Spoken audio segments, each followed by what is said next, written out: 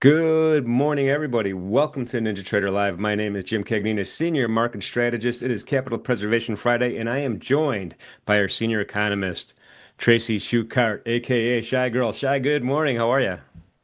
Good morning, all. Wow. Well, I think the war is continuing, and the headlines are spectacular. What did we miss overnight? Yep. Well, there are still Gulf strikes happening. That said, Iran has curbed its retaliatory strikes on regional energy sites in response to calls for de-escalation. So we had no oil installations hit overnight. That said, uh, bombs are still flying. Um, Now, moving on. Came out this morning, right before we were on air, basically, is Trump is mulling a risky Karg Island takeover to force Iran to open the strait. He wants the Hormuz open. If he has to take Karg Island to make it happen, that's going to happen, sources did say in the White House. Another source, and I'm quoting this, I'm not saying this myself, this is the actual quote. We need about a month to weaken the Iranians more with strikes, take the island, and get them by the balls and use it for negotiations, a senior White House official said. We'll see if that happens. Such an operation, if approved, is going to require more troops. We do know that 3 Marine units are on their way to the region, but again, it is very risky to have boots on the ground, and it's, as always. So we'll keep an eye on that and see if that unfolds over the weekend or not. We have the oil market seaborne buffer is running down fast. So crude and condensate and floating storage, which is also on vessels, has been falling by about 1.8 million barrels per day since the war began. It now stands at around 78 million barrels, which is not a lot whatsoever. That's very, very low. And about a third of that is what is actually from Iran because of the sanctions. So if they do lift sanctions, that floating storage is going to drain very quickly. Without opening the Hormuz, we may expect higher oil prices should that happen. And then just some flows from the week from Bank of America. Gold had the biggest outflow since October this week at $4.5 billion. Meanwhile, crypto attracted $1 billion. Stocks had 62.2 billion inflows, cash 23.5 billion, and bonds 10.2 billion. And there is absolutely no data on the docket today, so very quiet day, other than the headlines moving the markets. Shy, is it Krug Island? I can't even say it properly. It reminds me of Skull Island, where King Kong lives. What is it, and what's the significance of it? So Karg Island is an island about a mile and a half off the shore of Iran, and it is where all of their oil storage is. 90% of, or almost all of it, 90% of all of their exports go through that island. Okay, I got it. I got it. It's also, I think, quadruple witching in the chat. They're mentioning that today as well. A lot of stuff It expiring is. across the board. Yeah. It is. Yeah. So if you didn't get the memo, be sure you guys are trading the June contract for the equities. They're 100% June right now, and they go off the board in a minute. So, oh man. All right. Well, interesting day. I mean, the equities are down again, not looking good. Treasuries are down again. Um, Metals are kind of mixed a little bit across the board, with copper taking it on the chin. And before we get, I just wanted to ask you this too, Shai. Before we get to get Blake in here, copper. I mean, I was excited when copper was over $6. Now we're at 5 spot 4. Why? Well, I think, I think there is. people are starting to use copper again for kind of the Dr. Copper, right? And I think people are afraid that that this war is going to present kind of an economic slowdown globally. And so copper is getting hit. And really across the board, if you think about it, I mean, metals have performed extremely well all of 2025 and into the beginning of this year. And so if, you need to sell something, what are you going to sell, right? Yeah. Yeah, good point. Good point. All right, well, let's get the one and only Pipsar. Blake Morrow is in the house with us this morning. Good morning, Blake. How are you, buddy? Hey, good morning, Jim, and good morning, Tracy. Good morning. Tracy, how does he look so like bright and chipper so early in the morning? He's in Arizona. I don't know. This week is taper made me very tired. You know what? I might look a little chipper, but that's just because I've been up since 2:00 ish in the morning. And as I was telling you guys ahead of the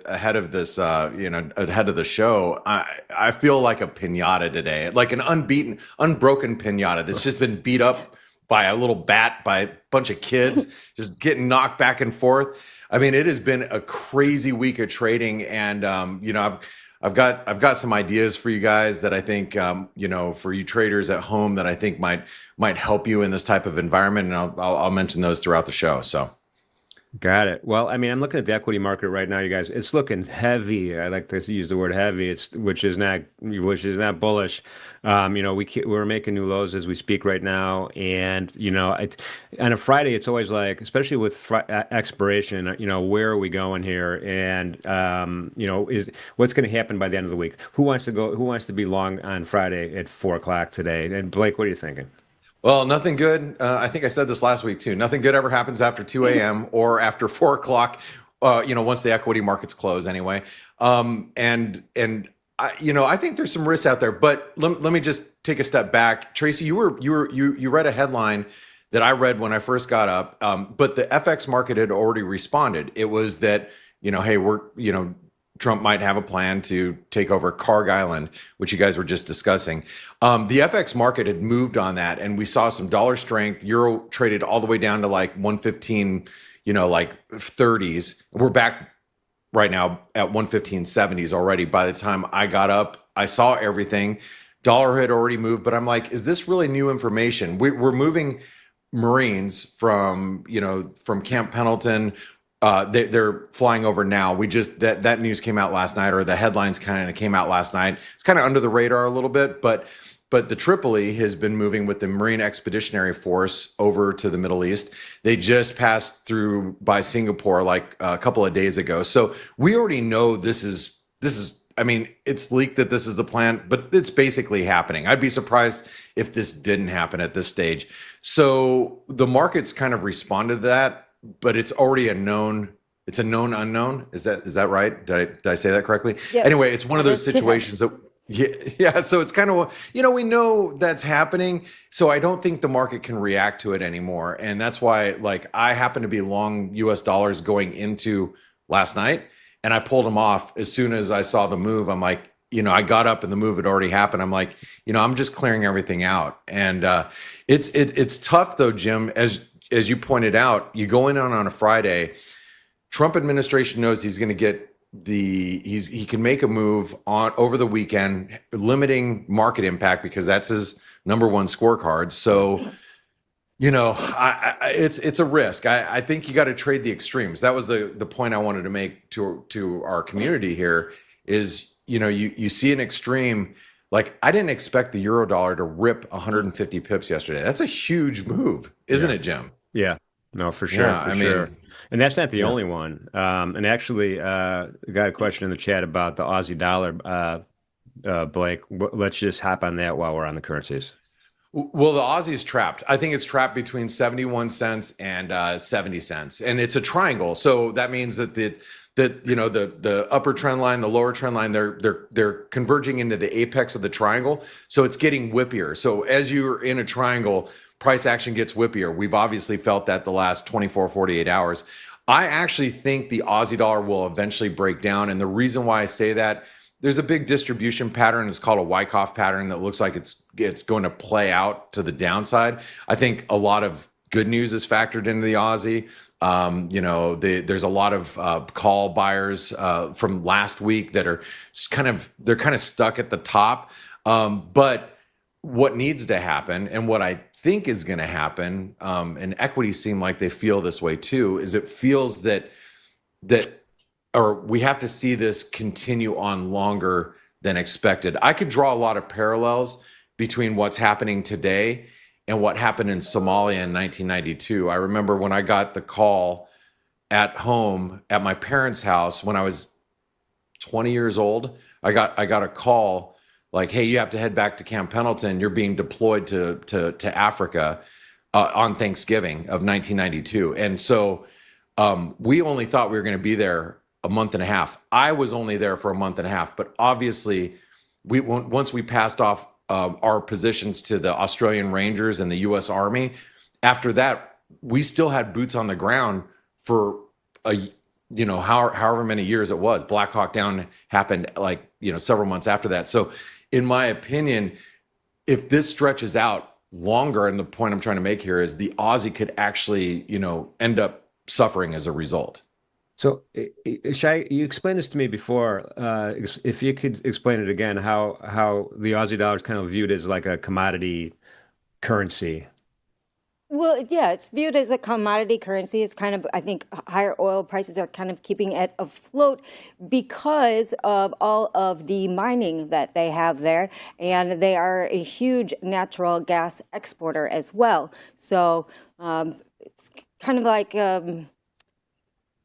6C. So the Canadian dollar is also considered a commodity currency because of all the metals and mining and oil and gas that they have there. So both of them are considered that because they're very rich in natural resources, and that's a big part of their economy. Yeah, that totally makes sense. I mean, in Shai, we've seen before boots on the ground in conflicts. In my mind, that means this ain't ending anytime soon. I mean, what do you think about that? Unfortunately, I have to agree with you. We've seen this time and time again where, it's going to be quick, but it's not. So we'll have to see what happens. Yeah. And Blake, you've seen this before, this phenomenon too. It's like, yeah, we're Yeah, only and there a little while. We're going to send some Marines there. Well, that 5 years later, we're still there. well, then that's the thing, and the point is, we're spending a lot of money moving a lot of equipment and bodies to that area.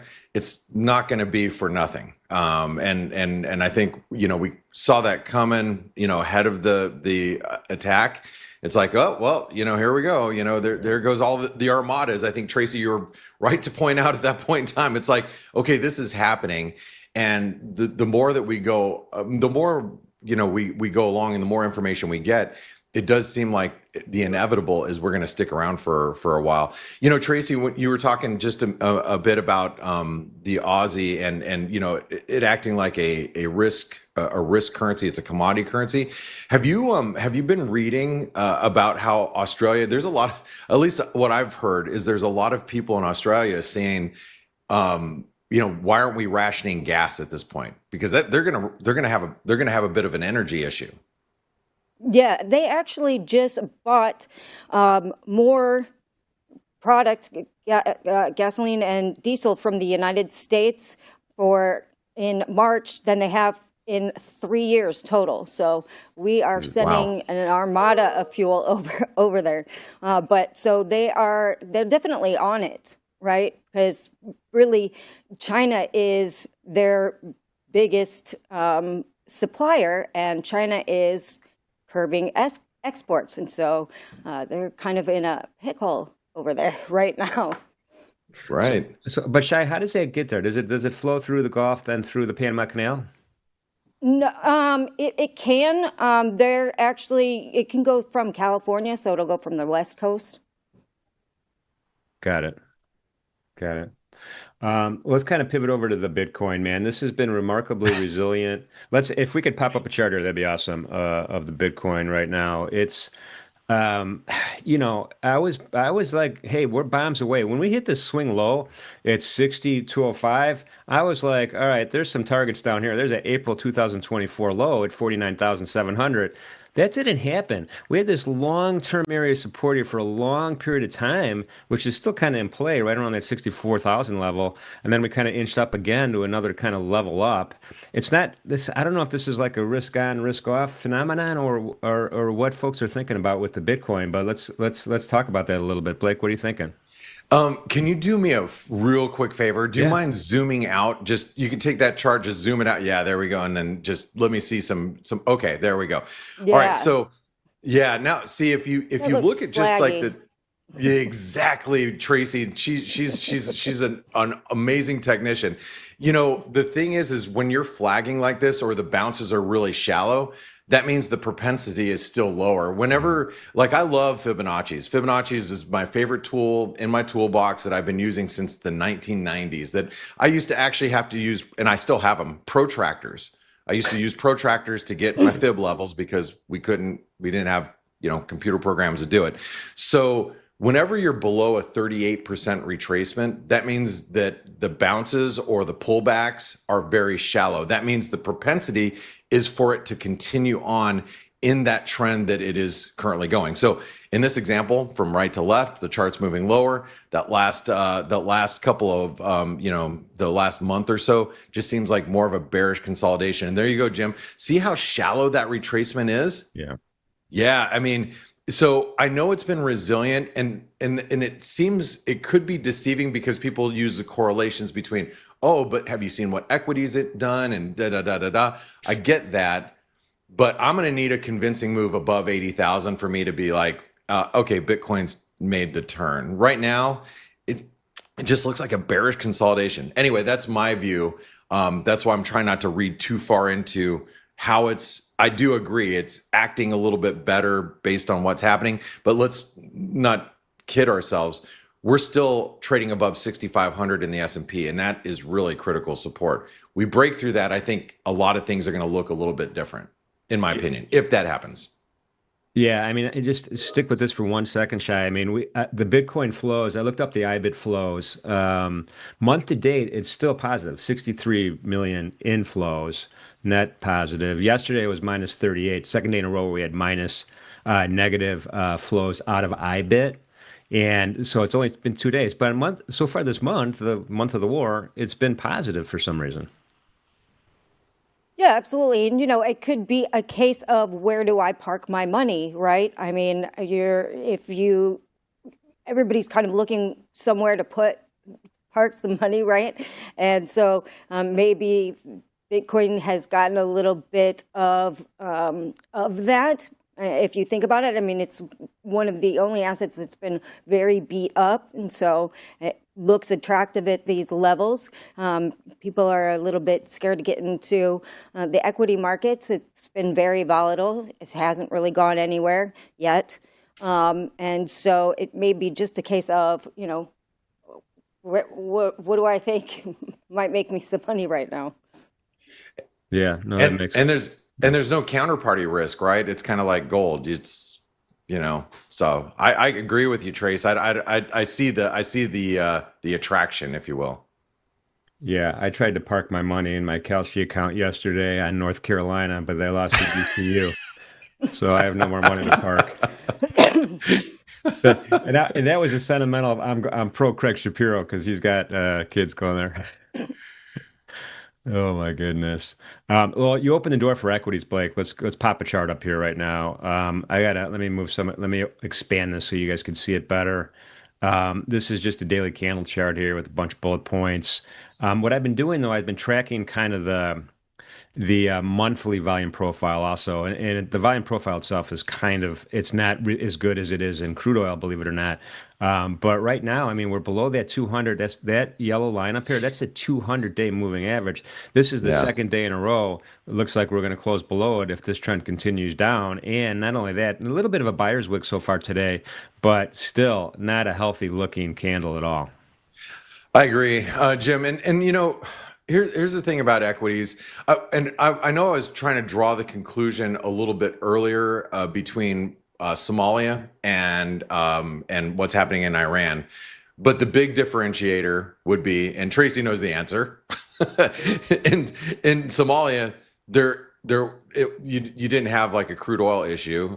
In Iran, this is a big choke point for most of the world, especially China and and energy. So it's a much different situation economically than it is militaristically. I see a lot of similarities, from how the markets are affected. Where if you look back and what happened in 1990, the 1992-1993 region, nothing happened. Yeah. And so you can't draw the conclusions on what's going to be different, what could be the same from a stock market or that type of correlation. This is real simple. This is a crude story. This is an energy story. This is how long is the strait going to be closed? The longer it's closed, the weaker we're going to see, equities. So I think it all depends on headlines and how effective let's say the U.S. moves into takes over Carg Island, happens to reopen the strait, and it is let's say next 2-week process. Equities could probably be trading back at highs. You probably need to be buying these levels. But the flip side is, if things don't go right, and I'm sure there's a lot of things that could really go wrong in this situation, if they do, I think we'll be trading closer to 6,100 and not 6,500. So I do think that this is really important support. And Jim, you succinctly pointed out we are below the 200 DMA, and that is important. I think yesterday, and correct me if I'm wrong, based on your chart, yesterday was we closed below it, right? Yeah. And the futures, the equities on the futures pretty close. That's cash. And and I think the cash market we did too. Sorry, Tracy, didn't mean to step on you there. no worries. I was just going to mention that 6,600 right now is a huge expiration day level. So, we may be holding above it right now, but maybe Monday we don't. Yeah, and Tracy, like being this is expiration, like big expiration Friday, what are you seeing might be the market move today? So I think, markets could be a little bit paralyzed today because we're kind of at those big options levels right now. We're sitting on that 6,600 really, which is one of the largest strikes as far as volume is concerned. So markets could be a little paralyzed today, kind of just fighting around that level. And then that's why I said it. And then on Monday, when that floor is kind of gone, we'll have to see what happens. I'm sorry, Jim. I was going to jump in. Just I know you're sensitive to this since you were in the FX market. You're an old FX guy. You've been in it for a long time. I was just looking around at like some of the euro options, and we have some pretty big expiries around 115, like about $2.5 billion worth of expiries in the euro, just below 115. We're well above that right now. So those are gonna roll off probably untouched today, I'm assuming. Yeah, I mean, on the futures, I just popped up a kind of a naked Euro FX versus US dollar futures chart right here. And we're, there's a lot of support around 1.15 right now. It seems like a long way away for today, but you never know. No, you don't know. And as Tracy pointed out just a moment ago, there's a lot of time left in today. This is a big day after all these options roll off. Once we get past the London fix, you could actually see some pretty outsized moves.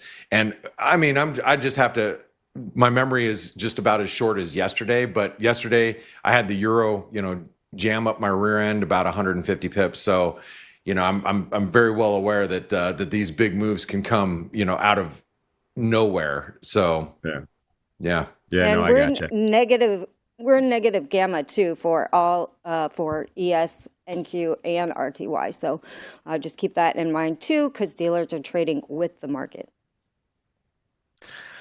So Shai, going back to what Blake said earlier, with the idea that this price action in the equity markets. Now, keep in mind, we're only down 5.8% so far from the yearly high. I know it's only March, but it's not a 20% drawdown. No one's hair is really on fire yet.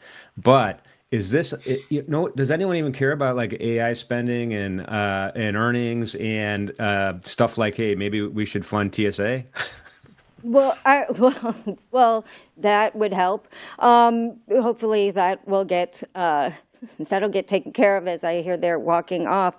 But yeah, we had Micron report this week, and they blew doors off of earnings, but they were down 4% because investors are worried about, they announced even more CapEx spending plans than they had initially announced. So they're raising their CapEx plans for 2026, 2027. The market didn't like it. Yeah, no, for sure. Let's talk about interest rates. It looks like the curve is starting to flatten a little bit. Bonds are back down to 114 handle. I was all excited yesterday. Bonds, traded, I think 114.25, 30 seconds, maybe 26, 30 seconds, at least for a while, all the way almost to the close. And it seemed like, happy days were here again. But I woke up this morning and we're right back down to where we started. Yeah, I keep an eye on the bond market. I'm like yesterday, that move down was very quick. It brought down indices with it. So really, I mean, if you're trading indices right now, I think this is one of those times where the bond market's leading, and the pace that it's falling is disturbing. Tracy, I can't agree more. Just because, and I'm so glad you brought this up, because I was just talking to my community just a little bit earlier about the false breakdown that we saw in the ZNs, Jim, yesterday. But then I got, when you get up this morning and you see them back under pressure, obviously that's from the old, are we going to take Carg Island or not? We're back below support, and it's like, man, this could be a really bearish close.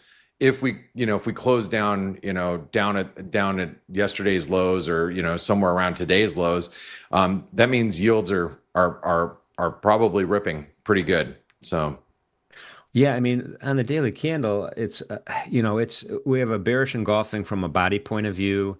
It's pretty decent size red candle right now, and the correlation between bonds and the equity markets, particularly the E-mini S&P, depending on what time frame you go back and look at, is very positive right now. It's over 70%, and if you're looking at it short term, it's over 80%. So these things are going the same way. They're not going the opposite way. There's no flight to quality here in the 30-year Treasury bonds. There's only sellers, it seems like. So let's see if we get back into my trend channel here, but I'm going to keep an eye on this to help me determine if there's going to be any kind of turnaround at all. So this crude oil are going to kind of drive what's happening in the equity markets, I think. Yeah, well, Jim, just to reiterate some of the things that we've talked about over the last couple of weeks, the problem that we have here, and the problem that bond traders have, is that this war is going to be inflationary. Not only from you think about like what we're spending in the U.S. Trump just asked for another $200 million. Or 200 billion? Was it billion? Sorry. Did I say million? A billion. Sorry. It's still early in the morning here. 200 billion. Yeah, which is a big price tag. But, you think about it. Yeah, it's inflationary for us, but it's inflationary for the rest of the world too. That's why it's a global yield issue. And that's why you are seeing these parallel moves or strongly correlated moves, as you just pointed out, Jim, which is 70%, which I didn't know, but that actually makes sense to me. That, yeah, if equities continue lower, I would think that the ZBs break down and yields continue to rip higher, and then bond vigilantes are going to have a heyday. Yeah. Yeah, well, we'll see what happens today for sure. We're coming up to Capital Preservation Friday, so let's get some last thoughts in. Blake, any last thoughts before we move on? My thoughts are trade extremes. I was talking with another trader a couple hours ago. Finding those extremes are really obviously very difficult in this environment, but don't get caught in the FOMO. Don't have the fear of missing out. You see something that's really extreme, that the prices aren't quite matching up with what is happening in reality or some of the news stream, then maybe you might be able to fade it. Look for your entries. Play the levels that you want to play. Don't play the levels that the market wants you to play. You know what I mean? Play the levels you want to play so you can manage your risks best then. And obviously then it's all easier from there. Got it. Got it. Shy, any last words of wisdom to our fabulous NinjaTrader Live community? I did want to mention one thing. For weeks now, Blake has been talking about that 4,500 level on gold, and the low was 4,505, and we had a nice almost 200 buck bounce off of it. So just want to shout out to Blake for that one. Thank you. Wish I took advantage of it. Me too. We got to calm not only the pips are, but the golds are now. I'm sure Pax is going to be able to say the same thing. It's sometimes making calls is easy. Trading those calls, how you trade it is a completely different story. Sometimes they go under the radar. You miss them. You don't want to pull the trigger at the time. So, But thank you, Tracy. I appreciate that. Very, very awesome. Well, Blake, thank you for being here with us this morning. You have a great, great weekend. Shy, I will talk to you later on today for sure. So appreciate you as usual. You guys are the best. You guys too. All Have right, a great thank weekend. you. All right, it is that time. We have the man, the myth, the legend. Pax is with us live in the studio. How you doing, my friend? I'm doing great, Jimmy. How are you? Pretty good. You look a little buff today, man. Have you been doing some bench pressing this week? Yeah, working hard. That beard makes you look real Irish for St. Joseph's Day. I like that. That tan, your ruddy face. What do Look the at that. Irish know about St. Joseph's Day? Come on. I know how to eat. That's the only thing. I married a Greek, so I know how to eat. Okay. So is your wife Greek Orthodox? No, she converted to Catholicism for daddy. Oh, okay. All right, there you go. I've known the opposite case. Like I grew up kind of in Oak Park, River Forest area, and I had a lot of friends in Galewood and Elmwood Park, and there's a little Greek community there, believe it or not. And it's always like when the wife is Greek, then the husband has to convert to Greek Catholicism. Otherwise, the wife's parents aren't going to approve of this thing. Hey, do you remember when we were kids? Like, Greeks were a little different than the rest of us. They were, Greek girls were not allowed to date American guys, and especially if their parents were from Greece. They had these hepas, these dances that we would try to sneak into, and every so often we would, because I apparently I like Greek girls. So that never ended well. It was always a fight. Get these Irish kids, get these. I was always the only Irish kid to hang around with all these Italian guys. So they would chase us out of there and beat the shit out of us, and we'd fight them all. It was fun. That was a great conversation. The whole time I was listening to you, Jimmy, and Blake. I mean, that was a really high level conversation about currencies and commodity currencies and what is going on news wise, and all of it I thought was just phenomenal. Gold, I mean, gold is just, I don't know if I could have been any more explicit in any of our conversations in gold, but it is absolutely trading in $90 swings, $90 ladder rungs, $185 swings from 50 quarter. I texted the low yesterday at 45, or tweeted it at 45.15, 45.10 to 20. I said, I think 45.15 was the level. We stopped right there, and like Blake said, I was looking for 44 even to buy a bunch, but I want to buy more gold, and I want it to go down just a little bit more so I can buy some. But that was a really, really good tradable low. What's a little bit lower? So we have a swing low, some crazy wick down here around 44.23, and then below that, when this rally really started, like this little exponential pop up before the big meltdown, 43.19. Also, are you thinking about those levels before you hit the buy button? 44. I wanted to buy some around 44. 44 is my breakout level. Got it. So All I right. wanted to buy some around 44, and but 45.10 was just as good of a spot to stop as any. Just, everybody do the math. Remember, I talked about it on Sunday. Jimmy and I have talked about it in here multiple times. 50-25, 50-25 is the dividing line. You're long above that, short below it, and that changes the tenor of the entire trade. So now it's just put a calculator up. It's this simple. 50 quarter. Hold on, let me do it with you. 50-25 minus 90 is 45.35. Okay, that was a great spot to have taken profit on your shorts underneath 45.30. Underneath 50 quarter, you take profit at 49, like 45. Always 10 points in front of the level. Sell more underneath it, and then you're going to take profit on those at 48.45, 48.55. You take profit, you sell more underneath it, and then you're going to take profit on those at 47 double, 47.55. So 47.65 underneath it, you sell more. And then you're going to take profit into where we're trading around now, 46.65. And same thing. And then you're going to do another $90 swing below to 45 and a quarter, to 45.75. And wait, I did the math wrong. 46. Oh, my. 46.65. Oh, my goodness.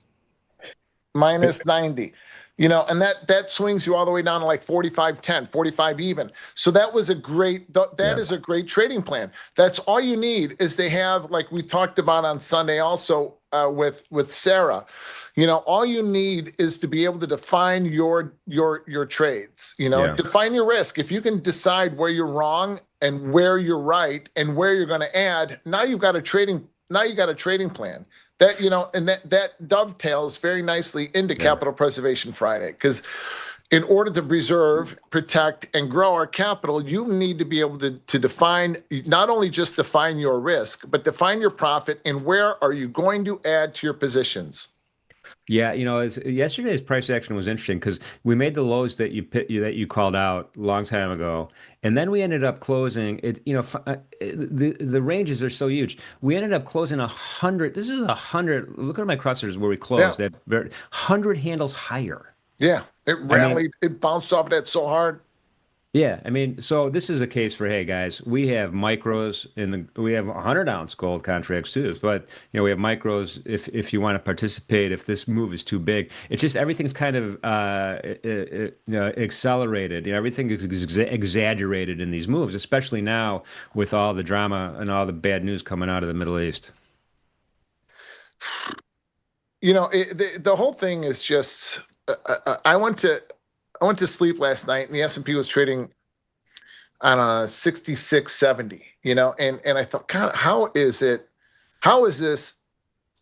possible that we're still trading, that we bounced 100 handles in the SPOOs and just keep, not 100, but 50 handles or whatever, and we just keep going higher. How is this even, in this, let me put it, there we go. How is this even possible that we sustain these bids? And I don't think it is. I've said this.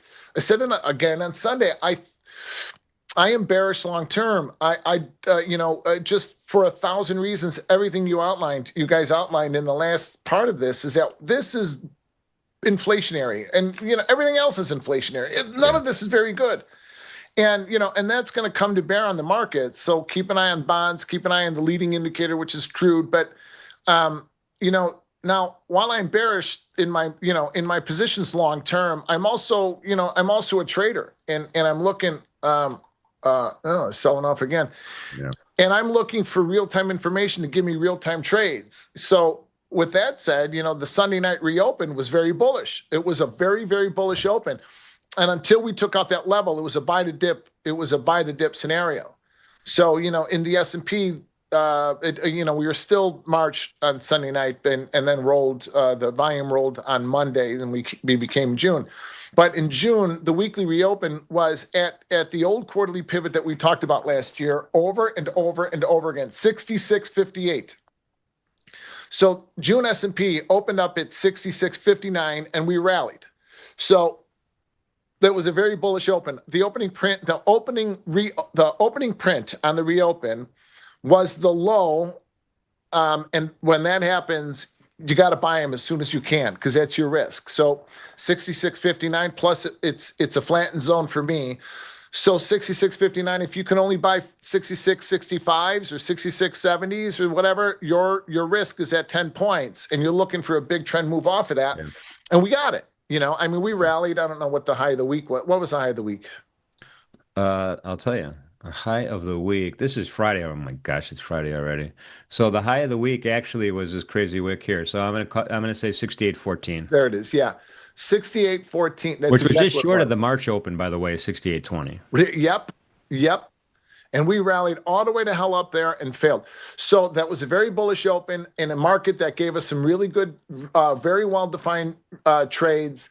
And now we're back in this, well, what are we going to do mode? There's no data out today.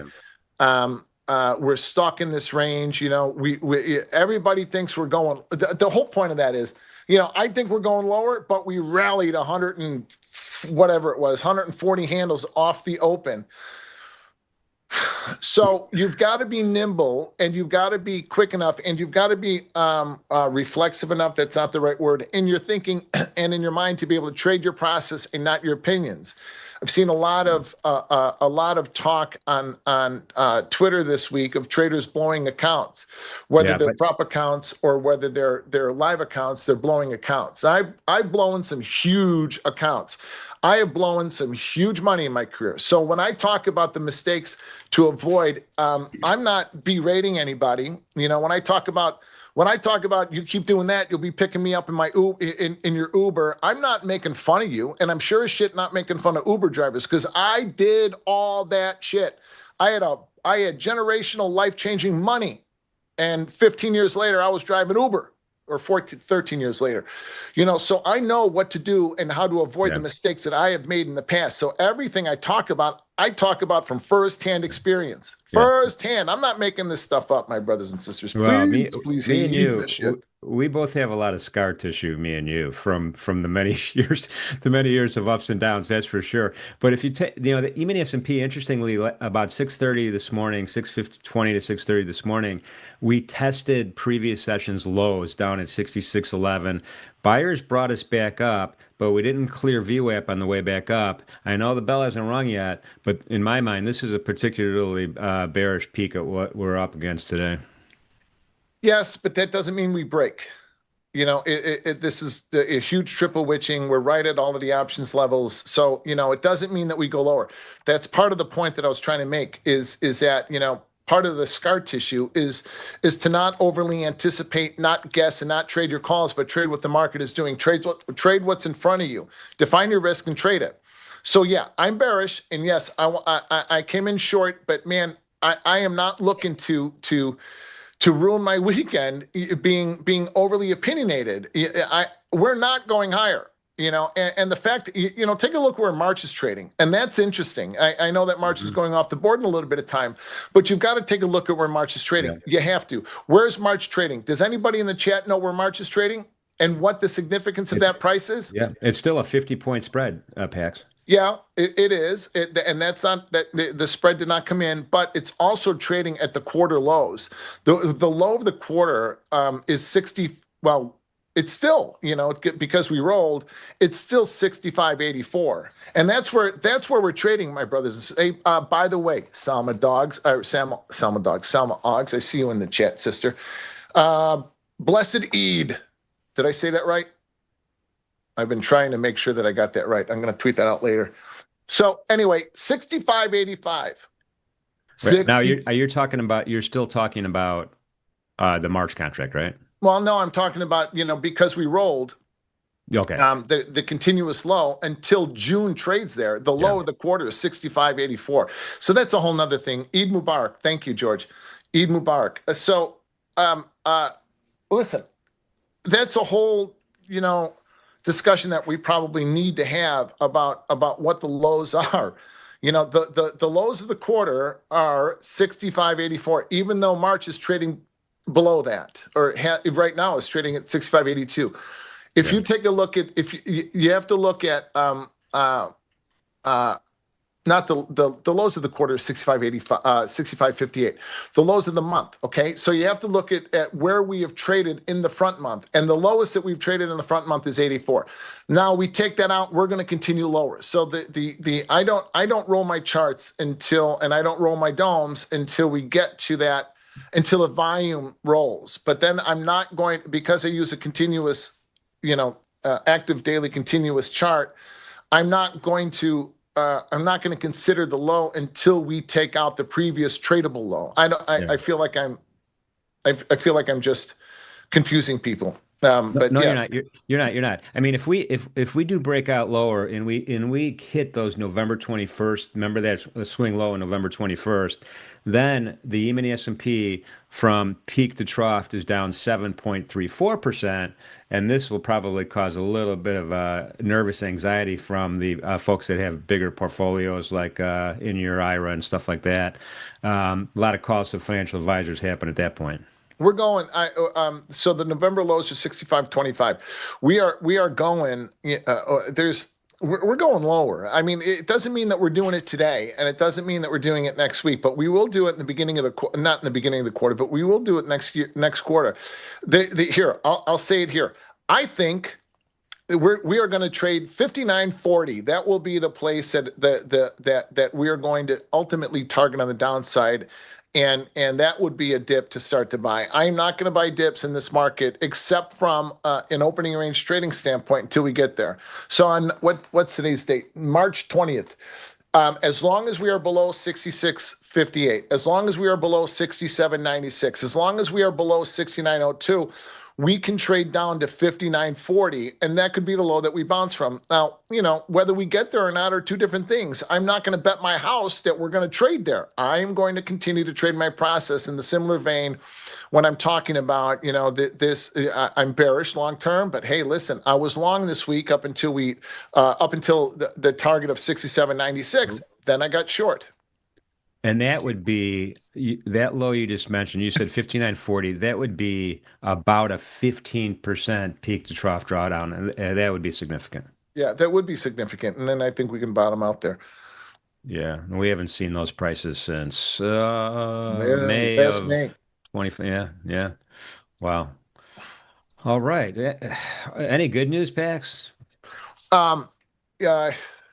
Yeah, there's all kind of my kids. My daughter's coming home this week. That's good news. My son coming home from Colorado. That's good news. Outside of that, I don't know. Gold's a great trade. Yeah, I hear you. No, I don't know. I mean, look at this is the good. The good news is. So I'm trying to say a lot of things. Right now. Trade your process.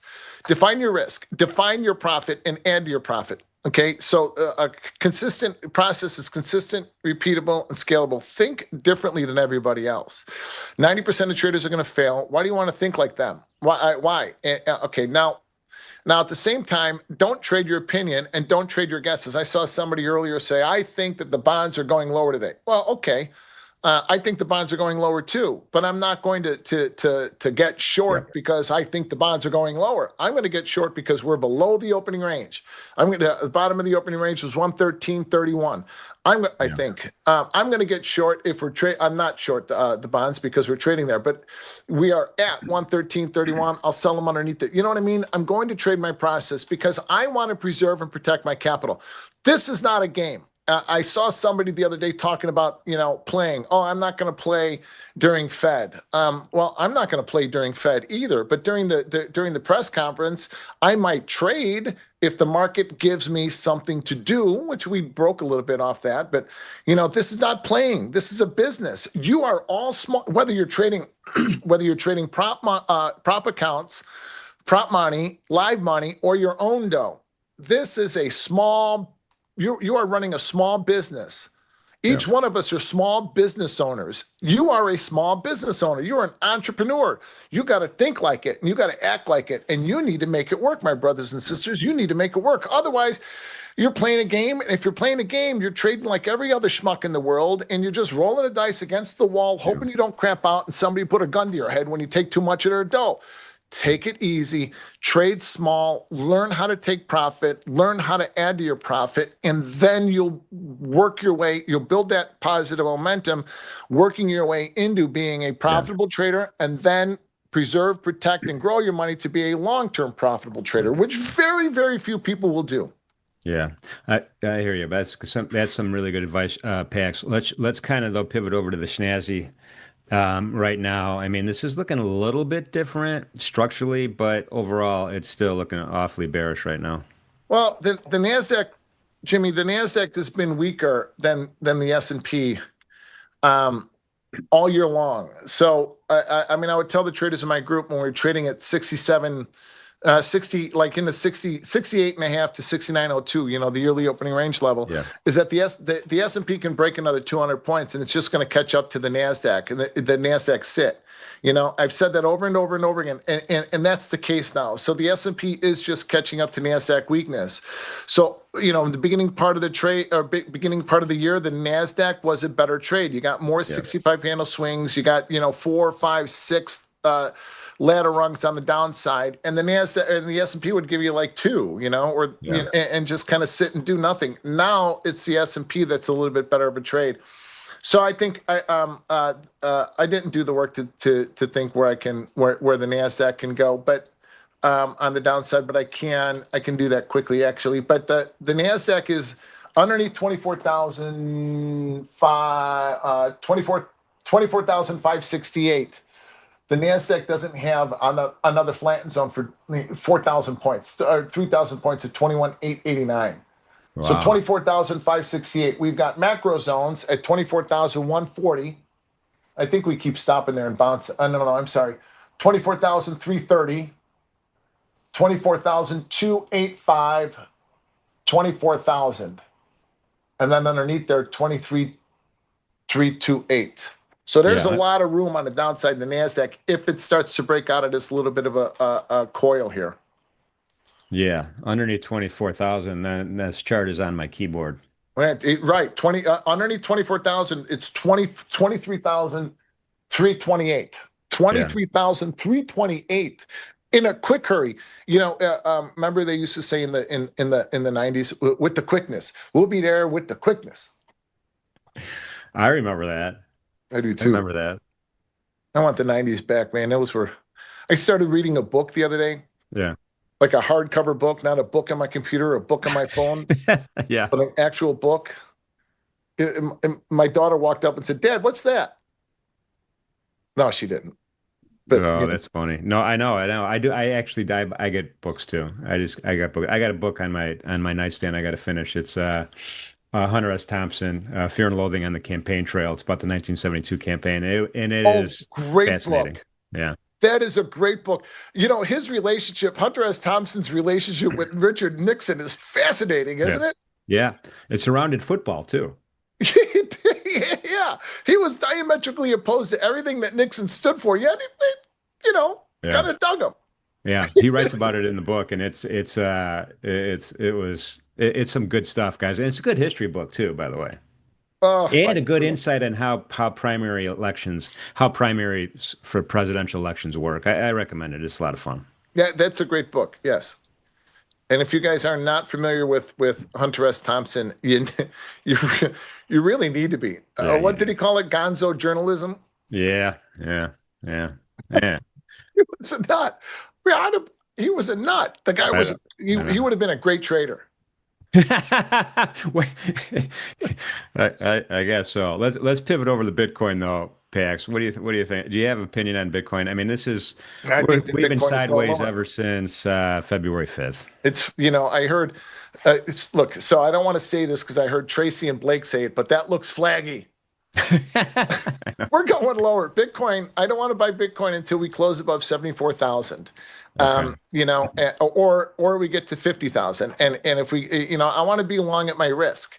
I love trading Bitcoin, but I want to be, whether it's the S&P or it's bonds or it's, any or gold. I want to be long or short at my risk. In other words, I want to be long or short at my stop. Okay. Not an opinion. So So if we get above 74,000, then that's close above 74,000, then we'll rally back up to 90 something, whatever the most recent high is.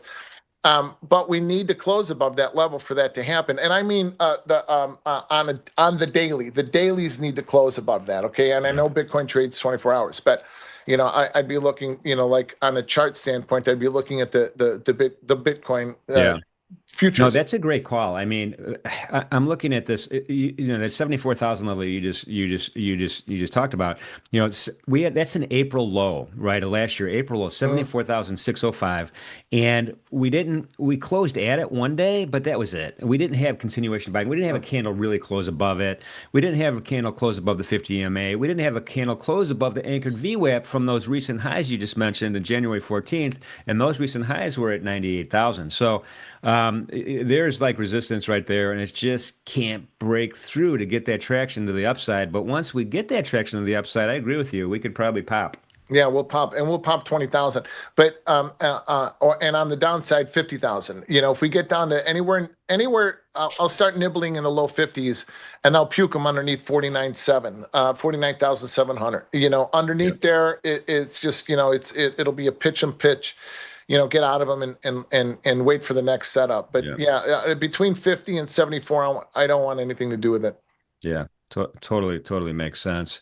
Couple of things I wanted to. Good morning, chat. Good morning, everybody listening to us at NinjaTrader Live. Greatly appreciate you guys being here, making this the best online community that I've ever been involved with, and I've been involved in decades of this. So thank you for making that happen. It's you guys, not us.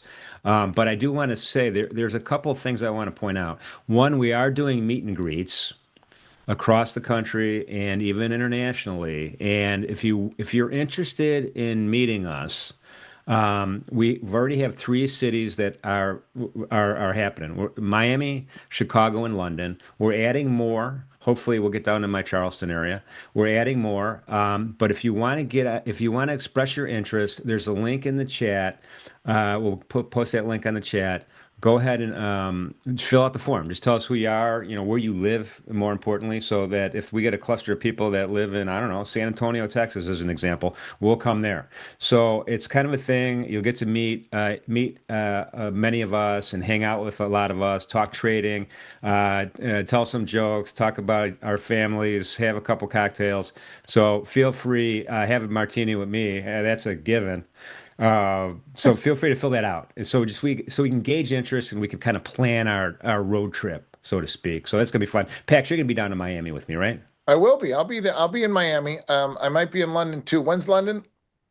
I don't know the date of that one. All I know is Miami's in April, middle of April, and then Chicago, I believe, is in October. I'm not sure about the London one, but I'll be here for obviously I'll be here.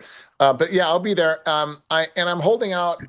I'm really holding out for the NinjaTrader meetup that we're going to have in Tuscany at this villa that Ninja's renting for all of us. I'm just kidding. Yes, I'm in. I'm definitely in. Oh my goodness, that'd be awesome. So yeah, come have a martini with Jim and I, and we'll. I don't know. We'll tell stories and laugh, and and I don't just when traders get together, it's an amazing thing. There is a how high can oil go? It can go to 140. It can go. Who knows where it can go? Pat B. But so when traders get together, there's a certain camaraderie that I think other professions lack. Yeah. There's a certain understanding that we all have, and there's a real brother and sisterhood between traders, even though you've never met. Oh, you're a trader? I met a guy the other day that's running money for a fund, but we sat there and talked for an hour. And thank God I was done with my workout. He was just getting started, but we just sat there and talked and talked and talked. I mean, and I cannot express to all of you guys, all of you that are here in chat, or that watch us here on Fridays and Sundays. It's just, I see it all the time, and it sometimes makes me emotional. I cannot be more proud and humbled to be part of this, because I get to have a positive influence on the next generation of traders, as so many old timers did in my life. I had no problem asking questions of great traders. Louis Borsellino is one. No, you couldn't ask Leo. Lewis a lot of questions, but I can watch him and I can learn from Yeah. him. Ira Harris, I asked a lot of questions of. The great traders that came, Richard Dennis, I got to know a lot.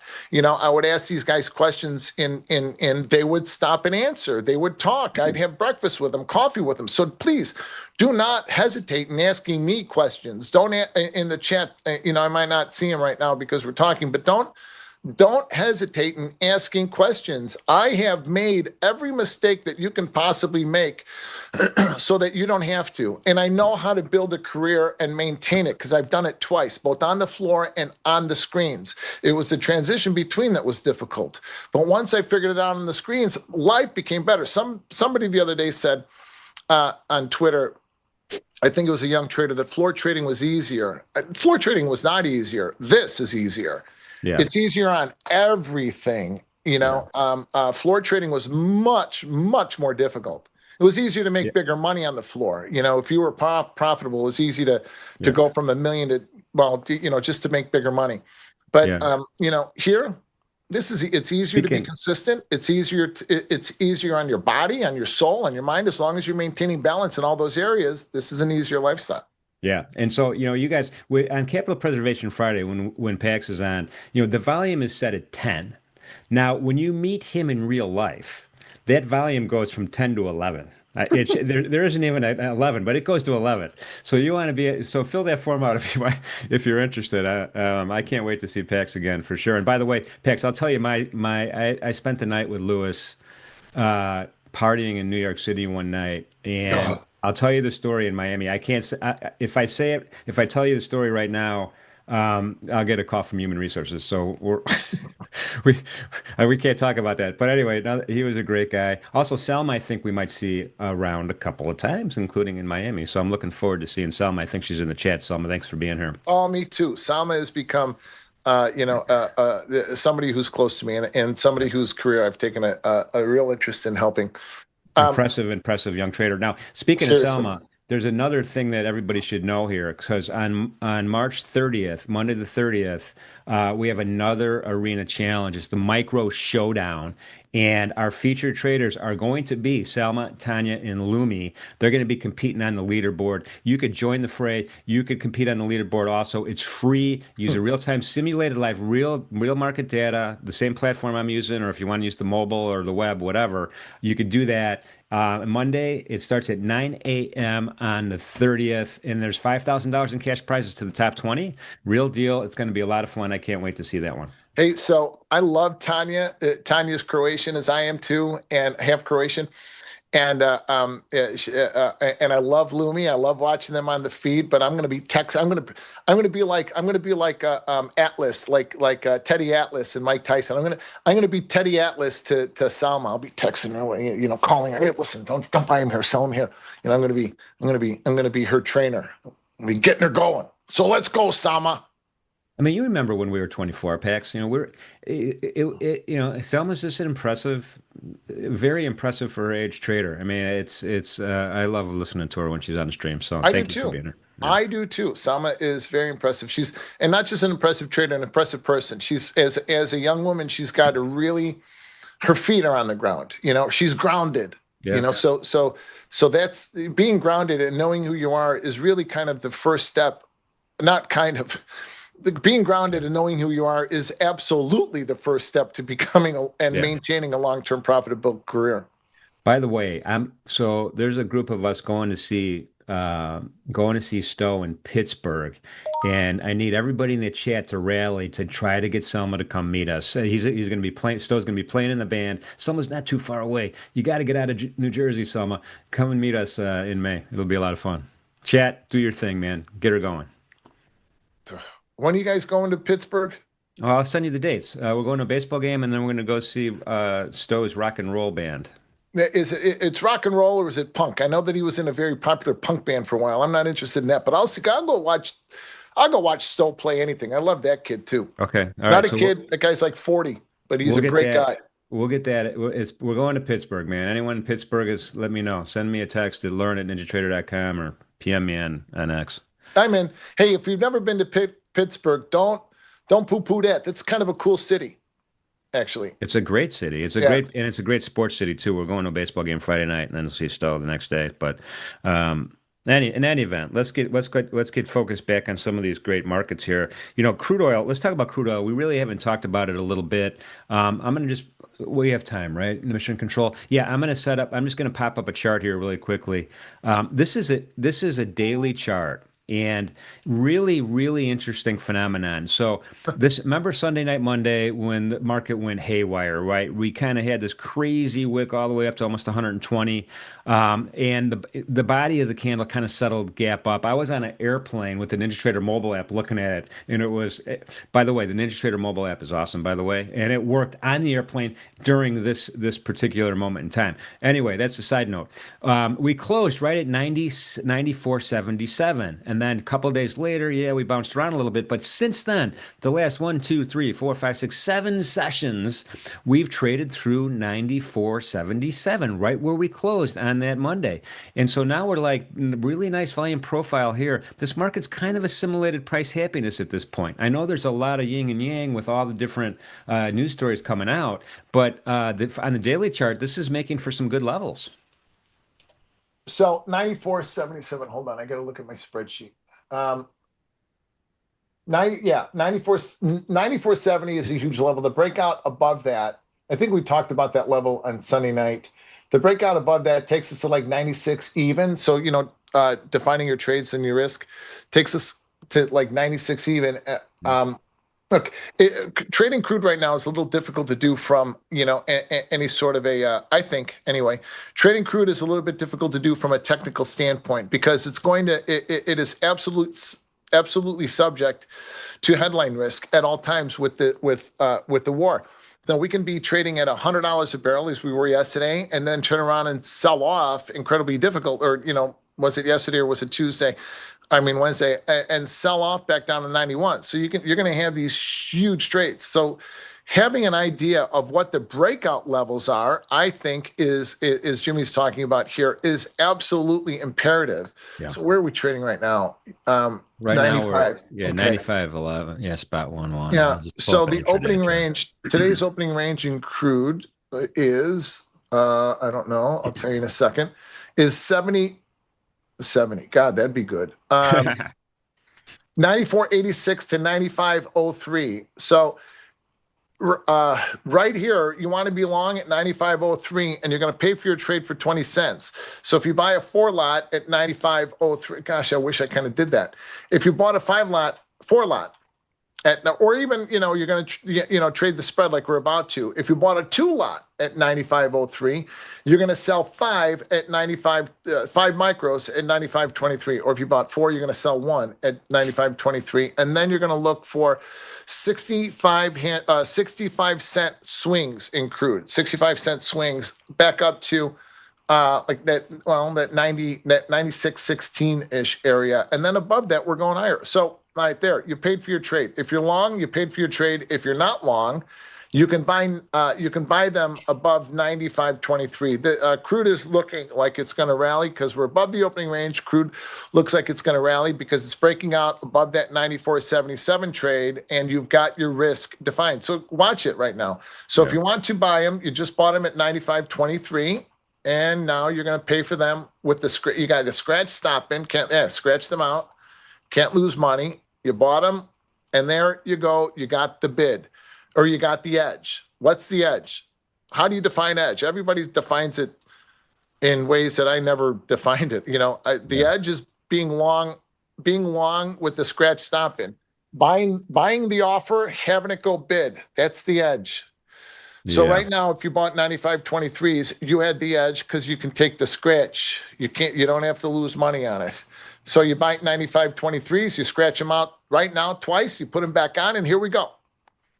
Here we go. Yep. Nicely explained, man. It's we'll see. We'll see how high we can go. I'm just looking at the bonds while this is happening. Bonds are starting to dip into that 113 handle now. This isn't great. This is 113.27 bid at 8. This is again, it's gonna. My eye is on this, and it's gonna drag everything with it. Crude, including the equity markets.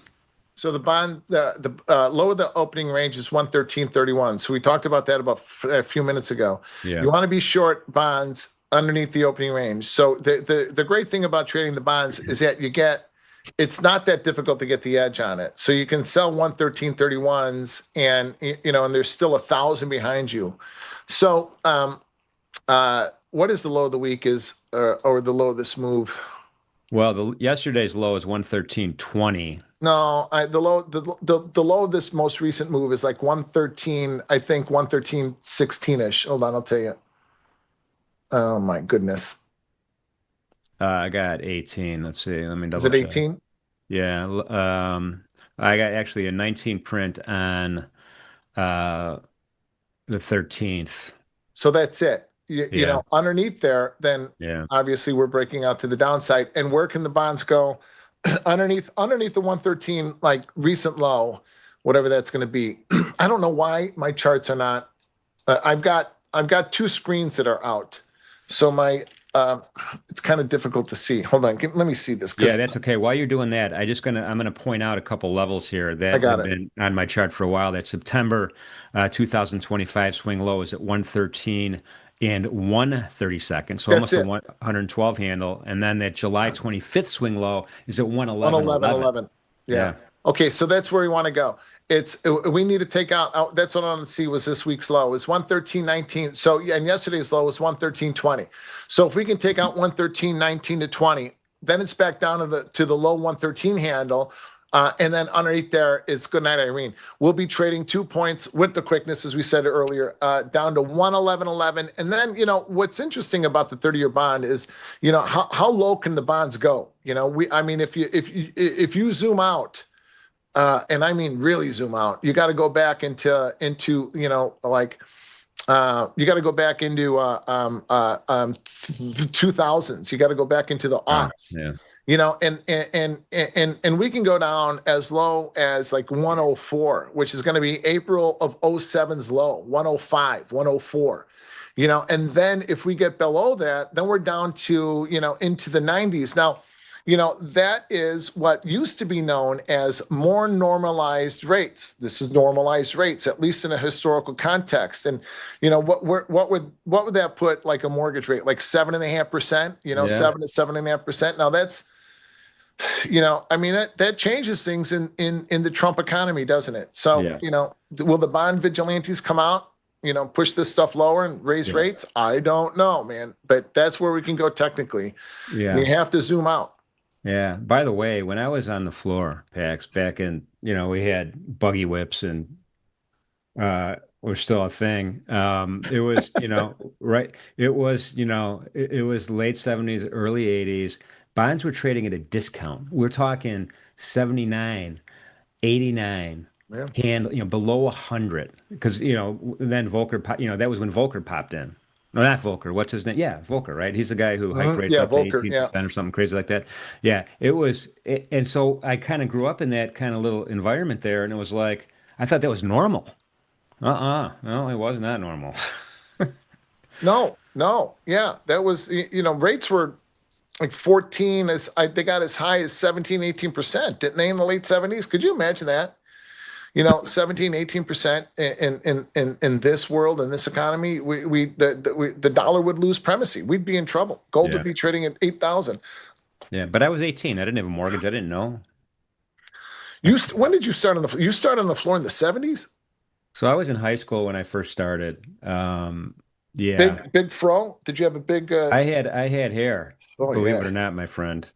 One of these days I'll show you a picture in Miami, but I never had Anthony hair. Anthony's got like that. I got a picture of Look him at with this the thing. afro back in the day, and I'll send you that picture. You're gonna be like, yeah, that's some hair. But yeah, no, we all had hair back then. Pax, what are you gonna do? Did you have when you wore a hat? Did it look like you were wearing a bozo? The hat head, you put your hat on and your hair come out of your side and your back, Yeah, yeah. I mean, it wasn't mullet, but it was kind of, bushy. yeah, yeah. 70s were an ugly time. It was, it was. Great music. Pax, I do want to, you referenced the Sunday night show. a little bit earlier, and I just want to remind everybody, Sundays are becoming super, super special. Now we have this 6 o'clock start Sunday Yes. night that we've been doing for a long time. Pax is on the panel, Shapiro's running the show, and it's kind of what are we up against going forward here? What happened the weekend? It's great. We also, though, we've added a new segment, right? So, and this started last week, and it's going to be every Sunday. And this is this is about crypto, and it's with our colleagues over at Kraken. And this Sunday night, again, right after, you don't have to leave, 6 to 8 now. So it's 7 o'clock. Trader Main and Ponzi Trader pop on, and they're the hosts, and they have a special guest. The special guest this week is Luca Netz. That's NETZ. Looking forward to meeting Luca a Sunday night. So put it on your calendar, man. It's 2 hours of really good intel covering a whole bunch of different asset classes. And what you're doing, what you do, Pax, with that is great. And then what these guys are doing is really good too, because they're very knowledgeable not only on Bitcoin but Ethereum, Sol, tokens, the blockchain, all of that good stuff. So I wanted to remind everybody, it's NinjaTrader Live is expanding its time, and it's going to be super awesome. So, but having said all that, Pax, we are heading into our next segment, and this segment that we're going to start right now is sponsored by our friends at the CME Group. This is where risk meets opportunity. CME provides us with some great markets, of course, and they're sponsoring the segment. So appreciate them for sure. Appreciate them for sure. For sure. If it wasn't for the CME Group, none of us would be here. Every time I would see Leo Melamed, if you guys don't know who Leo Melamed is, Google him and learn who he is. None of us would be here if it wasn't for Leo. We'd be running a deli, me and you, Pax. No, I'd be in jail, or I'd be a priest, or I'd be a cop or a fireman. I wouldn't be here. Those are South Side professions, man. They are. And whenever I saw Leo, I would say, "Thank you, Leo. Thank you, Leo. Thank you, Leo." And I was at his house one time. I became very good friends with his son Jordy, who filmed a documentary that I was in. Actually, filmed it about me, and then he changed it and made it about his dad. Yeah. So Leo said, "Pax, why do you thank me, Matt? Why do you thank me all the time?" Because Leo, if it wasn't for you, I'd be, who knows what I'd be. But I wouldn't be living here in this gigantic house with these kids and that lady that is my wife. So Terry Duffy is one of Leo's proteges, or is one of his. Is that the word? Yeah. And Terry still runs CME. I helped Terry get elected in 2000 or 2001 as chairman. And Terry and I have been friends for many, many years. Well, he's a Southsider too, right? From your hood, I think. He's from Mount Greenwood, Queen of Martyrs. We always bonded over that. We would run some political things together, and we're on some charity boards together. So Terry's just a wonderful guy. Without the CME Group, none of us would be here. Even if you're an options trader, none of us would be here. Period. So to the CME Group, thank you. To Terry Duffy, thank you.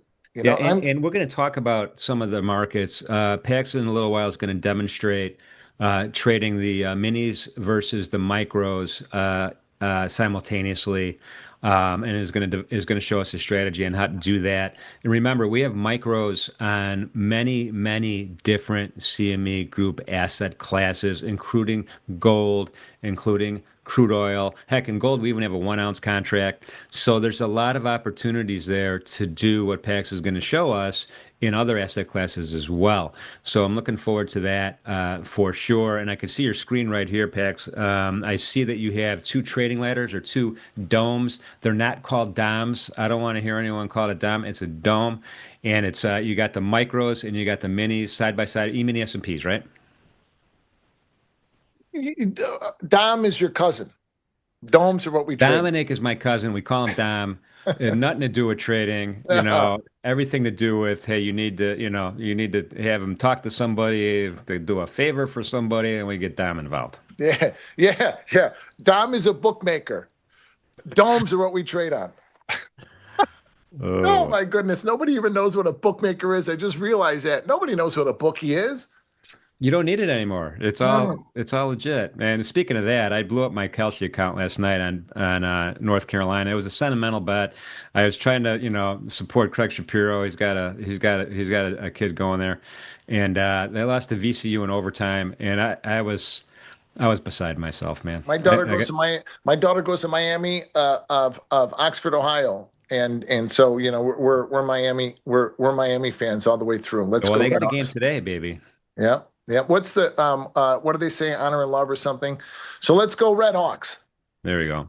So in Um, any event, so so Pax, let's anyway, talk. Let's talk about these micros. Remember, the micro is 1/10 the size of a mini, but the basis of the trade is the same, right? It's the same market, the same underlying market. They move in synergy with each other. I would say 100% correlated, maybe because of the way the electronic data comes back and forth, maybe 99.99% correlated. But the basis of the market is the same, so it gives you the ability to trade one off the other to increase or decrease positions in a fractional way. If you want to think about fractional trading as well, that's a good way to think about it.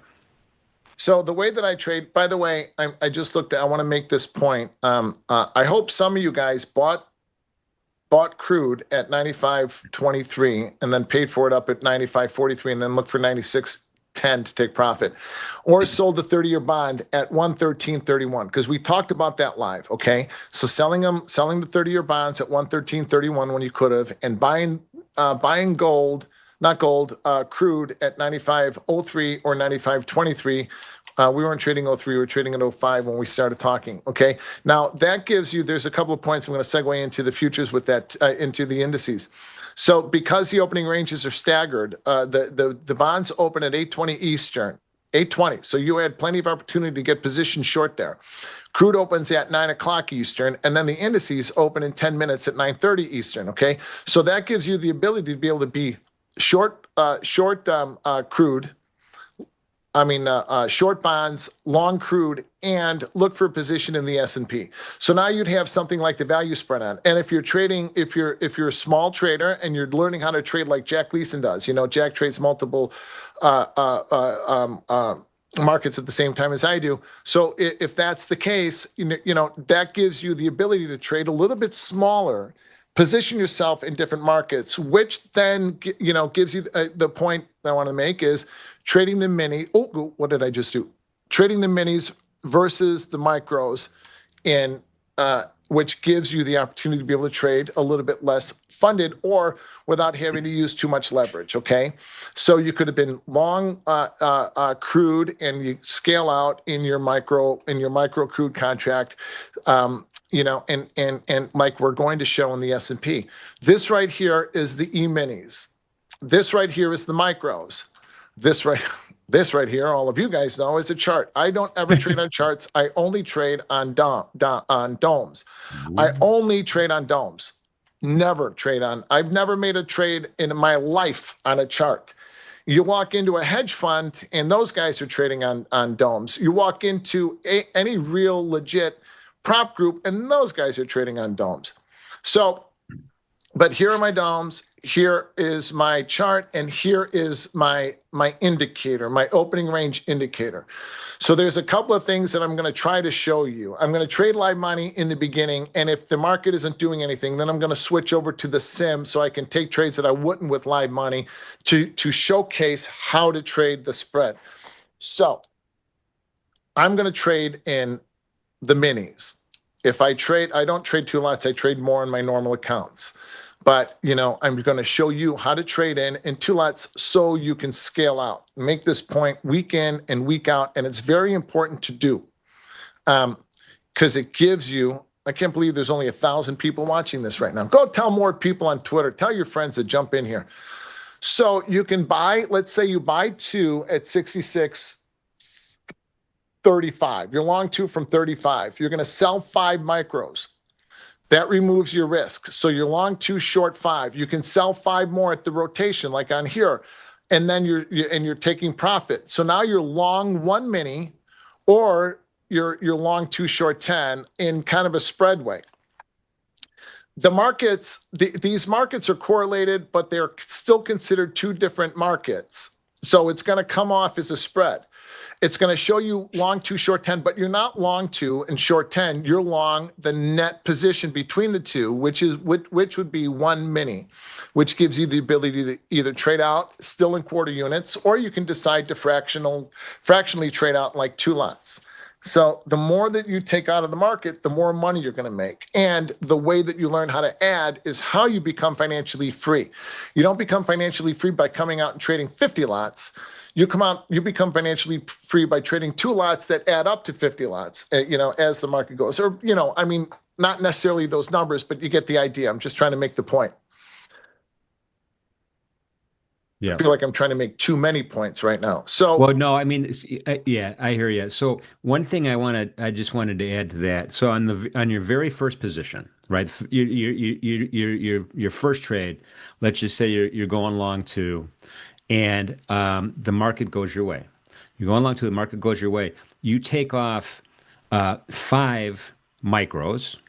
Right, you sell 5 micros, so your net position now is 1.5 long. But when you say you're taking off your risk, then you're moving your stop to your initial position to break even. So that way you've kind of ameliorated your risk. You've taken half off with positive P&L, and then hopefully it continues on to your strategy kind of parlays into itself. Okay, so now I want to clarify stops.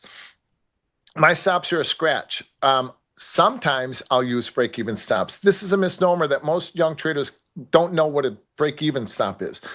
A scratch stop is my stop is at my entry price. So if I buy 39s and the market goes 40 bid, I'm going to put in a scratch stop. Yeah.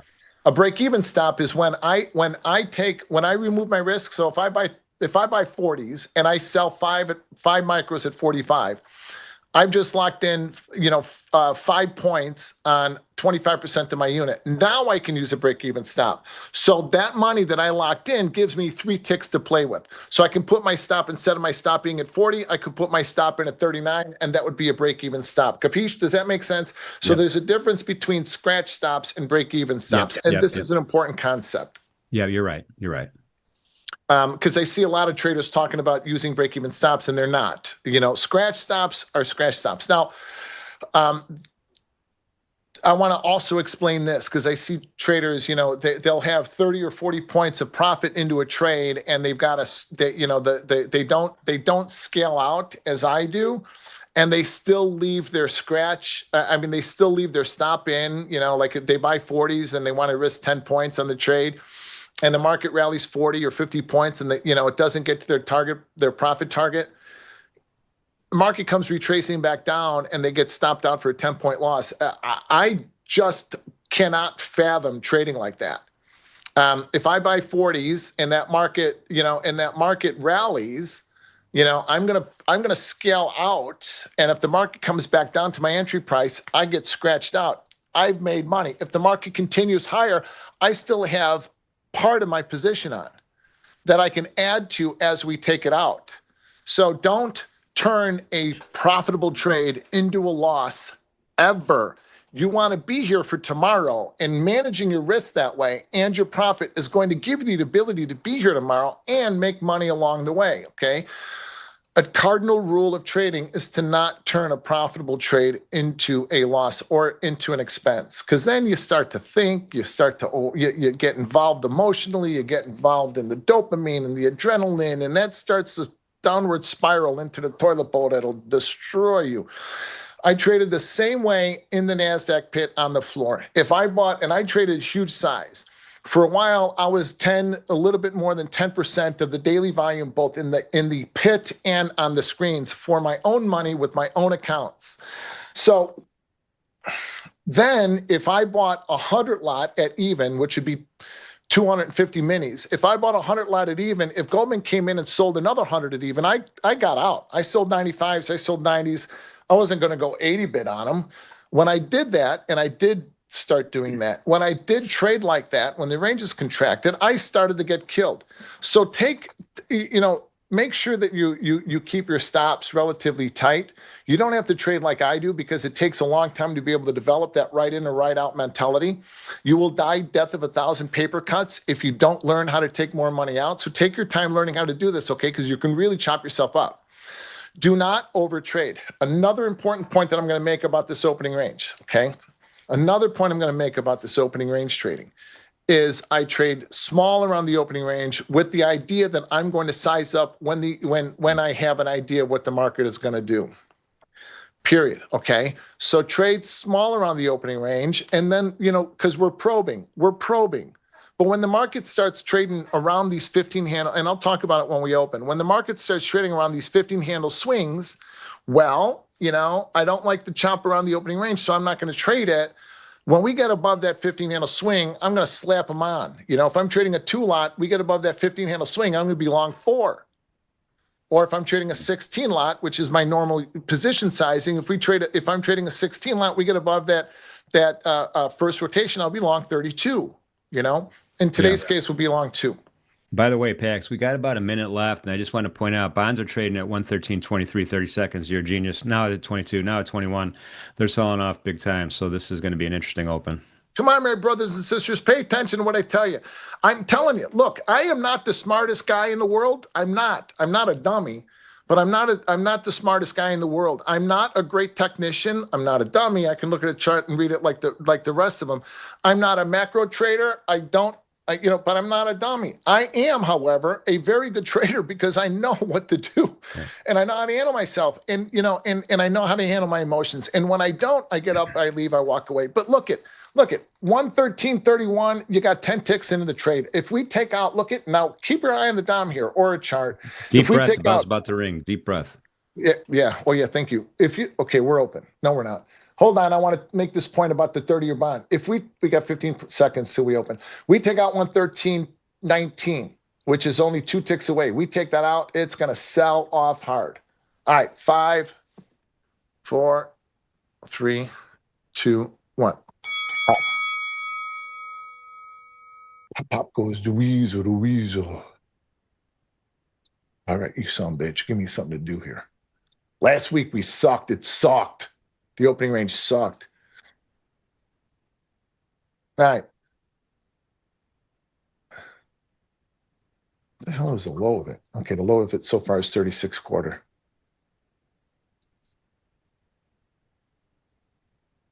And the high of it is 42.75. So it's going to populate here on my dome. So go 44. Uh-oh, I don't have that. I've got 42.75 as the high of the opening range. Make sure we got March and June sorted. I do. Okay. Okay, well, we're breaking anyway. What is it, 36.25? Ah, shit, I was too slow. Oh, got him. Okay.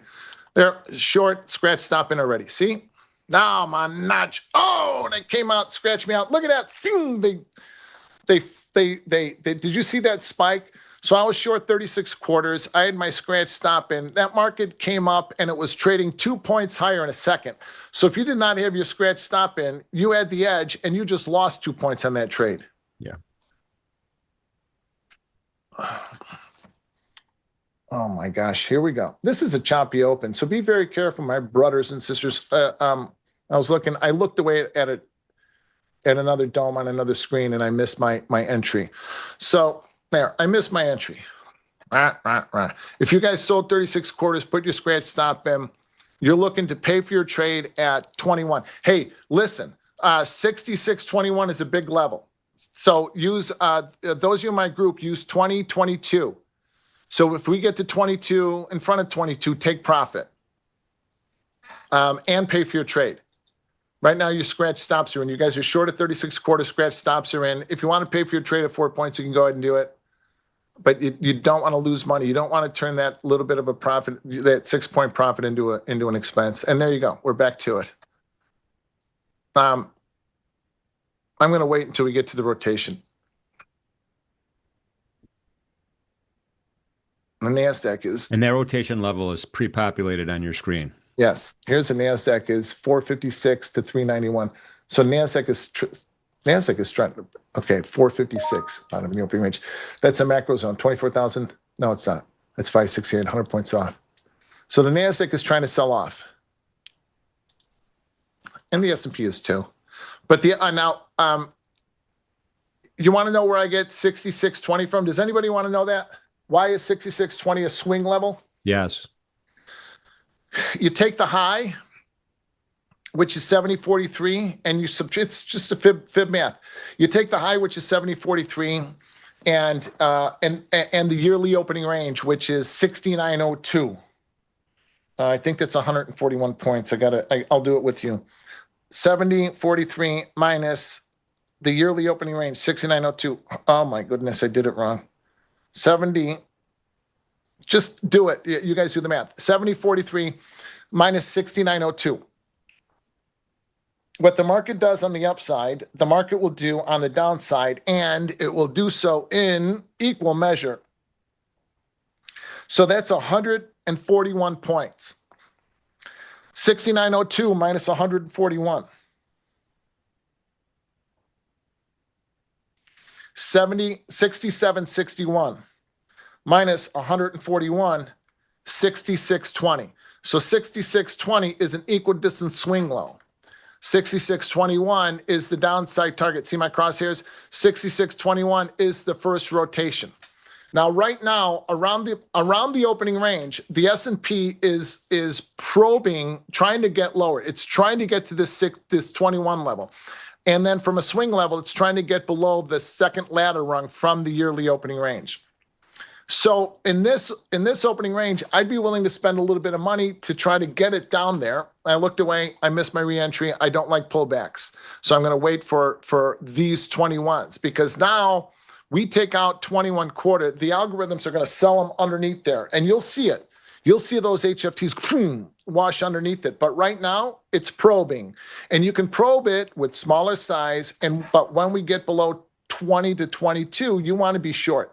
And you want to be able to sell them off, relatively strongly, I never move my stop. No. So my stops, Joe, my stops are always at my entry price. Okay, here we go. 2022. So those of you in my group, you're going to take profit at 22 and then sell more underneath there. Okay. Come on, dude.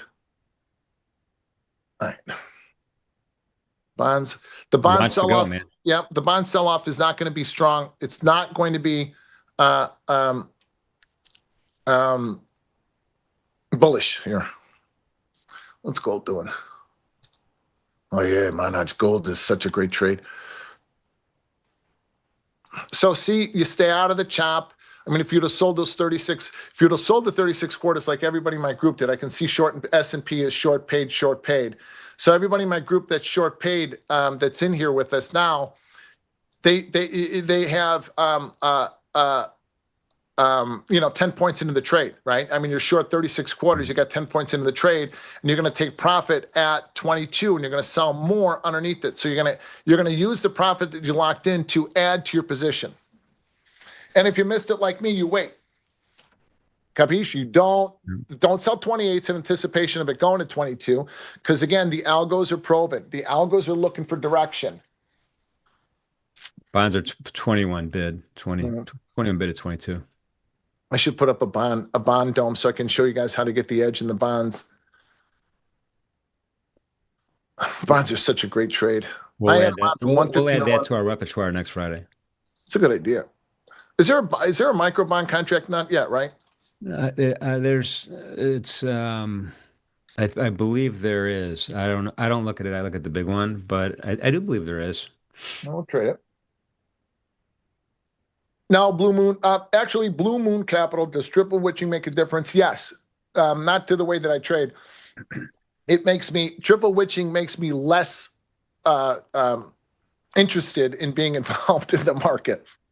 Because we can be trading at 66.50 in a heartbeat, and everybody will be scanning the headlines and wondering, why in the hell did we just rally 20 points when all it is just options expo. I mean, we can be all over the place. So we can also be trading at the lows. I don't think that that's the case, though. I think we bang back and forth in this little bit of a range. I think we see 30. I think we see 66. I think we see a banging back and forth between 66.20 and wherever they end up setting the high. Right now, it's kind of a bearish. This is something to note also. This is kind of a bearish opening range. Does anybody know why this is a bearish opening range? Anybody? Nobody? Bueller? Anyone? Bueller? Because we hit the first rotation? No, we haven't actually had, we haven't hit it yet, have we? Almost, though. Almost. Come on, you guys. Blue Moon Capital got it. Yeah. The high of the day is the high of the opening range. That's a bearish sign. Yeah. Okay, here we go, baby. Here we go, baby. Game on. All right, I'm going to do this. So where do we want to sell them? Underneath 21 quarter? I'll initiate with a sell stop. He's entering with the stop, folks. So stops are usually protective, but you could enter on a stop also. Oh, that's a great point. Those are the things that I don't always think about saying. Because I don't want to be short until we take out 21 quarter or 22. If I was short from 36, I'd sell 22s. But I'm not, so I want to sell them when the algos decide, yeah, this is the direction we're taking it.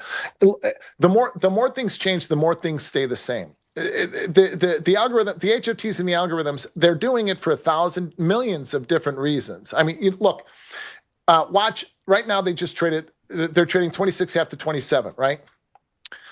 Some HFT sells a couple hundred to 26, and within a picosecond, that's spread across 15 different markets.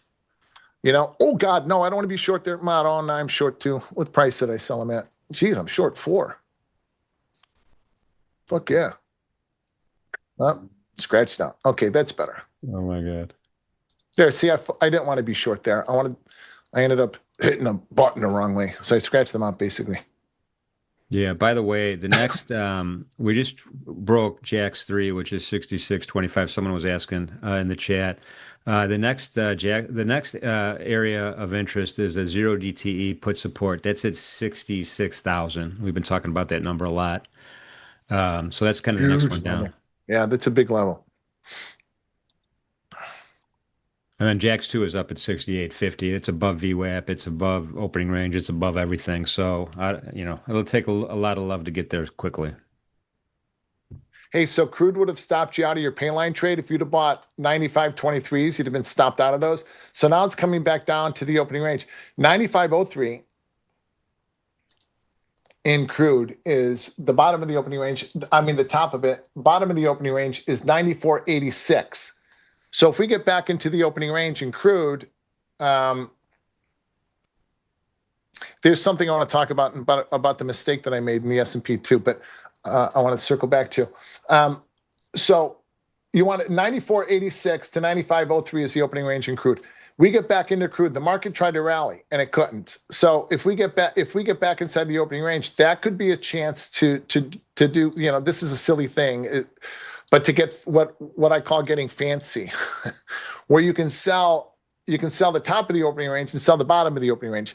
That's a way to increase your size without increasing your risk. Getting fancy. So when you as a general rule of thumb, if you click someplace in the wrong area and you wind up with a position that you don't necessarily intend, get out of it. Don't trade out of it. If you get the edge, I sold those 23 Fs. I got the edge. We came down and traded that rotation at 22-ish. I put in a scratch stop, right? That's it. Just, put in a scratch stop. Don't try to trade out of it. Because then if I was going to try to trade out of it and, now I'm short at 23 F or whatever, 24 F or wherever I was short, and we're back up here at 32, and I'm holding a loss that I didn't necessarily intend to have. Does that make sense? Just get out of it as quickly as you can. Yep, absolutely. So liquid flow, like there's thousands of algorithms. There's not one, there's thousands of them.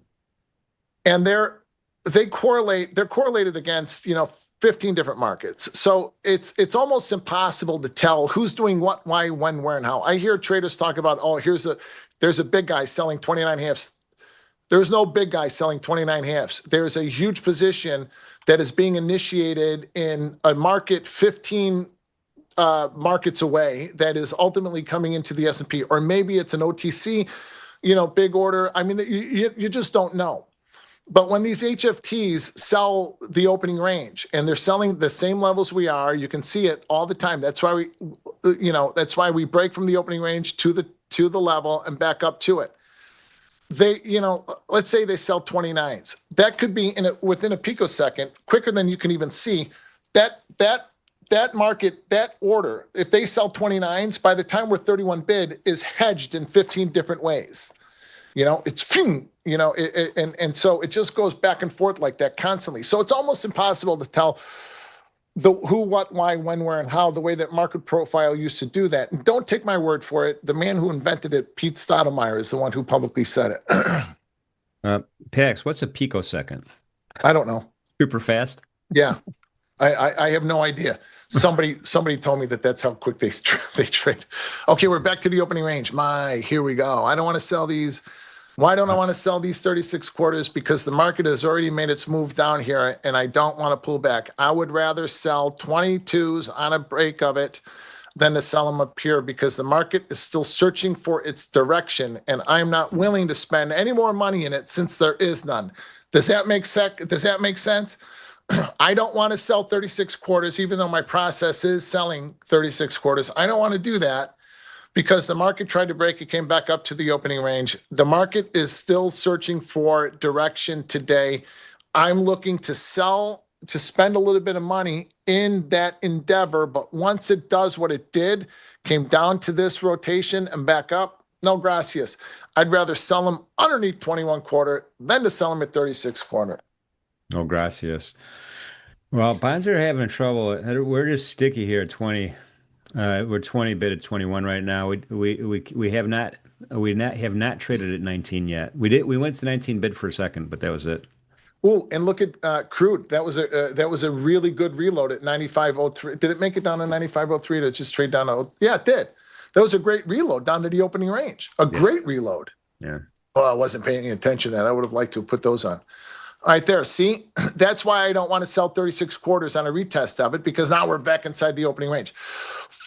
Now what happens if we get to the top of the opening range? Oh, I'll buy them. All right. I think the top of the opening range is 42.75. I think my Ninja chart is wrong. Yeah, it's 42.75 is the top of the opening range, not 44. This is showing 44, but it's not. It's 42.75. Yeah, I'll buy a 2-lot to get long. That's like a lot of enthusiasm for top of the opening range for you. Well, the market tried to break, and it did, made it to the first rotation. So now the market is going to try to rally, and it's going to try to make it to the first upside rotation. So I've got pretty good confidence that that's what's going to happen. First upside rotation will be, well, see, got the edge. Come on, you son of a bitch. Yeah, every time we try to break the 20s, man, big buyer pops in here in the bonds.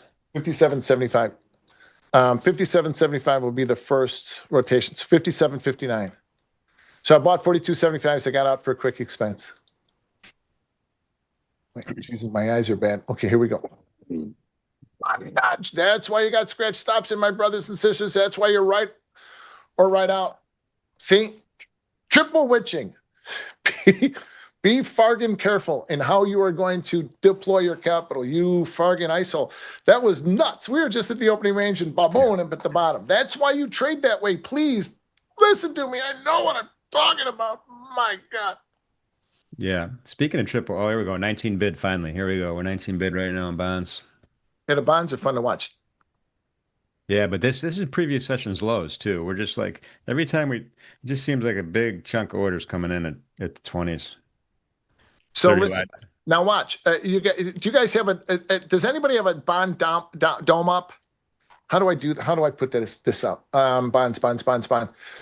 What is ZB? Yeah, just type in ZB there and it should populate. Did it work? So when you go down to instrument. I got it. Yeah, there you go. All right, now here, let me change this to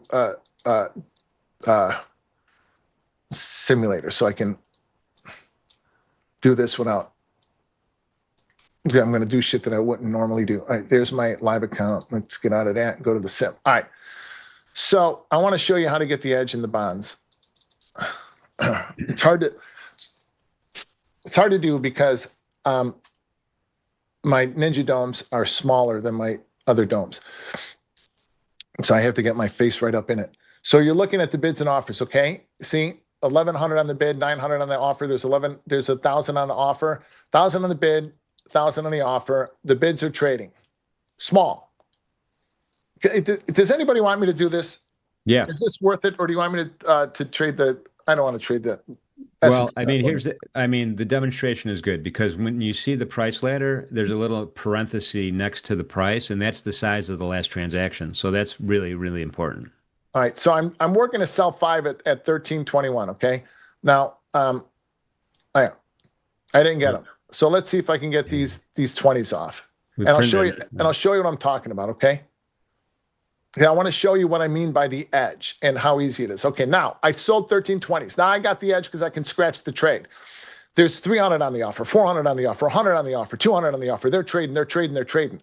So now I have the ability to be able to scratch these out. Now you also have to know that you can change your stops in the bonds. So, I don't want to, if they trade one time, if I put in a scratch stop already and they trade one time, then it's going to get me out, right? Yeah. But you can change the settings in your stop. I don't know how to do it. You're going to have to ask somebody that does, to only get you out when there's 50 left on the bid or 20 left on the bid. I don't know if that makes any sense. So you're not in the bonds, you're not stopped out the second trades. Now I got the edge. Scratch stop. See?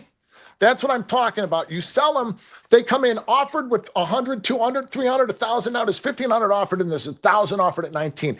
Fuck, I wish I'd have done this with live money. I mean, damn, I wish I'd have done this with live money. So now you got the edge. Do you see what I'm talking about? Now you cannot lose money. You were short from and this is a breakout level. I should have done this with live money. So now you're short from a breakout level and you can't lose money. You can't lose money. The bonds are trading 17. You're up though. You remove your risk by buying one at 13 or 12 and you let it go. Do you see how to do this? This isn't rocket science. It's not hard. I mean, it is hard because of, all of the shit that we view in our lives, the way that I see money, my view of success, my generational bonds, the things that I'm bringing into the market that affect my mindset. But this trading itself isn't rocket science. Well, the thing about the bonds too is it's the bid. You can see it in the dome right now. The bids and offers are 4 digits, right? And then the 10-year note's even bigger. So you have a lot of volume. You have a lot of things to assimilate. So it's not as choppy. It's not like popcorn like the Nazi is.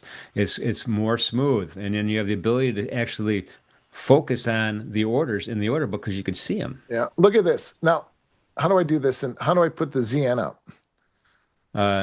Could you just type in ZN? Like just kind of highlight instrument and type in ZN? Like don't do the drop down. Just kind of click in the drop down. Like this? Yeah, there you go. Click on it. You got it, buddy. Then right below it, you see there you go. Okay. Now look at the bids and offers in the 10-year. So Pex, why do you trade the 30-year over the 10-year? Because it's just what I'm used to. But now the 30 and the range is better. The range is bigger. Yes.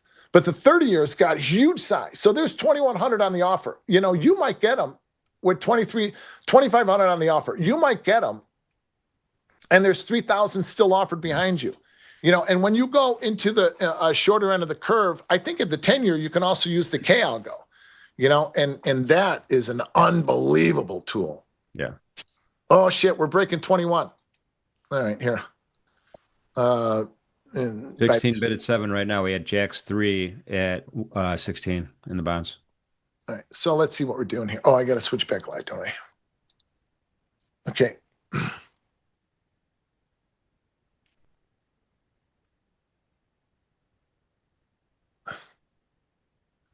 All right. My goodness. Oh, I still got the 10-year up. I don't want the 10-year up. I want the micros. There was a guy from Panama in my group that would call it the micros. Bags, when you trade the micros, what do you do? I think that was so funny every time you would say that. The micros. I like that. Oh, wait, these are not these are the minis. Why can't I get the E? All right, now I got to do it again. ES June. Oh, shite. We're back down to, is that the first? Yeah, we're back below the first rotation, right? Mm-hmm. What? No, look. Oh, I got to select it. 16s. We're trading 16s right now. 16 bid, Why isn't this working? 15 bid. I see. I missed the whole damn trade, man.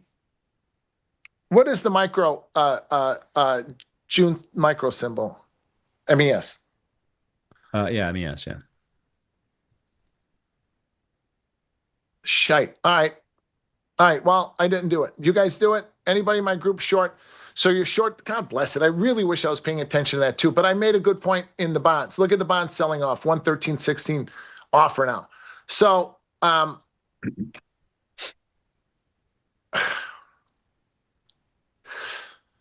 the reason that we use scratch stops is pretty obvious, right? And today was a great example of it. You're short 36 quarters, and if you don't have a scratch stop and it's trading at 40, you buy 42.75s, and if you don't get out right away or have a scratch stop and it's trading at the bottom of the opening range within the trade, and that's what that's what we're doing. So if anybody sold them underneath the swing level at 66.20 or underneath the first rotation at 66.21Q, you got, I don't know, you didn't quite get much into it, but hopefully you removed your risk and I wasn't paying any attention to it. I hope, I'm sorry.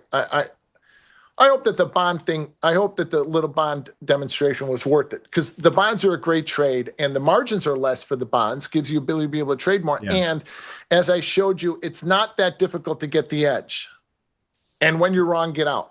Or when the edge goes against you, you're out, and you can get out for a scratch easy or a one-tick expense, and that gives you the ability to be able to trade bigger. All right, we're back up to this rotation. Yeah. By the way, DJ, the Treasury bond futures are one of the biggest markets in the world. They're a great trade, but we're going to get a couple of e-mini traders following PAX, and we're gonna see some really good technical analysis with Jay and Christian. Natish, what do you mean? You're confused trading the dam or the dome, the dom. What do you mean you're confused? ES is the king. ES is the king. ES is the king. See, I mean, ES is my main contract that I trade. ES, bonds, gold. But then again, I don't trade. I've achieved my financial goals. I'm on the back end of my trading. That's why I'm working on starting my prop firm so that I can help other traders trade and still make dough. I have made my money. Now it's capital preservation time. I outstayed my welcome on the floor. I'm not outstaying my welcome now. No way, man. Things are happening. And CME's adding more and more products. More and more stuff is coming down the pike, man. I mean, we're going to see single stock futures too. I can't wait for that. Not to mention the fact that I've got, electrical heart disease and now prostate cancer. So I got to take care of my shit. I may be young looking, Jimmy, but this business is taking its toll on my insides. My insides are like a 75, 80-year-old man. No, they're not. I see you're in shape. You're a good looking dude, man, and you're in good shape. Handsome, strong. Yeah. Okay. What are some questions? So I think you guys have the idea. I didn't do anything. Sorry. I wasn't able to show you the spread. But I wanted to show you, because of all of the the tweets that I saw, people gambling and blowing up. I wanted to show you today. I really wanted to illustrate scratch stops and getting the edges we did in the bonds. But also I wanted to illustrate how to do nothing. To do nothing. Okay. Because you guys are always involved for every wiggle on every chart. You're going to get your asses handed. You will not make money. You won't make money doing that. You're trading all the time. Nobody makes money every day, except for YouTube streamers. What would you say an average contract size for a $50,000 account? I don't know how to answer that for you, AJ. I don't know anything about your age, your background, or your net worth. I think a $50,000 account is a well-capitalized account and gives you the ability to be able to trade 4 lots very comfortably. But a general rule of thumb is if you feel every uptick and you feel every downtick, then you're over trading. You cannot get too excited when you have a profitable trade, and you cannot get too down when you have a shitty trade. Okay, you've got to be able to focus on the trade and not your P&L. But a $50,000 account I think generally is a well-sized account. Can you always kind of I have a 6608 level looking for a reversal? Well, so don't look for a reversal. Yeah. Actually, that's not a bad place to take one. I'm not a reversal trader. Reversal traders will eventually get their asses handed to them and get run over. Mark those words. Mark those words. Okay, please mark those words. I know that everybody's made a ton of money in the last, since quantitative easing, buying dips, but just be careful because it catches up to everybody. I'm telling you. Now, I'm not suggesting that that's the case, and I know that you think you're I know that you think you are not necessarily you, Yacht, but that we think that we're the exceptions to the rule. Not going to happen to us. Yeah. So 6606 is this second rotation. Yeah. If you want to take a long at 6608, you're wrong right underneath it.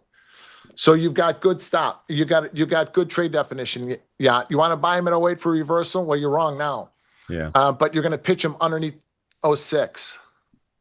Pax, guess what? We've got a couple of young studs here with us. Let's get them in here. Christian, Trading Boxes. Good morning, my friend. Hey guys. Hey fellas. Pax. And I don't know who's in the Morning. left corner there. What did you do with XYZ? I broke out of Jim's basement. We're good now. You left your hat? I'm in this Airbnb. Well, I have a hat with me. I can't wear it because there's a logo that is could be a hot topic. But I'm in this Airbnb in San Diego, and the ceiling lights do not work in this room. So it's like I'm in the basement all over again. Some things never change. Like I can't let you out, man. I cannot let you out. No hat, lighting's all off. You gotta come home. You gotta get back. Well, I might as well come back now. It feels like I'm in the basement, so I think I like yours better. Yeah, there we go. Hey, real quick, you guys, did anybody get short ZB or long crude? If you got long crude, you got to take profit right where I said it, 96.16. Okay, if we get above 96, call it 96.10 to 20. Okay? It's always 10 points around it. Then you can get long again, or you can add more. Did anybody do that? Because that was a great trade. We're trading $1 higher from the opening ranges we were talking about. And the bonds are at a breakout level. 113.11 is a huge breakout level. Now the bonds have got another 2 points in it on the downside. So that's huge. Just be careful of it. Be wary of it. If the bonds continue to break, I would imagine that the S&P is going to follow suit. Yeah, and it's telling us that this is a risk-off weekend. Yes, it is. Well, it's been risk off for a while now. Well, I know, but with this bond move right now, it's, in my humble opinion, it's a super risk off. Yeah, this is a breakout that I mean, it's trip witching, and it's a huge options expiration, so anything can happen.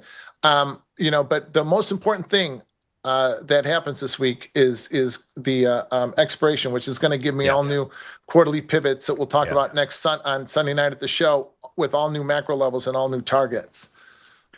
Kimberly's quoting Tom Petty, free falling time. I would do, I hear you, man. I would do Pitbull, though. We're going down. I'm yelling timber, baby. I know we don't all look. I know we're all looking at futures, but SPY is on its way to November lows. Yeah. So is S&P. It's going down. I'm yelling timber. Remember, SPOOs are going to trade. Oh, I got it. 3 active orders. Remember, the SPOOs are going to target down to 59.40. You heard it here, folks. 59.40. All right. Well, why, Pex, hang on hang tight with us 1 second. Let's just kind of get a game plan from these two guys on what they're thinking about. Christian, let's start with you. What are you thinking about today?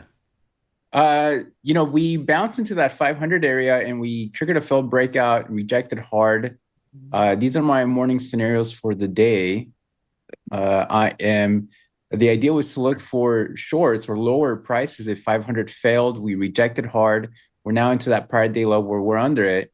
And we finally are out of yesterday's IB bounce as well. So we can hold down here and consolidate. Maybe it's going to attempt to bounce, but if we can reject at a prior day low, then we can continue looking for lower prices. So we have November lows right below. And then I'm looking for a 24,200 area and eventually 24,000. But if we reclaim 340s, 360s, then we can probably go back into that the 2-day, 3-day range we've been in. Got it. Got it. XYZ, what do you think, man?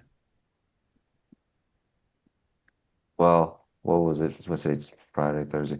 Wednesday, I put out a tweet with a screenshot of this chart here, and as soon as we broke these two ranges, we're just building lower, and so I'm just following it. That's what got me short. I'm trailing it now, but we opened up, ran down. We left a pretty poor low.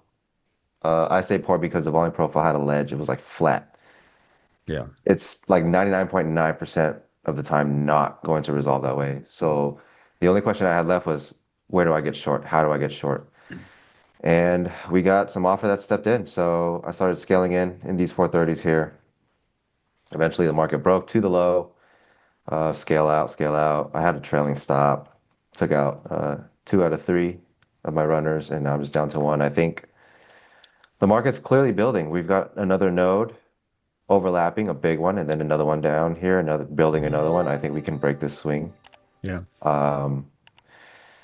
And if we And- do, I'm sorry guys, it's gonna be, I'm done. This is the trade. This is the best trade I think I've gotten in a month. I mean, So we'll XY, see. the set you're trailing your stop. What's this? How did you get to where you're at right now on the stop? If you look at the volume profile, let me pull this back up. If we actually start to trade above this build, Yeah. we've got a ways to go to hit the 90 MA. It's in the 70s. I think I'm just going to want to get out of it because I don't want to sit through a pullback. I think my idea has played out for sure. I didn't do it expecting to grab a trade all the way down to this swing. This swing was good enough for me. Nice. Yesterday's low. So Yeah. the trade's done. If I can put the trailing stop there, it's two of the best case scenarios. Either we get this swing or it's the same thing as me covering on this swing, following the volume. This is low here. They should keep it low. If they're not able to keep this low volume, this is going to be probably a really strong bounce. Really strong bounce. I don't want to sit in it. All right. All right. Nice job. PAX, Capital Preservation Friday, man. Had a great session with you today, man. Always It was awesome to be fun. with you. It was fun. I'm to be clear, I am short S&P from 67.96, 67.27. I've taken profit all the way down. I'm looking for a break of the monthly lows, the quarterly lows, and I want to see how they take out March today. All right. All right. All right. Well, Pax, let's you have a great, great weekend. Hopefully you have some plans and you can do something fun.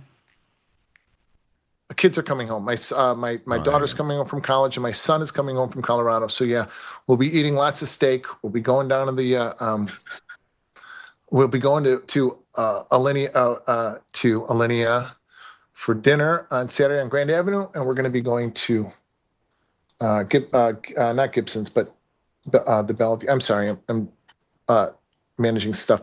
We're going to the Bellevue on Sunday for dinner. All right, man. Well, listen, you have a great, great weekend. XYZ and Chris, you guys have a great weekend also, and we wish you the best on your trades today. Yeah, trade them up, my boys. I'll see you guys next week, and I'll see you in person in Miami. Thanks, guys. Oh, yeah. All right. You guys have a good weekend. Work out, Chris. We're gonna work out. Hell yeah. Lift some heavy things and put them down. Yes, sir. God bless you all. Thank you, guys. Take care, guys. Hey, how's this mic? I got one of these streamer mics. You know what I'm saying? Oh, that's what's connected? Fuzz. I think. You're a Unless I did legit it wrong. streamer now. I'm an influencer now. Do IRL streaming now. Walk around. Yeah. I need to get my phone, walk around with the camera. Is it working? Am I on the I laptop mean, we audio? can How's hear the you. audio? How's it compared to when I'm at home? Oh, not as good. Oh, damn. Yeah, this chair also is too low for this desk here, so that's kind of annoying.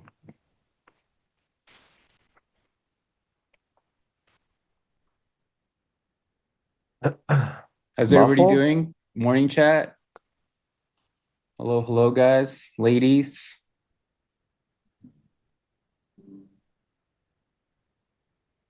Looking for a bounce here short. We have a bearish start to the day. The IB will probably be bearish. I have an IB strat that I'm waiting on. So hopefully we complete it. We bounce. Then short. How's everybody doing today? What is he saying? Welcome to San Diego. Are you over there? Yeah, I'm in an Airbnb. I'm in San Diego now. A bachelor party, but I'm a little under the weather, so it's not a good Oh, night. nice. You guys renting some Dude, jet yesterday skis? they were all out, and I was like, I gotta go home, guys. I Ubered home at 9 p.m. I Ubered home at 9 p.m. so I can make sure I get some sleep in, you know? Cat says, first time seeing you hatless. Oh, Everyone who sees me in person sees me hatless. I don't really getting wear intimate. hats too much in person. I saw Chris last week. Was it last week? Yeah, we had dinner Dinner with together. Shab. No hat. I got these with me though. Do I look like Kane?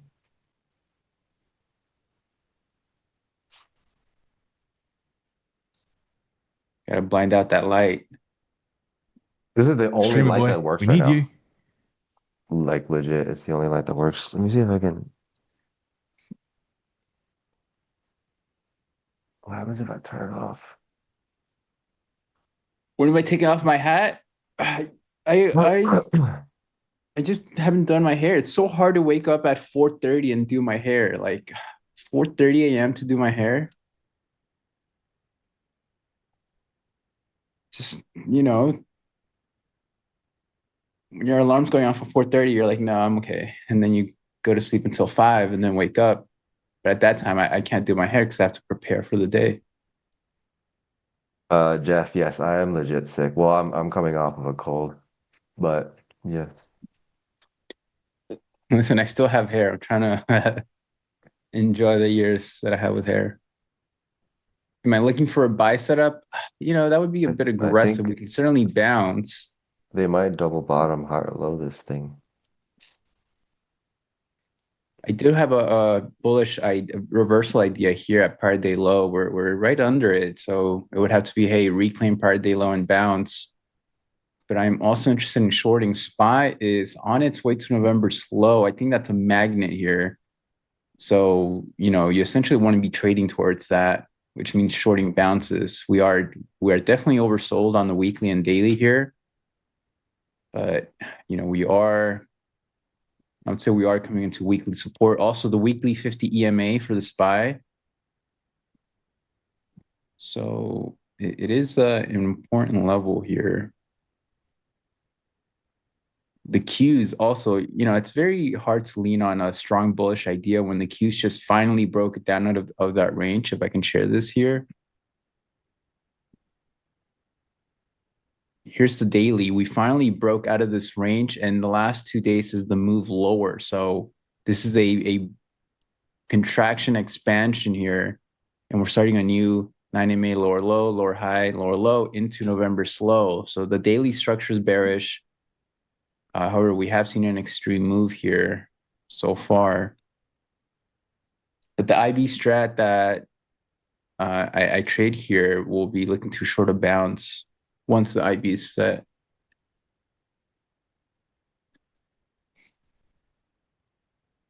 What indicators I'm using? I have the cumulative delta here, and then RSI down here. That's all.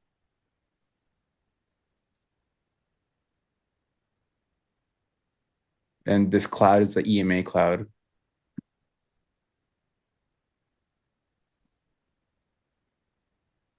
I did create a really cool indicator yesterday, since I'm testing out the IB strat with 5 Lucid accounts. I said, well, how can I calculate if I want to risk a consistent $500, right, on average? How can I do the math fast to tell me how many contracts I'm going to need per account so I can place that consistent risk? So I have my long entry stop parameters here, and then I have the little table here on the right to Like right now, if I was doing I was looking to place my IB strat with the long trigger, it's telling me that in order to risk the $500, I would need 5 contracts per account, a total of 25 contracts for those accounts. So it just does the math for me.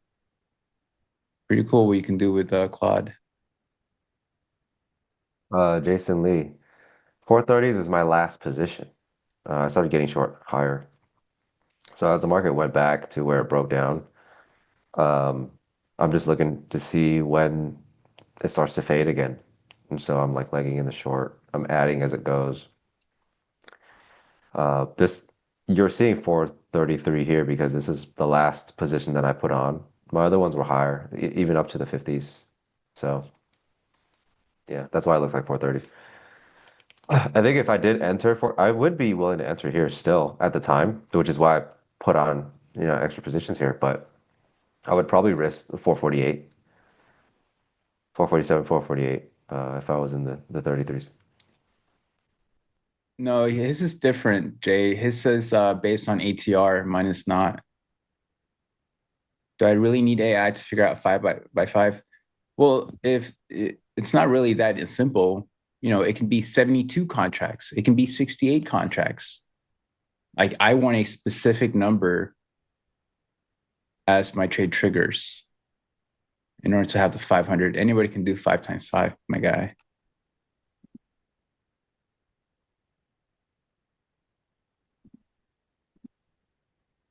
It be?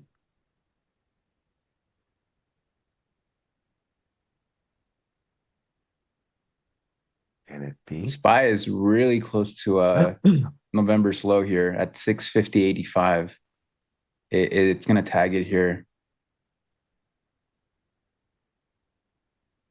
Is this too greedy of a TP? I'm going to move. All right.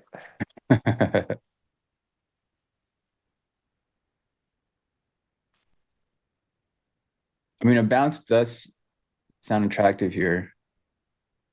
10K one lot low, that would be nice. No, I had 6 on from up high, so I got paid on this already. We're 0.15% away from November slow and SPY. I do think that'll create a reaction.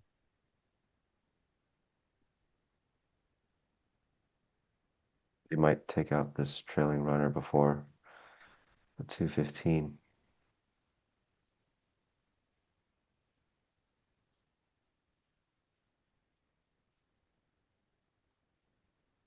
Close.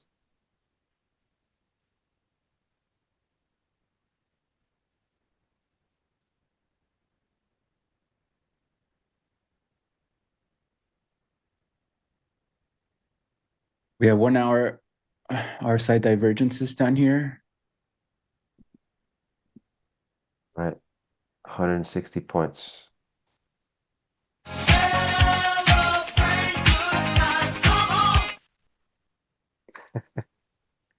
Come on.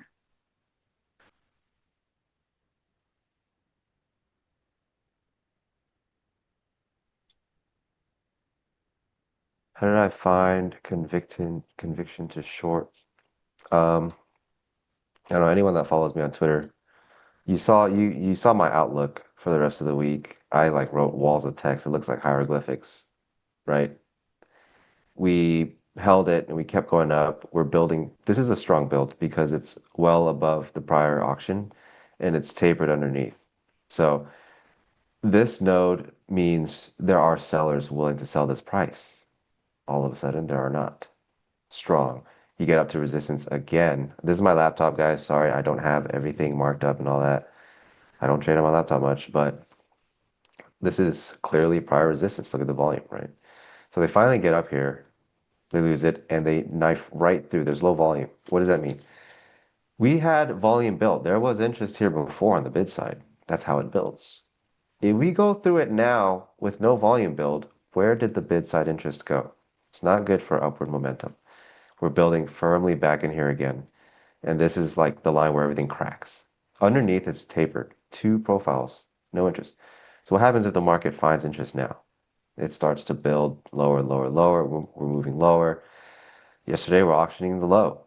They are building interest down here. Today, again, same thing. We're trading up here, market opens, and it flushes. So you guys know me, I'm going to follow the volume.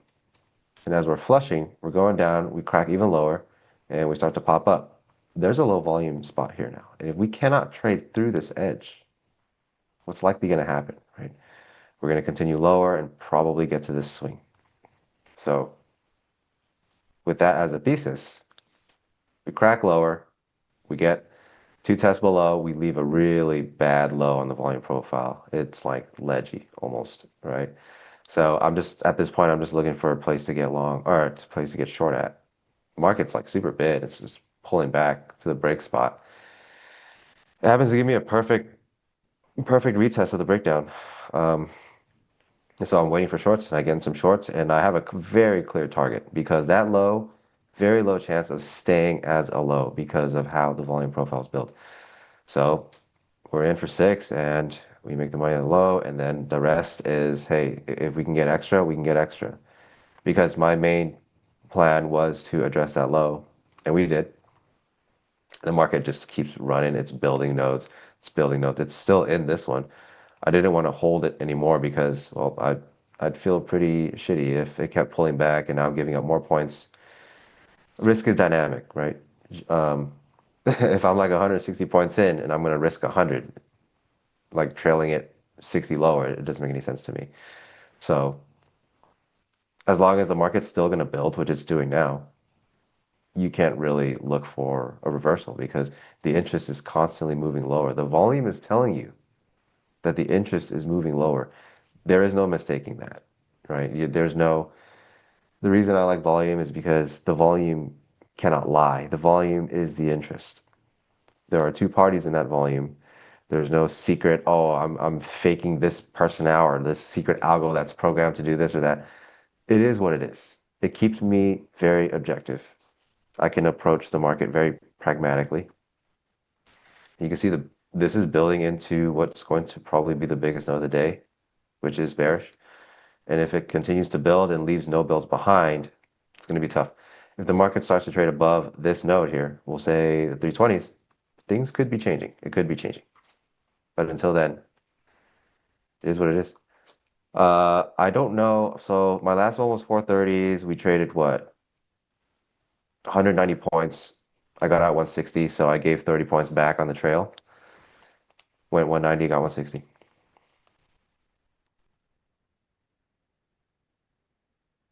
Yes, River. It's the first hour.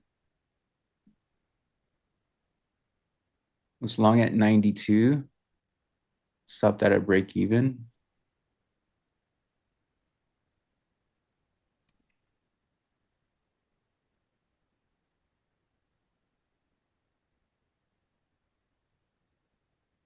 We're consolidating here a bit for the last 20 minutes. But SPY is just 1 rock throw away from November's slow. I am interested in a reversal if we tag that.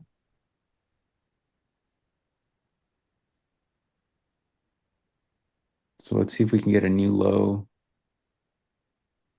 I think if we could trade into the 330s, they might just get stuck.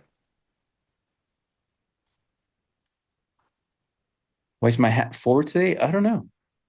There's no secret.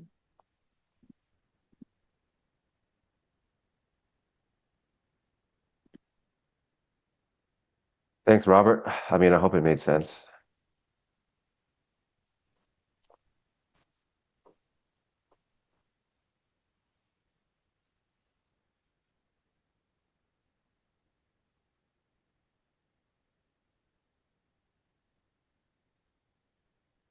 See if we can get a new low. Are you still trailing it? Oh, you close to it? I got closed out. They took me out up there on this recent pullback.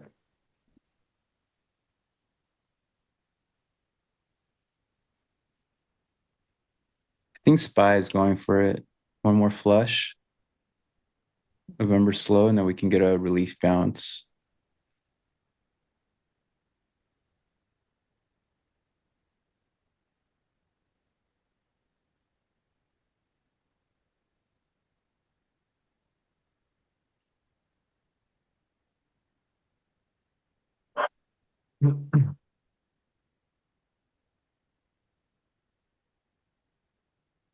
Joshua, no, I don't have any tutorial stuff.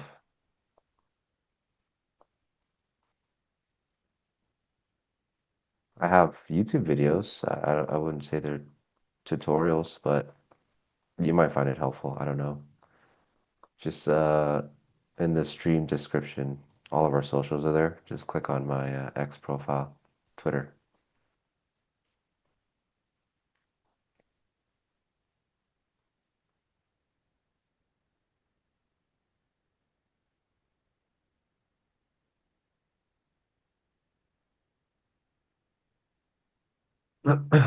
Uh, PBH, let me help you out right now. We can't talk about that right now for various reasons. So I will be the one to let you know that you will not find an answer until we can. We are bound.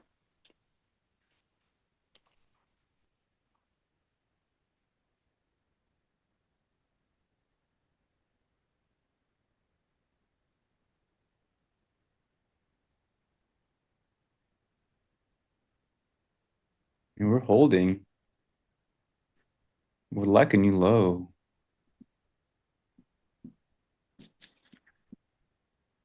Give us a new low. That means ES would take out prior week low. I don't have back adjusted charts, guys. Pablo, if there's a lot of supply, but price stops when there's very little demand, it means the market also does not want to sell those prices. That's going to result in a taper. If there was demand and you're seeing the demand, it would not be a taper. You would see some sort of build and maybe exhaustion underneath, some kind of excess. But if price stops going lower, and it's not because there's a bid rushing in, it's because the sellers have decided they're not willing to sell those prices. Think about it. If you had I don't know, you had a Porsche 911 and you're seeing it sell for 100,000, 90,000, 80,000. It goes to 60,000.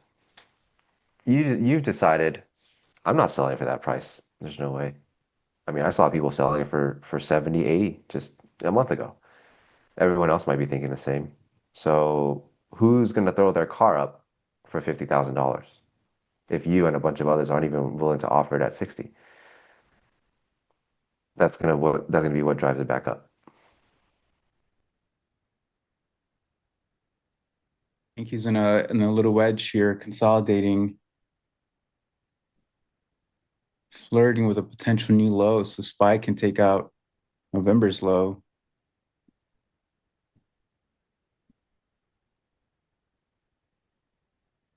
Really consolidating here. But we'll see. Yes, I'm talking about SPY, not ES.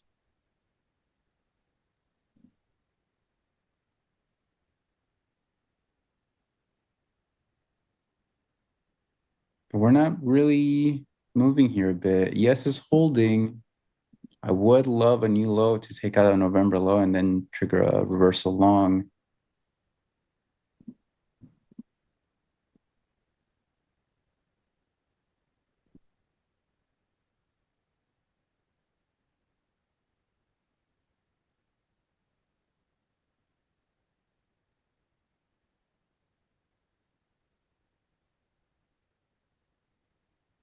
We do have I do like this for a long though.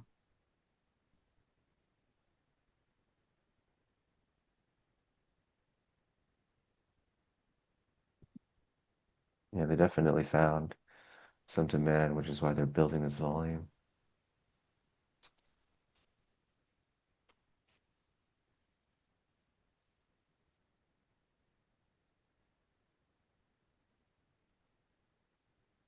There's quite a build. It's trying. I'm gonna Yeah, Pablo. I So if you closed think it. about it, if it were selling 80s and 70s, last week, right? And you're like, huh, I really want to sell my car. Should I sell at 65? Should I sell at 60? You're like, no, because no one else is doing it. So why would someone else come in and sell like 55 if you're not even willing to sell 60? So the market is slowly going to see that. And now as a buyer, you're like, oh, I would love to buy 50s, but no one's going to sell it to you. I'd love to buy 60s. No one's selling it to you. You have to move up. So now business has to be done upside again towards the 70s and the 80s, right? And if there's not enough people that are willing to sell 70s and 80s anymore, the buyers have to buy it even higher. If you're still in the market for one, you're going to have to buy it at 85, 90. That's how the market works. It's going to go down. It's going to go up. When it goes down too low and the sellers aren't willing to sell, I'm not willing to sell my position here, right? Or sell this or that here. And the market still has demand to buy. They're going to have to work their way back up to find business. If you use auction market theory, the market has one job only, and it's to find prices where both sides are happily doing business. That's fair value. That's balance. That's, whatever you want to call it. Um, this range right now is where they're happily trading. Buyers are happy to buy here, and sellers are still willing to sell Yeah. here. So the only thing now is, all right, at what point in this range does the market find that there's still more sell interest than buy interest? Which means they got to work lower because they got to find buyers who are willing to buy it. If they're not going to buy this price, they're going to try to buy lower. The market has to go lower. If they run out of sellers and there's too much buy interest here and there's not enough people to sell, or for them to buy from, price is going to move up because they've exhausted the sellers down here. They're going to have to go up to find more sellers so that they can buy from. This is how the market works. Under new lows, I don't think it's going to happen. I have a short here, but I'm going to probably close it out.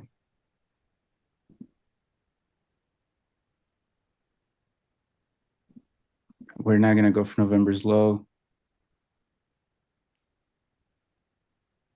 All right, our IB is set. I will be trading another account on another strategy that I have.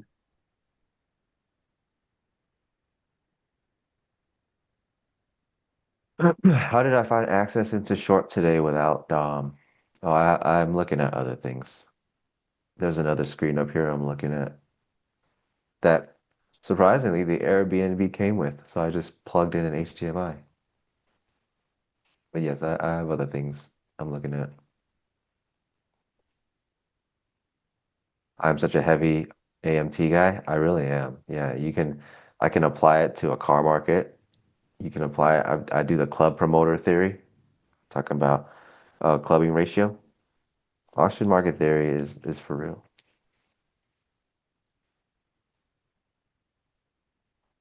Live gamma feed. All right, my aggressive short did not work out. We're attempting the bounce now. I really thought we were going to go for November's low. I mean, maybe this is a failed breakout and then we push down there, but we were so close.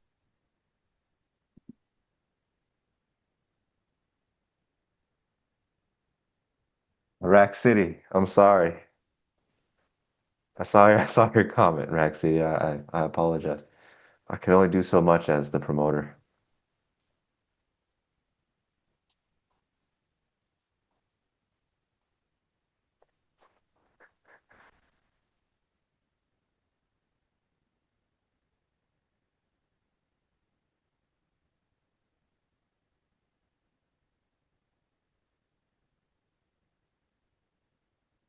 I wonder if Chris Brown knew that that song intro would be this iconic. Which song? Rack City said, "I'm hating from outside the club today because I couldn't even get in." Oh,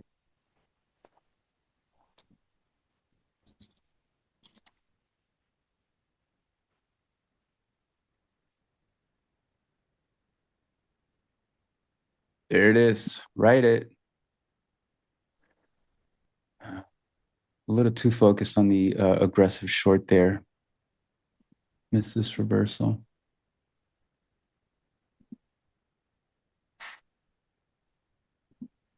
All right, so we've just tested prior day low in both the S&A and Q. We can reclaim that.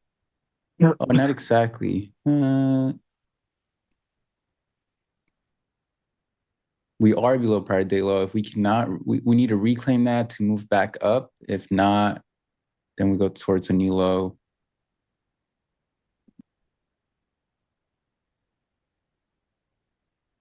But that was your reversal long trigger.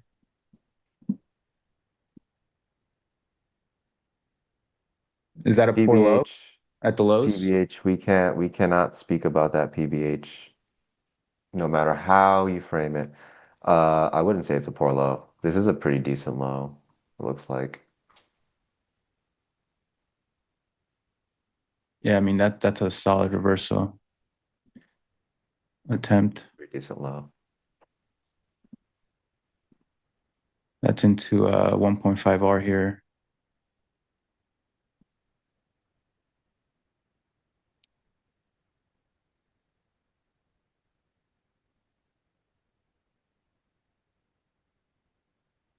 I'm going to be looking for a short here on the bounce for a different strategy.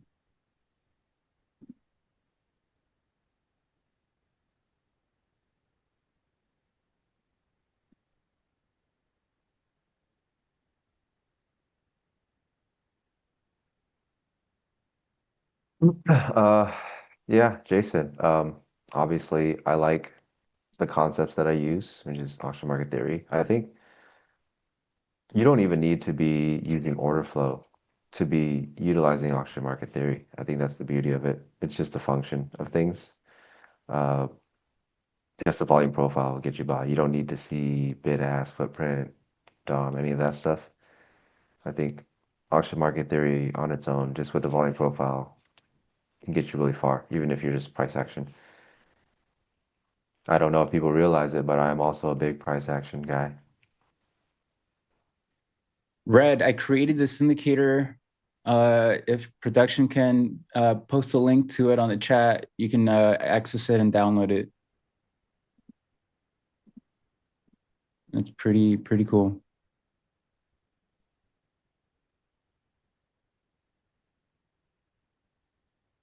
Yeah, there's a reversal. Why is it not poor low? I mean, it looks fine to me. The taper is okay. Um, it just looks exhaustive. They're building in this range, so there's a big build, which means both buyers and sellers. But as they poke outside, it dries up, the volume dries up. So kind of like the Porsche thing we talked about, what does it mean? It means the sell side, for the time being at least, they're not willing to sell those prices. It's too low. So as we get back into where clearly buyers are willing to buy because there's a build of volume, if the market is now seeing, okay, well, no one's willing to offer these prices, and it's slowly exhausting the inventory, you gotta go up so that they can buy from somebody else. Yeah. Yeah, so I think it's a it's a pretty decent low for sure. The one in the morning was not. It was super heavy, really dense. It might look like it because I'm like contracting price like crazy, but when I trade, I need to see the whole range. I cannot like zoom in on the bars and stuff. I'll get lost in the sauce. That's how I stay objective.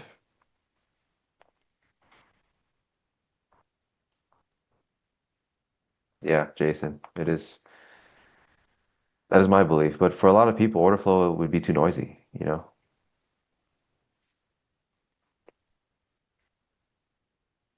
Like that rejection. EMA. Did you get your short? No, I have to wait for this candle to close and then I can execute it. What time frame is that? 2 minutes. 2 minutes. I mean, it has really good results. So I'm testing it live now. It has 67% win rate. Oh, you're starting to give that sauce out? Which not the parameters. If we get to 5,000 likes, he'll give it. I mean, I'll show the results weekly, but I'm trying to see what it generates by the end of April. So far, I'm testing it with 5 Lucid accounts, and then I also opened up a 5K account. Just test it with real money. 6 copy trading, 6 accounts.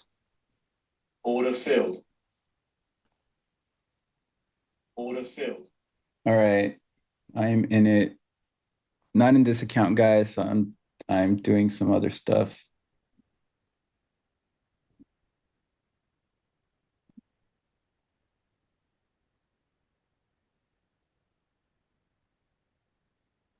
And now it's looking for new lows. We'll see if it works or not, but I just have to, execute.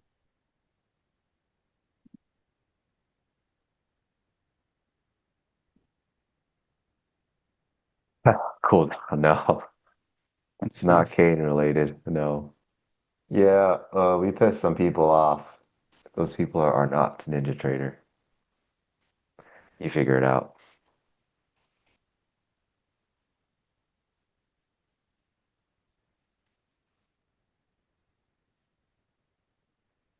You think they might hold a higher low?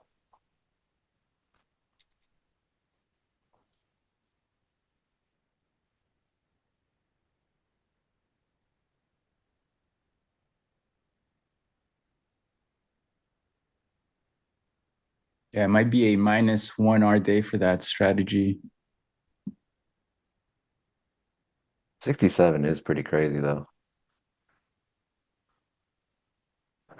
67% with a 1.5 R take profit. 2R take profit. 2R and it's 67%. It has 50% off at 2R, 25% off at 4R, and 25% off at 6R. So for That's insane. 1 full TP trade covers 3 losses. Wow, and it's a 67. Since I started testing it live, it has You produced might be cooking. how much? It's up $1,700 in this week since I started it. Everyone chats me like, Chris, please give me the course. Is the first TP IB low, IB high? No, it's at 2R. So I'll share the entry parameters here. So the entries here at the break of this higher low candle, like I don't think it'll work. We need to see a significant move lower. And then first partial is here at 2R. I mean, it can't, but who am I to say if it's going to work or not? I just have to take it. But if it gets stopped out, it'll just be a -1 R day. Yeah, I mean, if For he's that testing, trade. he's got to test.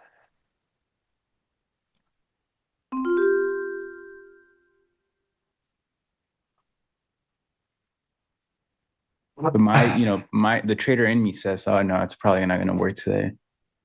Because we're just extended to the downside. We've seen a significant move. It's on OPEX. Can we chop now? Can we move up a little bit to not give, to cause some theta decay? Oh yeah, Lulu Hawk. No. 4K was the runner. I think it was like 3,000 something. Yeah, Adams. I mean, I do share everything in my group. I do have a Discord group, guys, where I teach my strategy, market structure, this strategy that I created. You need to be careful. Josh said he's gonna kidnap you if the strategy's that good. Don't tease me with a good time. Prove it. I dare you. Why don't you come prove it? Is that a promise? Have I ever tried Renko? Yeah, I went from tick-based to volume-based to Renko Heiken-Ashi to Heiken-Ashi. So I tried them all. I think Renko is really good. I do enjoy Renko too, but Heiken-Ashi just spoke to me, honestly. So Have I tried Elliott Wave? No. I have found that those things don't work.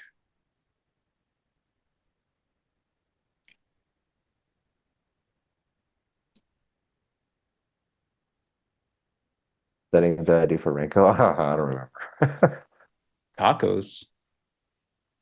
Oil is going up. It's good for that short. Maybe. We'll see. Still waiting. Are you still waiting for a trigger? No, I'm in it. Oh, I see. Not see in it this account that closed. I'm streaming on. Right, but I can see the candle close. This is the time frame you're looking at, right?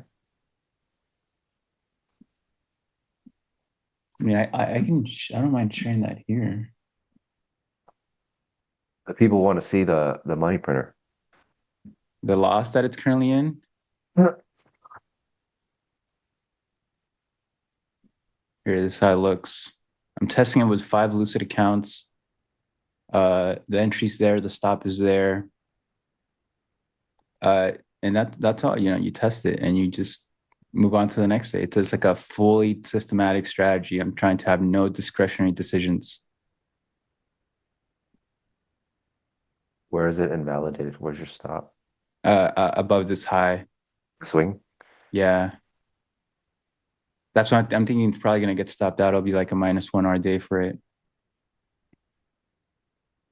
I mean, to be honest, it doesn't look like you're going to be stopped out. I mean, yet. yesterday I thought I was going to They're get stopped building. out, but it hit 2R, and then I sat in it for 3 hours, and then eventually towards the end of the day on that big push, I got stopped out on it. But that's why half off at 2R makes sense for how I created it, because I can still come out profitable if the rest gets stopped out. Why Lucid? I mean, I don't know much about prop firms, but aren't all, I mean, I don't want to talk, I'm not talking crap. You guys, the Lucid has no subscription fee, right? Monthly, something like that? No sub. Yep. So I like that. Why do I need to pay monthly for what, I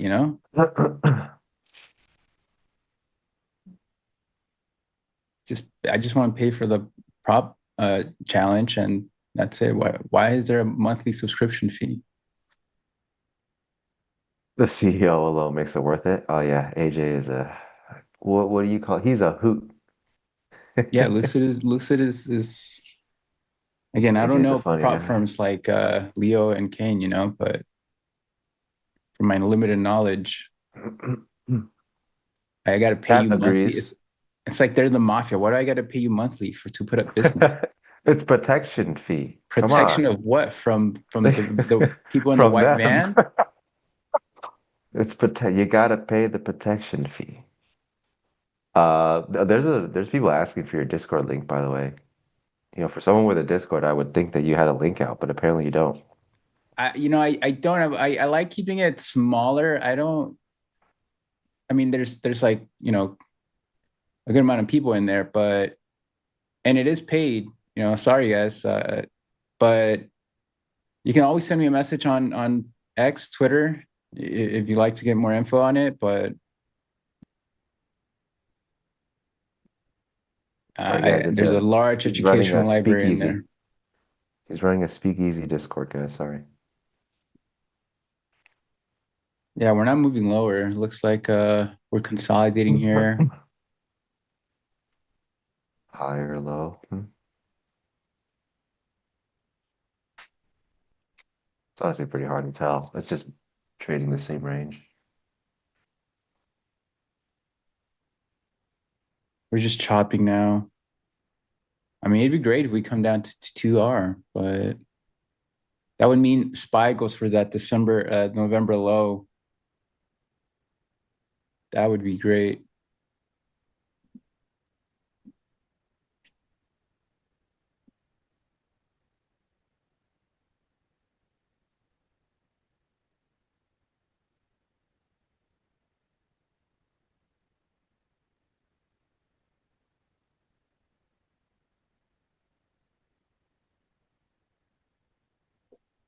Yeah, one-time fee is great. You have to take it slow. Why do you paying the monthly fee is just gonna cost you, maybe get emotional, cost you to attempt to push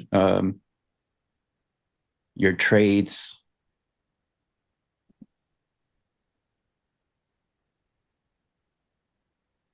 Well, since the market's moving lower, I'll lower the price on my Discord, guys, for the people. 350K to down to 300K.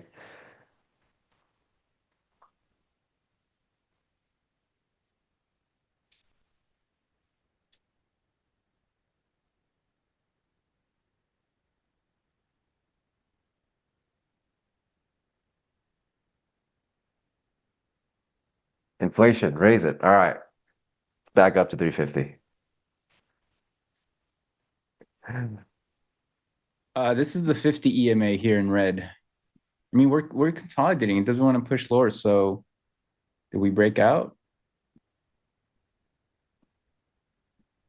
So far, this bullish idea though from this reversal is working.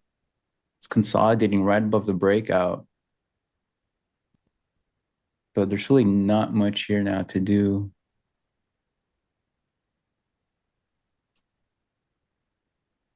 Yeah, they are really just digesting this range. The market hasn't found out yet if there is more demand than supply here, but we're seeing new supply. They were never willing to sell this range like this before. Bless you. So we'll see.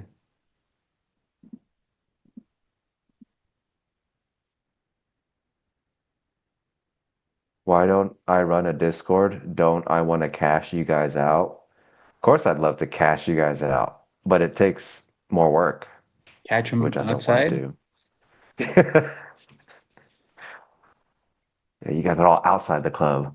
I'm in the club. Now, yeah, of course, I'd like to make more money, but running a Discord comes with a lot of work that I don't want to do. So sorry.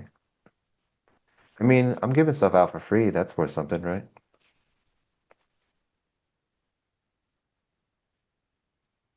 We're wedging up here. I do like a long if we break out for this account here to trade.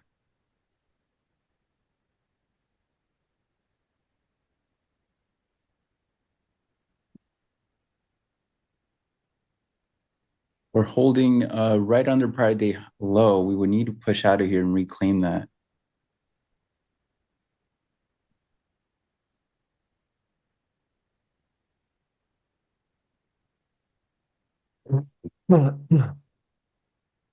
It's never free enough. That's what it seems like, yeah. I got a comment yesterday on Twitter. It's my first. So What? Like a I negative give comment? out like I guess. So yeah, I push out content. I have YouTube, I have Twitter, and all I do is I attach if anyone wants to support me, I attach my Lucid code. And the guy commented, "Of course you're an affiliate." I was like, "Well, I'm sorry to disappoint you." But I didn't post it. I was like, "You know what? I'm not going to engage. Not going to take the bait." If people hate me, they hate me, but yeah, I mean, I'm not asking for much. If you're going to use a code, I have one. Some people might have a problem with me having it. I mean, I'm not selling anything, so. Ascending triangle? Chris, what's an ascending triangle? I legit don't know what I that think it's is. when you ascend to the next level. Got it. Got it. Now I know what it is.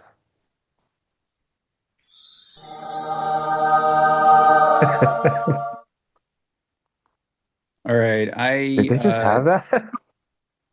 They have a lot of stuff. What the hell? Fractal, thank you. I appreciate that. I appreciate all you guys that do use it. All right, I'm joining on the short side here on the break of this wedge to see if we can finally push down to new lows.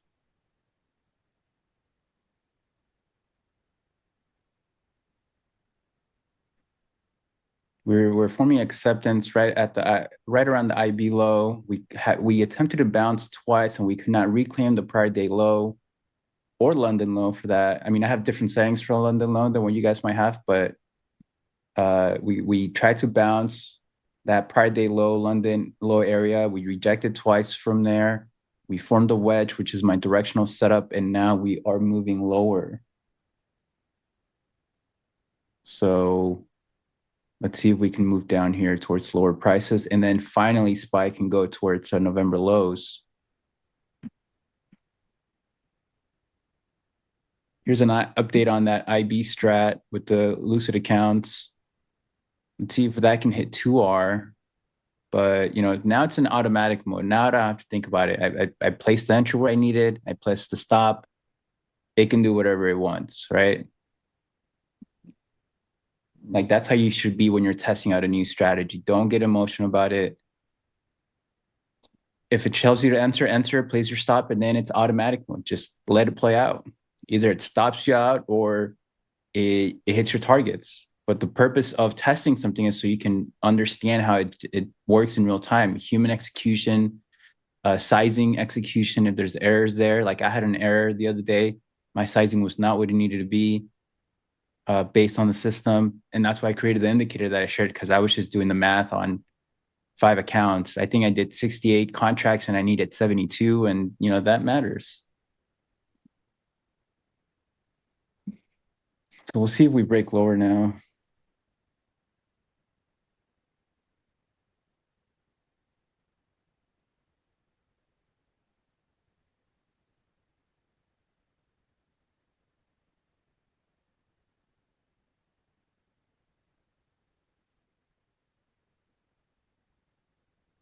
Rick Core, RJ. I don't know how you say your name, but no, those hats are red. This one is clearly not red. Yeah. What's in there? What? What's in what? Get your messages. Is it that?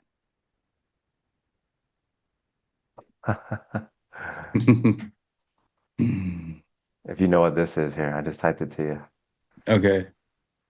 Secret side chat. Only people that got in the club can know. Into 1.3R on the short. I have partial set at 1.5R. See if I get half off.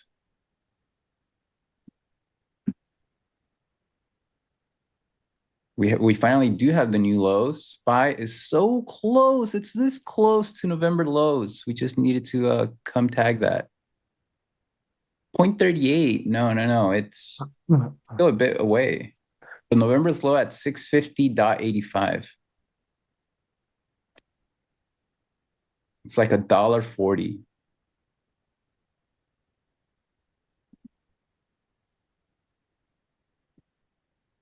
Man, if we come back and stop me out after going to 1.3R, that would be something, huh? It's whenever I'm on stream with X that it just comes so close to my first partial and stops me out. Hey, don't put that on. We got a new low. What do you want from me? We got a new low. Purple cat trades. Those are worth double, actually. I can get you in. They work as double the ratio.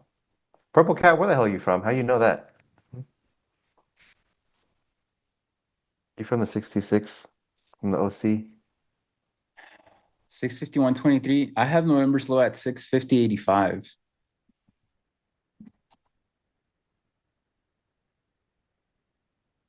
Yeah, 650.85. I can't believe you put that on me. Come on down. When was the last Friday you didn't do well with me? The last Friday I didn't do well with you? Never. You always make money on Fridays. What was last Friday like? You made like $1 million.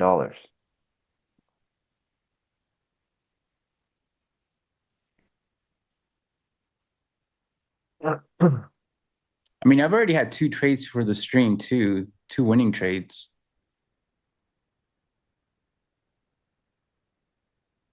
Yeah, it would be something.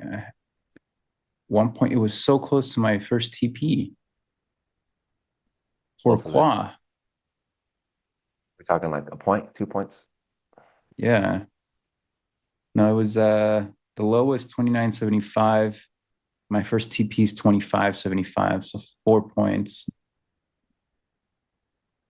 I mean, this, if this is a failed breakdown now, then we trigger above sort of like 300 area. And we do not tag November's low in SPY.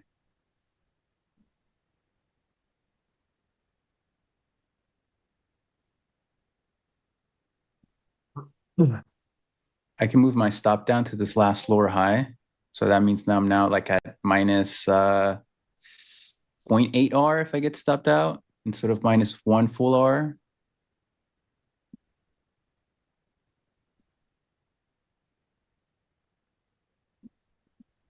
Because we have a breakdown, right, from the wedge, lower low, down, slower high, and rejecting a little bit. Now, from here, we need to see follow through lower. If not, we do trigger that reversal, and my short's no longer valid. Look at that, so close to my first TP. Oh, well, that's trading, guys. You cannot allow my new strat to print. Well, it's printing. He called the dark pool, the future. Maybe not today, but it's printing.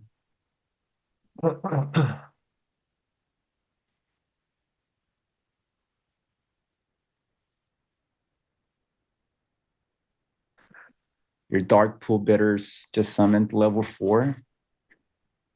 Max int and strength, no agi, worthless. Chris ain't afraid. There's no agi, you're worthless. Explain that to me in basketball terms. Basketball terms? Okay. What would int be? Yeah, you can't really relay this to sports. It's gaming nerd stuff. Explain that to me in Counter-Strike terms. Hey, but no, it's not applicable to Counter-Strike because you It's don't have top of the player hour. stats. You don't have stats in Counter-Strike. But hey, that Wemby game winner though. Chat. Oh, looks like it's gonna stop me out here. What a heartbreaker. Man, what a bummer. It was so close. All right. My short is done. I think shorts might be done Yeah, it looks like it. because yeah, that's a really, really failed low. Trump's talking. Yeah, the new strat probably will have a minus 1 R today. I like 22. I appreciate that.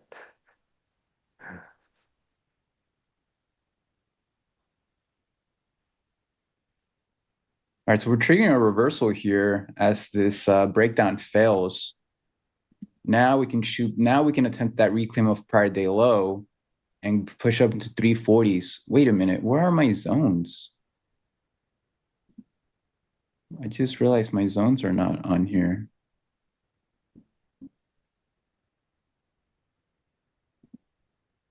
Look, they are there. What the hell?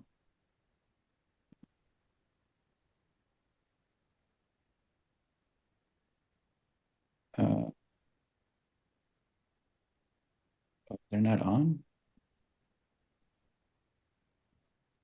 There we go. So there's that 340s, 350s zone.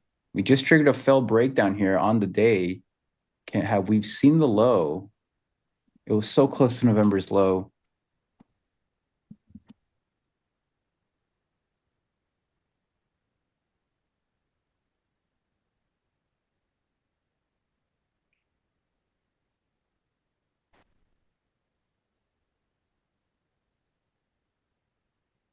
Here's how that IB strat looks. Looks like it'll get stopped out here at minus 1 R if we push up.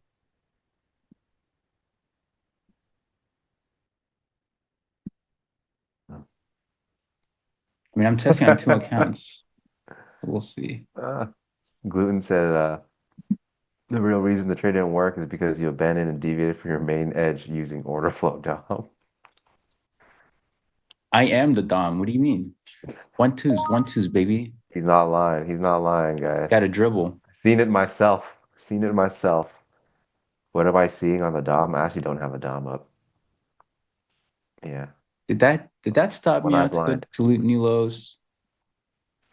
It's Yo, yesterday possible. was really choppy. I feel bad for people who traded that. I just sat in a short all day and just I'm glad I did not trade that. Yesterday was like super small range too, right? Like 200 points. Yeah, that fell breakout into 570s in the morning. Oh, that's the short I took, and then I just sat in that the whole day and paid myself, and then that's it. Yeah, I just went in my stop.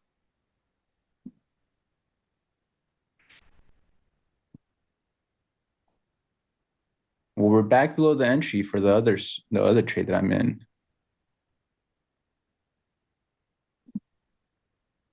Uber's so funny, dude. Uber might be the funniest guy in the Name chat. all of Jim's cousins.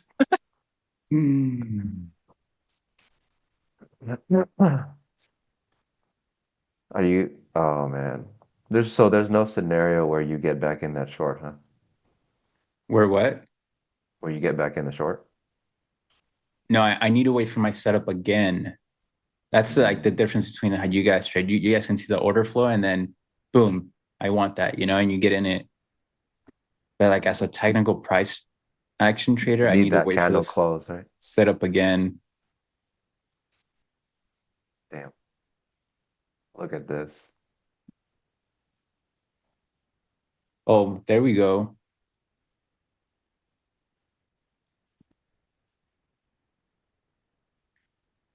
Yeah, this 5 minute candles. It's got something to prove.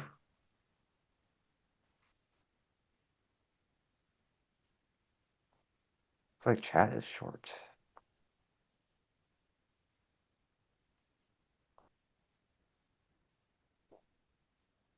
Come on, give us new lows. Here, I'll post the other account as well that I'm in. So here's my other small account. And then here is the 5 Lucid accounts. Do we go to 2R or get stopped out? We're just dancing around here and chop. Literally trapped in See, this. that's why it benefits me to wait for the setup again, because if I take the trade on based on the setup and then it doesn't work, and then it dances around like this, and I try to get back in it, I'm no longer respecting the parameters of that setup. Yeah, it's mechanical for a reason, right? Only NQ. I did start a back test for ES, but I gave up just because it takes a lot of time, and I don't really trade ES that much anymore, just NQ. So I reproduce a similar. I have somebody in the group who's forward testing on ES because that person trades ES only, and she likes the strategy, and she's testing that herself as well.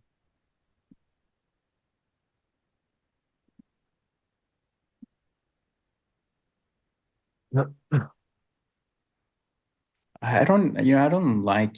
It's not that I don't like it. It's just that what I've realized is that for the same amount of risk, you can make more in NQ because it'll move up significantly more or lower based on the volatility of tech, right? Tech moves a lot. So if I'm risking one, I have the potential to make 7, 8, 10 R. With ES, that's usually 5, 6, 7 R. So as from a money management perspective, why would I not be in that business where I can generate more for the same risk? Uh, yeah, I think NQ is always like seen as this big scary thing versus ES. And obviously we can understand why. But my trading actually drastically improved when I made the switch. And it was as soon as I made the switch, which is weird to think about, yes, because NQ is so scary. But when I went from ES to NQ, my trading results got so much better because I think ES being so slow, I found myself settling for, I guess, less quality. But with the way NQ moves, it's moving so often, especially as a scalper, I got way better trades off. And sometimes it's like NQ and ES are doing the same thing. It's the same trade idea, but before ES realizes like the TP or the range once, NQ has done it like 3, 4 times. So I've Yeah, already that gotten too. paid. That So yeah, too. that was something I instantly saw in my trading when I made the switch, like instantly. So that's The why I 2R just trade NQ. would be at 179.50. So that would be my take partial place. Now the strategy says 50% off at 2R. However, I only have 5 contracts on because that's the contract amount for the $500 average risk, right? So that's going to be like an issue, not an issue, but it's a difference there versus the back test results.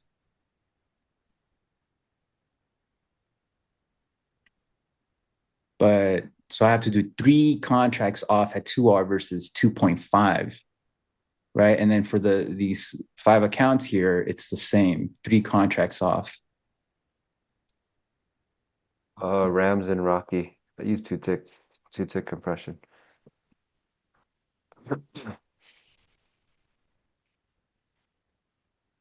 Hopefully we get that drop. What is the best ticker to follow up tech? NQ. You're looking at it.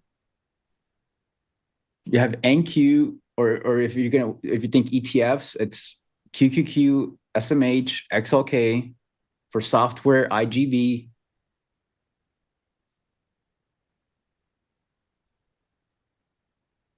Mid cap tech, IWP. Cybersecurity, CYBR. ARC. ARC is in a bull market. ARC You want to good look at these ARC. days. COVID. ARC was hot during COVID.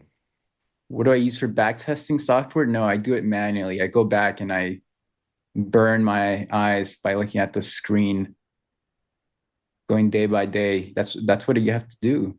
When you do a software, you don't see the movements on a daily basis as you're going day by day. How are you going to understand and learn more from that work?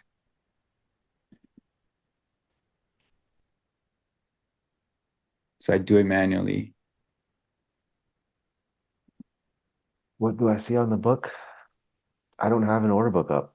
I don't have a DOM up. But if you're just looking at volume, I'm just seeing a range that no one wants to trade out of. Upside every time they get there, no one wants to buy it. Downside, no one wants to sell it.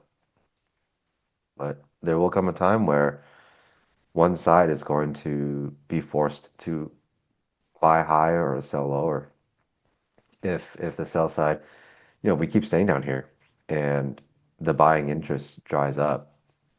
If there's more inventory to sell than to buy, they're going to have to sell it lower. It's just how it's going to be, and then vice versa. If the selling dries up down here and people still want to buy, as they do in this range, the market will push up because they will now know, well, no one's willing to sell these prices anymore. We have to buy. Like institutions, they have to fill the orders. It's their job. If they have to fill buy orders, they're going to have to buy it higher, and that's what's going to drive the market up. And that could potentially squeeze out these are late shorts. I mean, if you look high time frame, where are we? We're all the way down here. So this note can only be built by new short inventory coming in. So there are, we'll say, late shorts. And if this goes back and through the range, these Low shorts volume might day, really huh? get squeezed. Slow, yeah.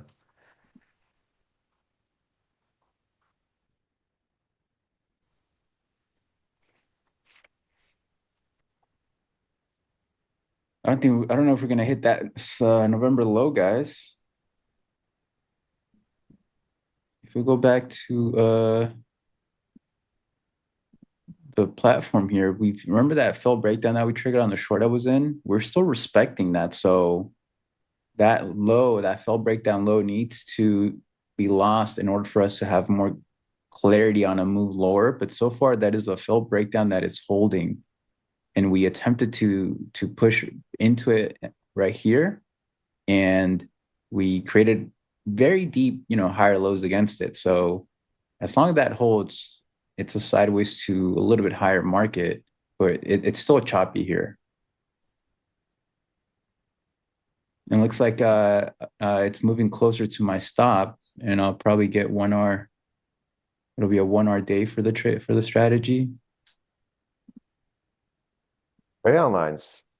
You would be mistaken. Actually, you would be mistaken. Work was done today, up higher. Yeah, if you caught that short, your day's done. There's no reason to be trading this. Yeah, I had a short from the 450s to 430s crayon lines, all the way down to where we are now.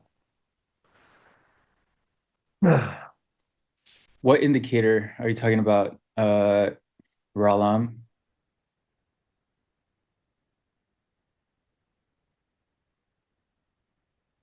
I do not use footprint. Yeah, look, yeah. If I did that, I would pass away.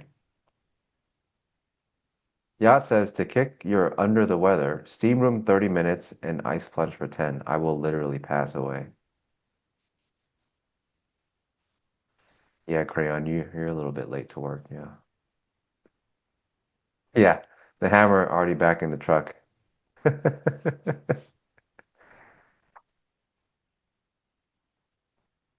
Yeah, I got a really good short banger trade, so my week is done. All right, buyers are so far winning here.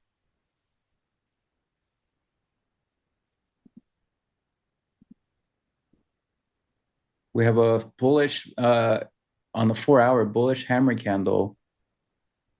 We're still below that prior day low, London low as well. If we can reclaim this London low area, then we can get a pop back to the 50% of IB at least. And if we can then hold 340s in NQ, we then could start a reclaim back into 430s area.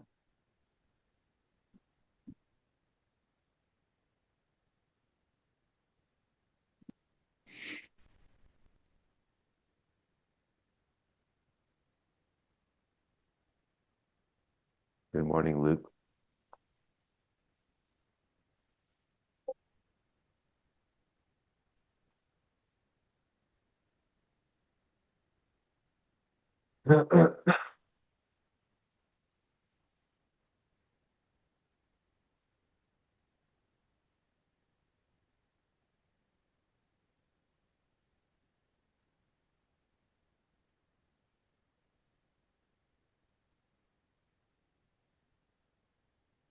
We'll reclaim VWAP.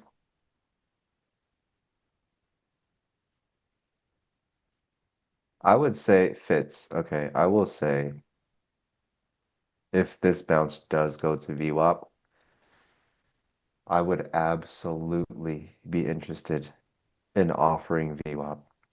Absolutely. If it goes back to VWAP, Yeah.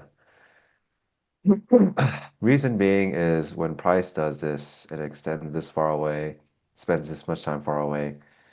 When it goes back to VWAP, there's such a high likelihood that it's going to bounce off of it. Not to say that VWAP's going to cause a reversal and go all the way back down, but I have found that it's very rare for the market to do a full reversal all the way back to a VWAP that's far away and actually just break through it without even pulling back or seeing any counterparty, cause a pullback. So my trade is always, I'm going to get in with the counterparty. I'm going to get paid on that move back. And if it continues, you get paid more. But there's a high likelihood that a scalp, I'll get a good scalp off already. And that's the idea.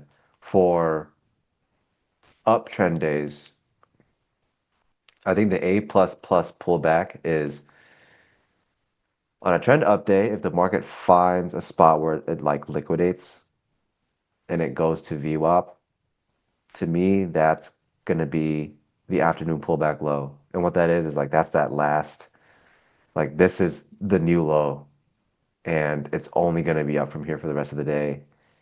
And if price goes all the way back to VWAP, that's commonly where it's going to be, that afternoon pullback low. So it's not as common on downtrend days that it's going to hit VWAP and reverse again and go all the way back to a new low, but that's the effect of VWAP in my perspective. What I know you guys look at different VWAPs, right? Which one is like your primary one? I only use 24-hour.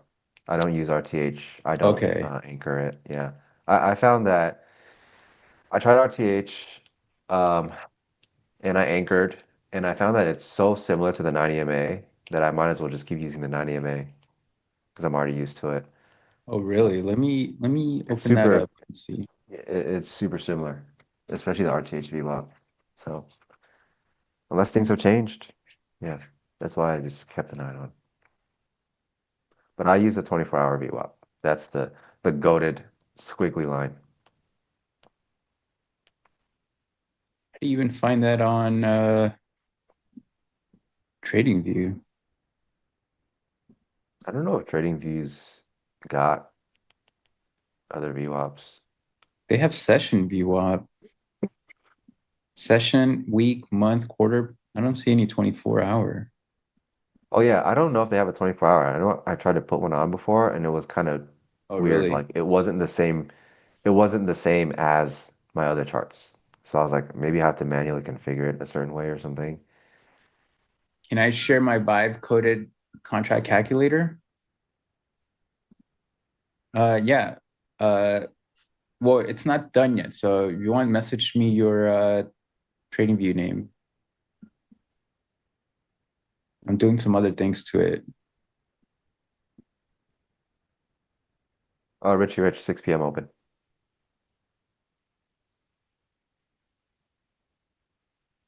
Yeah, session. It's Oh, called Daily DNB. VWAP. 90 we're MA is just 5 minutes. Yes. chopping around here, guys. Not much to do. Should I just keep this trade on here? So it looks like there's action. Oh, you didn't get stopped out, huh? No, And then they almost got your TP again. they're just playing with my emotions. Love new lows. Where's that Nick soundbite? Oh no, it's Stowe's, huh? It's Stowe's. I mean, in a few minutes, he can do it for you in person, live, on air. So stick around, hit the likes. You want to see it live. Let's see if I can do a Stowe impression. A new low would be encouraging. Yeah, that one's free. Leo's is free. Stowe's is going to cost you likes. What up, Salty? Salty, you still snowboarding?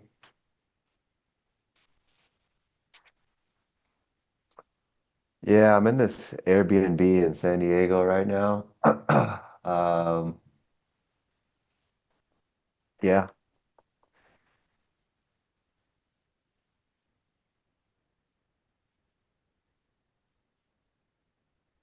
Chop, chop, chopping away. Choppy, choppy, tubapi. Yeah. Oh,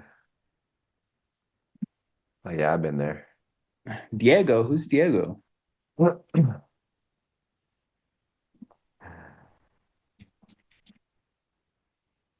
Just choppy here. Let's get a direction going, yeah, and hopefully lower. Fiber optic, what's going on? Yeah, you can't overtrade and you know, especially on a day like today, OPEX. You can't overtrade, but it's so easy to. You just know it's going to be choppy. Like you just know it. Less is more. Is it quad witching today?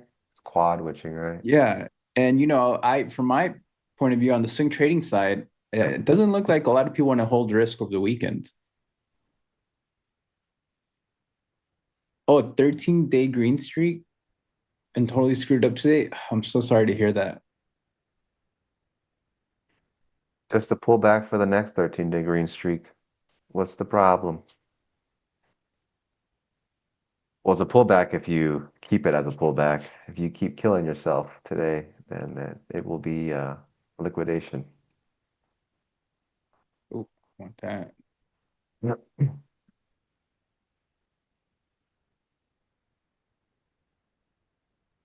Are you finally gonna get it? It's nowhere near my 2R target. Dude, wait, you got the 1.5R off? No, the IB That strat was says half off at 2R. Oh, this is different? Yeah, this is the IB strat. This is Oh. not, I can't trade this chop in the other Ninja account.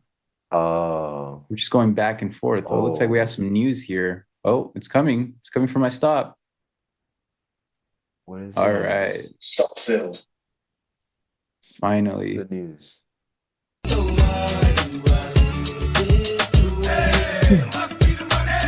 Guys, I got stopped out. I didn't make You money. got stopped out. That's the wrong one. That is hilarious.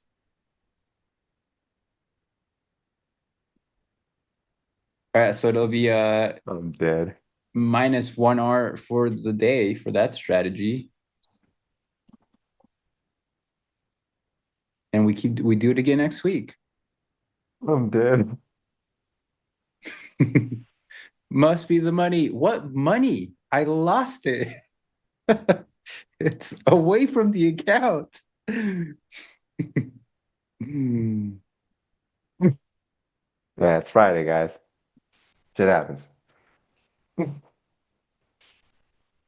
That's funny.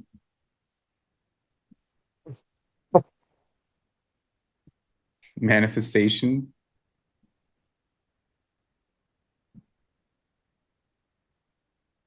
Well, chat, if you enjoyed that, you gotta hit the like button, please. Please.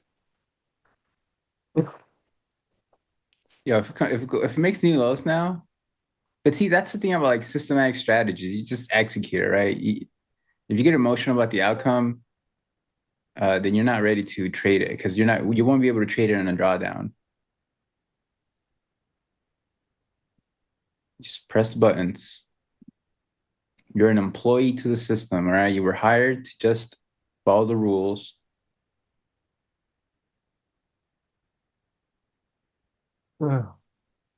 Yeah, my day's done. It's just choppy. I can't go. Get off. Mhm.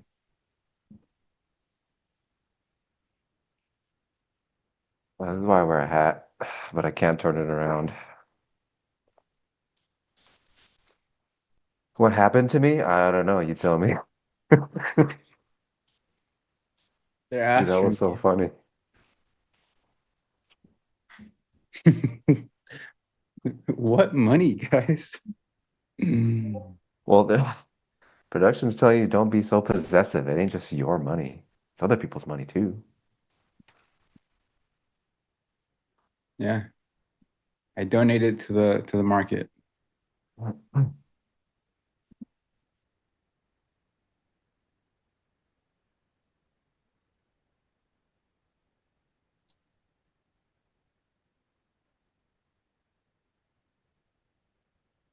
Rack City, that is true. I thought that was a banger trade. We had almost 200 points. And they didn't give me Cisco's violins. And they gave Chris's stop out, some Nelly. That something's going on. It's Freaky Must Friday be the money. as you get stopped out.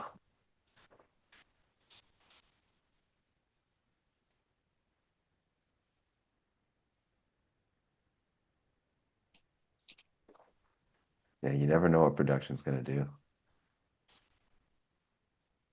Yeah. Uno reverse. It's like, oh, you thought.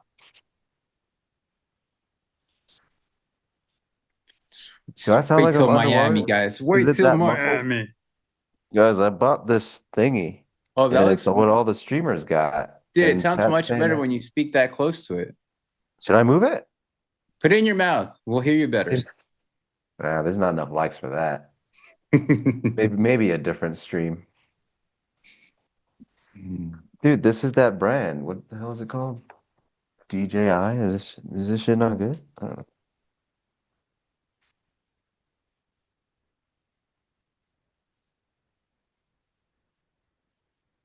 See people putting it on their hat and all that. It can be like a nose ring. So if I move it like here, is it better here? Like right now? Testing, testing, testing.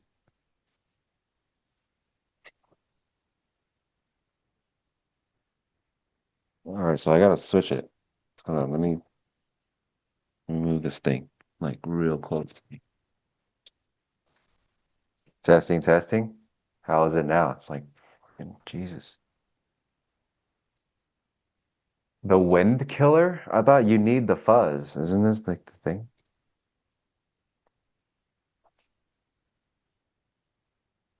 All right, so the whole time I could have just did this, but you guys have been listening to me waterboard myself. That's your fault. That's y'all's fault. I'm sorry. That looks good. I mean, that sounds better. So now I'm getting what I paid for.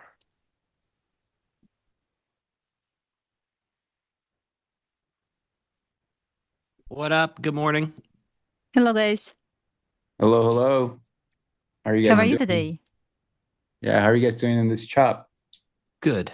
I'm in short since 9:50 a.m. on YM. I traded 3 contracts, 1 contract left. So still holding, nothing changed. I Awesome. entered at the top of YM today, like pretty much peaked the top. Almost. I have traded this one idea 9 billion times. And had my candles not been behind on that news push, I would have definitely got out instead of getting stopped out on my runner. But downside to having volume candles, sometimes when a ton of volume comes in like that, it'll do some glitcheroo on you. That's wild. Well, guess We what? I'll came tell right you back. something, Stowe. What's up? Today's not the day to get stopped out. Production will throw confetti on you. I heard, yeah. They Yeah, probably saw me. I was cheering because my runner was all of a sudden 20 points in profit. And then I went to get a coffee and then it was back down to stopping me out again. So I figured that maybe that Nelly was for me. Or both of you. Anybody can get it today from production. Production's giving it all. Winning. Yeah, when you get stopped out, they're gonna give you that one. What time is it? All right, 11:30, right on the nose. Okay. Okay. Choppity chop You chop. long? Yes. Okay. Yeah, I'm still shorting. No, that's good. That's good. You have. I am totally counter trend. And I should have got out at. I don't. I thought I had. I must not have had an order in. I must have had a stop only, but I should have got out at previous day low on that runner, but I did not. Is it a yes? Yeah. Well, It's for yes, 66.13. For yes, I don't mind to see higher, but for yes, I would like to see we taking out, let me see exact level, 65.75 on yes, and then we can go long, please. Okay. Okay. That would be pretty low. Yeah. I have some on my new vibe thing. After many years of back tests, it is extremely unlikely. What is it? The vibe wiggle? Yeah, it's the vibe wiggle. It's Stowe's Magic Lines .tm.net. Which lines are those? The ones that look like VWAP bands? No, those are VWAP bands. Those are real. Yeah, those are real. They're not made up. No, this yellow line is a place that price hates. And some might ask, Stowe, I thought you trade on vibes. How do you backtest that? Well, it's really annoying, but you just have to go back through a bunch of years manually, just scroll around and eyeball it, and you have to do your vibes in the past. And so I did that. Yeah, it's pretty crazy. Past vibes? Past What vibes. level is that? 60. I got 94. Well, 65, 94, 34 is what it's printing. But so I round that to the nearest quarter. And then the big tell is when they're both doing it. NQ really hates the yellow line historically. It just fights it. I don't know why. It's based on whatever the hell it is I built the thing on. But these are just range expectations. So on a day like OPEX or OPEX, it's probably OPEX, right? Because it's Yeah. options. People. OPEX? OPEX. So on a day like OPEX, where both sides are going to be doing stuff. Also, we're rolling, so people are moving from one contract to another. There's a lot of business that is not like necessarily auction related to do today. That's how I think about it. I don't know. XY, does that make sense, or am I crazy when I think like that? I kind of think about these days like auction market theory, not necessarily as applicable because people are doing things that are not necessarily related to how fairly priced. Yeah. First of all, you're asking the wrong person. You But do auction market theory stuff. since you already asked the wrong person, I just think with it being rollover to like the volume is just so split that order flow is not as reliable, I guess you would say. Which, yeah, volume building and stuff like that, it's not as reliable, but if it's moving, I think it's opportunistic. The problem is it's not moving right now. And that could create a lot of chaos for people's P&L. Fair enough. But that's as much as I know. I mean, anything else, you gotta go ask an adult. I know. Go find There's it. probably the some Gamma nearest person adult. I need to talk to. Yeah, go talk to Gamma. Somebody's grandma. I like how you're not in your dojo today. What's going on? Yeah, I finally escaped Jim's basement, but I found myself in another one. Okay. Because I'm in SD. I'm in San Diego right now. I'm at an Airbnb and I'm in SoCal. So when the stream started, dude, it's like the sun's barely coming out outside. It's dark. And yesterday I found out for some reason in this room particularly where this desk is, the ceiling lights do not work. So I'm like, okay, Classic. well, I'm just and it's kind of cold right now. There's no robe in here. I should have brought one. So I'm a little chilly. I just ended up in another basement with less square footage. Honestly, Jim's basement's way nicer. He lets me wear a robe. So I'll be back. Come Monday, I'll be back where I belong. That's good. Well, have a good vacay. That's fun.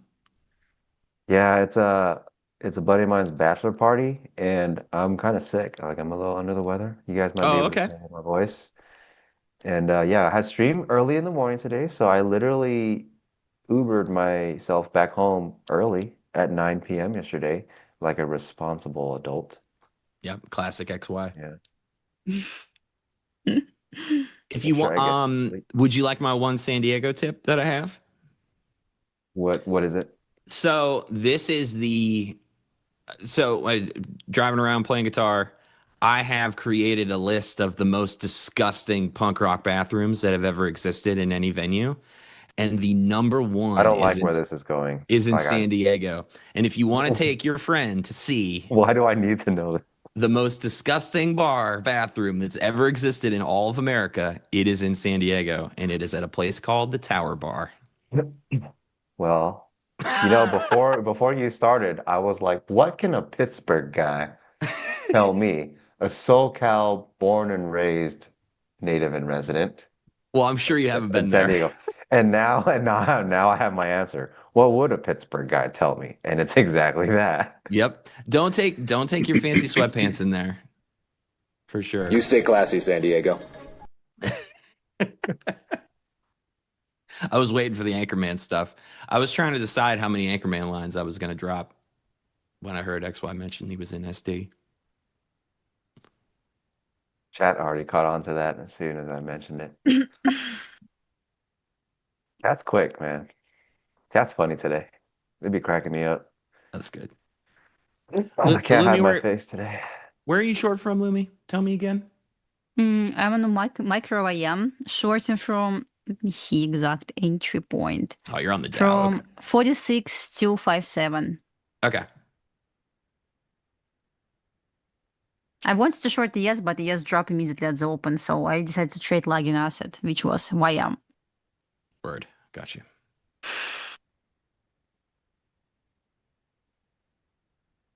Man, they really did Chris dirty on that, and then they played Nelly. That's disgusting.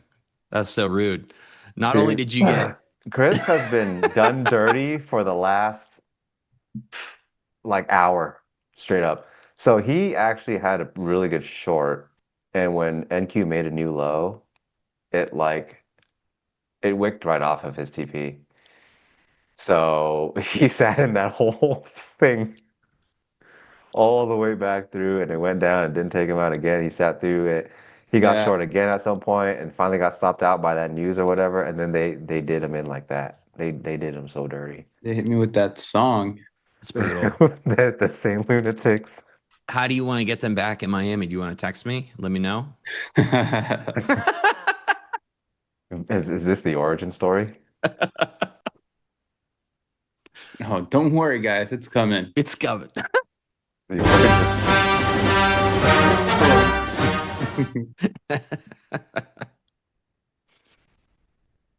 Have We are one not eye doing open anything. when you sleep. That's all I'm saying. Production and the market.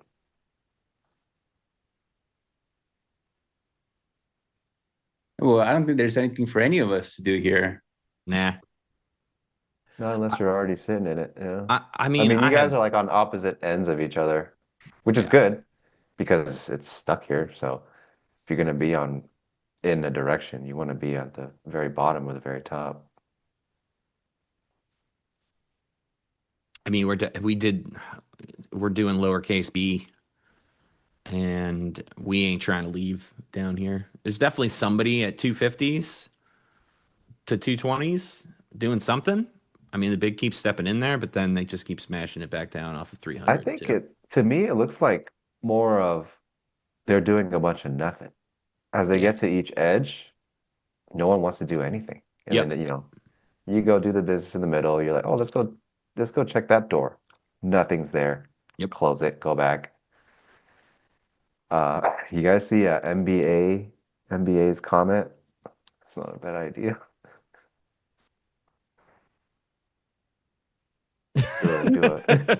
That's a good Do an idea. introduction.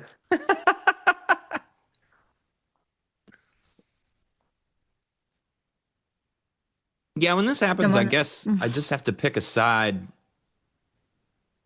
of the balance to shoot for. I don't know. And since my yellow line's Looks like your down here- TP's moved. Did you TP one out or something? Yeah, I took one off. I've just been taking 6 points off of this thing. Like, I don't know. Look, 8,000 times. ES? Yeah. Sorry, guys, someone asked me if I think YM will drop lower. Well, I closed 75% position off on this low that you mentioned, September low, right? So right now I'm holding runner simply because NQ left sell side lower. That's why I believe ES and YM can drop lower, but this TP is just like random level. I'm not sure it's going to hit this level, but I'm sure NQ can drop more. It's 60 points away from major sell side. So I closed most here, like just one micro left in case I'm right and NQ and ES will drop more. At this point, YM will drop more. That's it. I'm not sure, but maybe. The only thing we know for sure is that it's Friday and it's OPEX Yeah. and it's roll week or whatever. I don't think there's 4 witches anymore. I think there's only 3. What is the other one? Retired? Correct me if I'm wrong. I think they got rid of one of the witches. Wasn't the VIX one on Wednesday? Yeah. That's why, because they moved. Yeah. The only thing I know is must be the money. I prefer the you can find May in St. Louis. That's what I prefer. Clip it. Please clip it.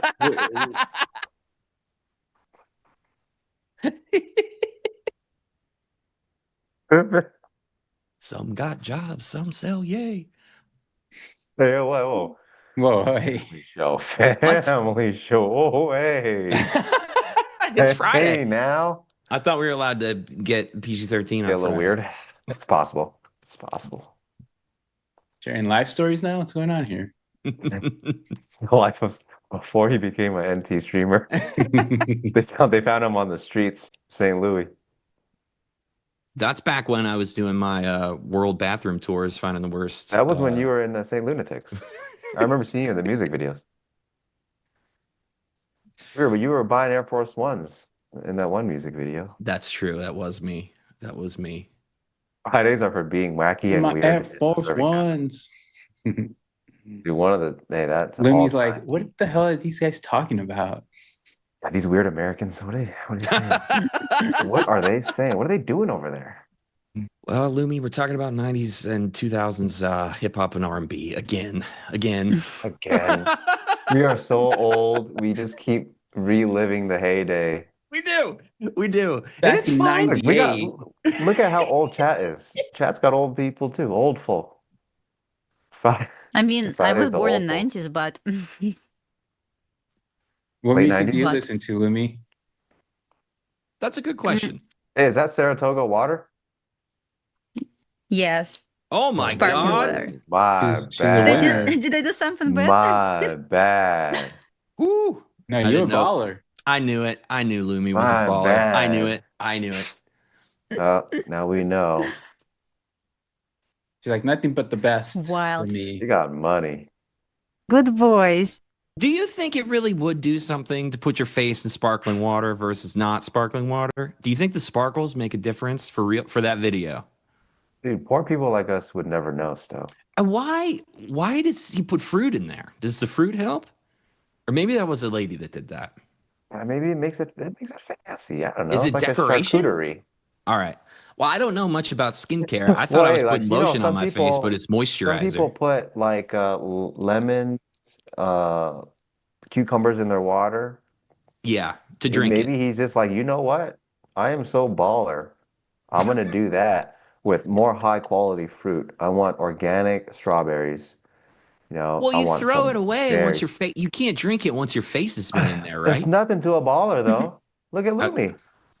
She got Well, market makers on speed dial. That's true. That's true. So look, she's sitting at a different table. That's all it is. Sparkling Sitting at a water different table. has better reaction times than clear water. Is that true? Guys, I will do better next time. I have cucumber water from Costco. Next She's time, she's I will gonna I drink will bring this Dasani. one. She's gonna get that store brand Dasani water. Look, I'm one of you guys. Look. I would get it, but it seems like it's because I love bubble water. I don't know if anybody loves Yeah, me bubble too. water more than me. Are we on the same page? All right, cool. That's good. I don't know. It gives me like TV static vibes. You know, No, like no, I'm thinking no. TV static. You're crazy. Nope. Bubble water is the best. That's like fancy. Yeah, that's too fancy. Still water is for plebs. That's exactly what it is, actually. Or You know, ain't you sometimes you go poor? to a high-end restaurant, and they'll be like, "Oh, do you want bottled or still?" So, like, if you don't know what's what, one of my buddies just goes, "Free."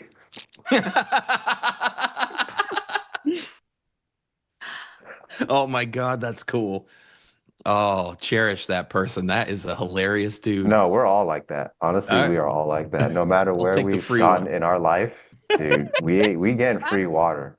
It ain't bottled. If you bring in bottled water out, bring it back. But I would get the Saratoga, but it seems like a pain in the ass to throw all these like glass bottles away all the time. Like that's too much Plastic, recycling but work for me. It's plastic, by the way. It's plastic? All right, Mhm. maybe that'll talk me into it. I prefer a can, Lumi. That's Can of my- Okay. water? Yeah, Can can of water. Never seen Yeah. that before. Like Never currently seen it before. like this is my jam right now because I am also a Costco enjoyer. Wait, but that's It's so- a like soda, that's like no? seltzer it's water, sparkling right? water. yeah, this is this is Yeah, that's bubble like water. It's the seltzer. same thing. Oh, okay. All right. And then I I got my thought backup you were- plane here. LaCroix. I like the blue LaCroix. There's no plain Lacrosse. spindrift. Got it. but- Got it. Jeez, everyone drinks everything but normal water. Do those have that orange one? Is it sweet? Does it have like sugar or? No. There's no. There is some sugar because it has real blood orange juice in it, so it's 2 grams, 12 calories, but it's just a little bit of juice in soda water instead of the artificial flavoring. That's Spindrift's whole shtick. I think if it's flavored, it's cool, but like just normal water, like what's that one bottle? Pellegrino? Yeah. No. Those The bubbles are little a green little bottle? tiny for me. Is Yeah, it the you're little right. green bottle? It's Is Pellegrino. it Pellegrino? Yeah. Yeah, that's like TV static. I don't know. But if it's like flavored, yeah, you got some blood orange in that thing, yeah, TV of course. static. I think the fanciest I've gotten is like Fresca, you know, those cans of Fresca. You That's go to good. Target, you get a 12 pack, $6, it's nothing. You know, Fresca's you good. live in good. I like Fresca, yeah, but Listen, I Perrier. celebrate them all. It's Perrier. It's Oh, Perrier. right. Okay. Look, see, you've outed yourself Sorry. as poor, but Surprise. Production, can we get a poll in the chat? Sparkling or still water, please. I want to or see. free. I only know free water. Yep, that's You got to right. put a parentheses by free or by still that says free. I can't do sparkling water not like all day. I can't think Oh yeah, of the let me last vote right time. now. I can't think of the last time that I drank water that did not have bubbles in it. Like I You just living don't. like Really? that? Yes. Man, you're living good these days. Yes. My bad. That's how much I love bubble water. My I mean, bad. Yeah, well, that's wild for me. I guess coffee Even is for technically Lumi. water without bubbles in it. Well, look, free is in the lead, so chat's like me. That's funny.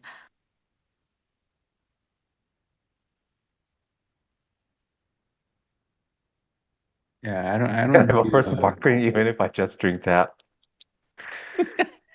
It's like I want sparkling, I just can't afford it. Okay, but can I vote for it? Still, but not by choice.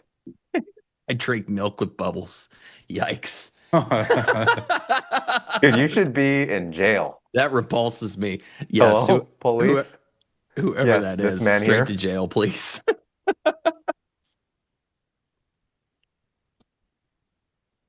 How did you only know he was a drink, criminal? You guys like Topo Chico? Yes, absolutely. 100%. Yeah, that's all right. Yeah.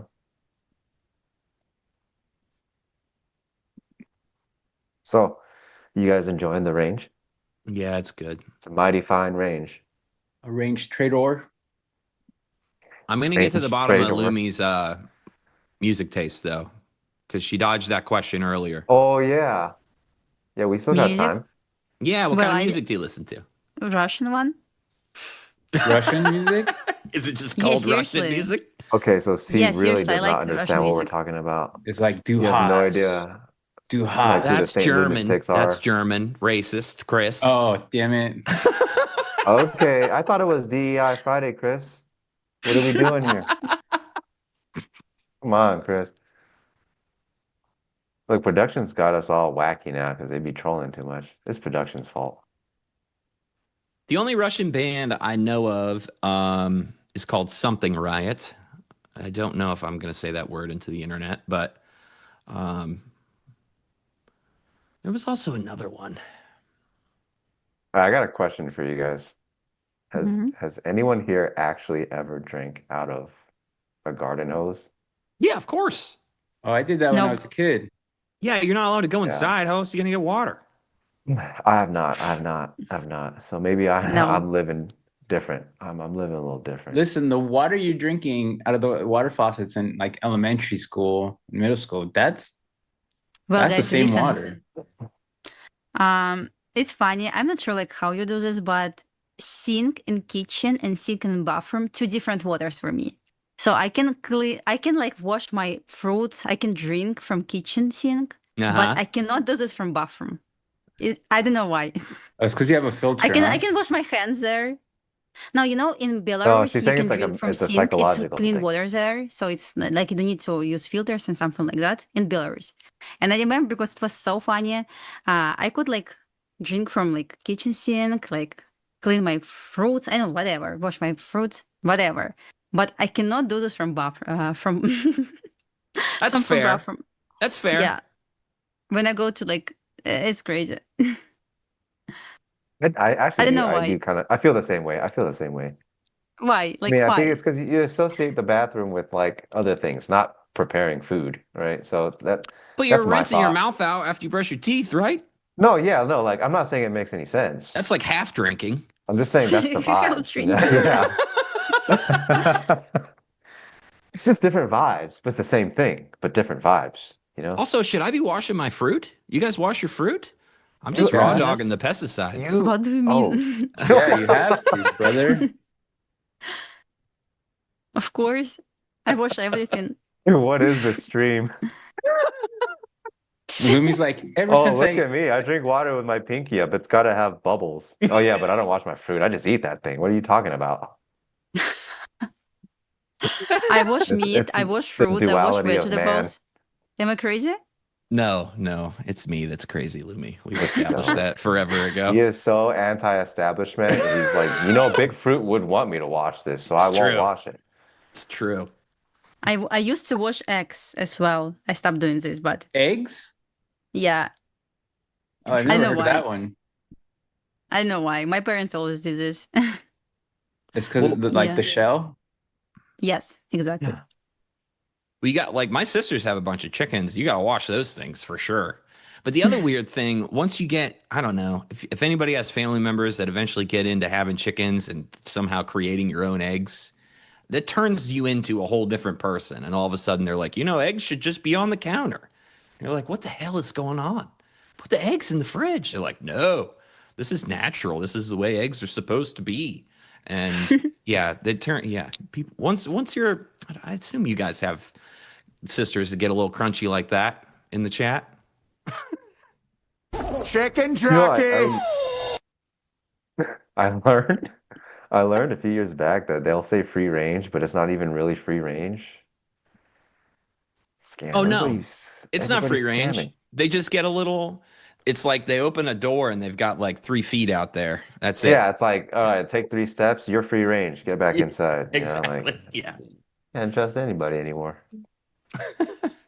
The traders be lying on Twitter. Big chicken be lying about the free range.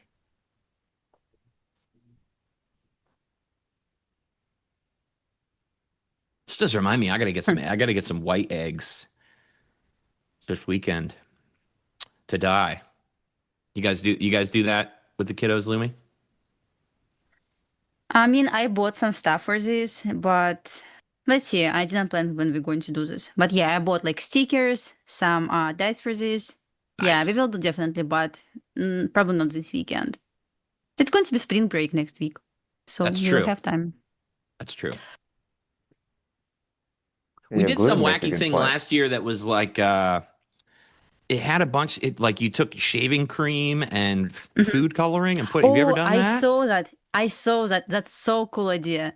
Yep, it works, man. If you want to try it, it's really fun. They come out like tie Yeah, dye. I saved this. Yeah, I saved this. I saw that like a couple of days ago. It's so cool. Sweet.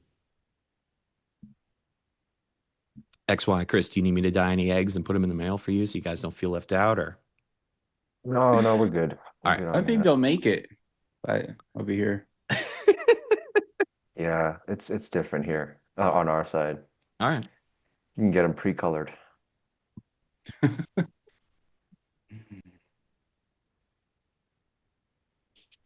What's the plan for the weekend, guys?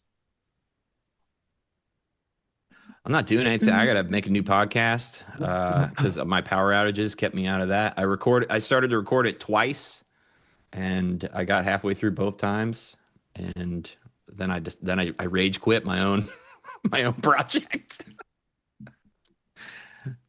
So yeah, I gotta I do don't know that. yet. No plans. I I mean, could tell you tomorrow what is I'm not hockey day, doing.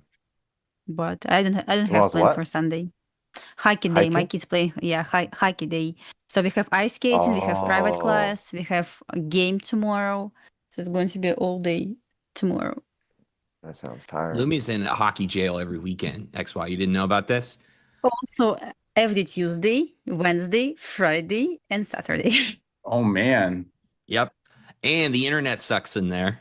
Dang. And it's cold. Damn. These are all things I've learned. That's why I don't play hockey. Yep. Yeah, we have class today at 5:45. Yeah, Yeah, everybody's so gonna be watching excited. March Madness. Yeah, Oh, XY, I'll tell you what you I'm care not about doing. that? March Madness, I know nothing about college sports. Like Okay. nothing at all.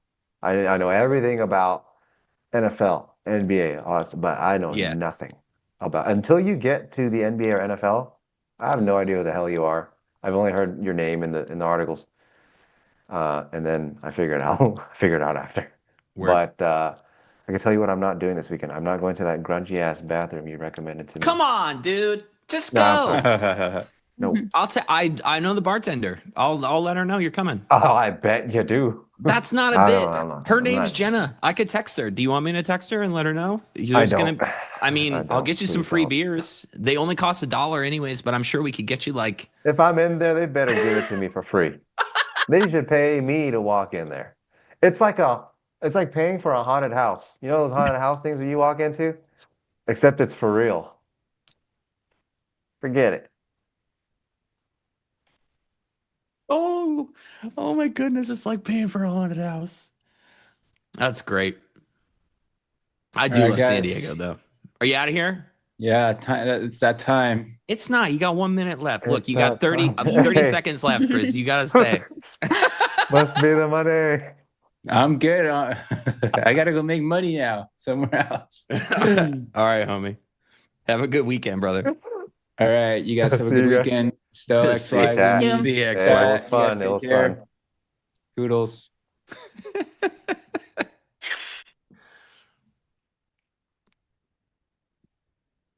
All right. Probably it's going to be my last day, my last trade today. I'm not going to trade anymore. I'm in this short since 9:50. It's crazy.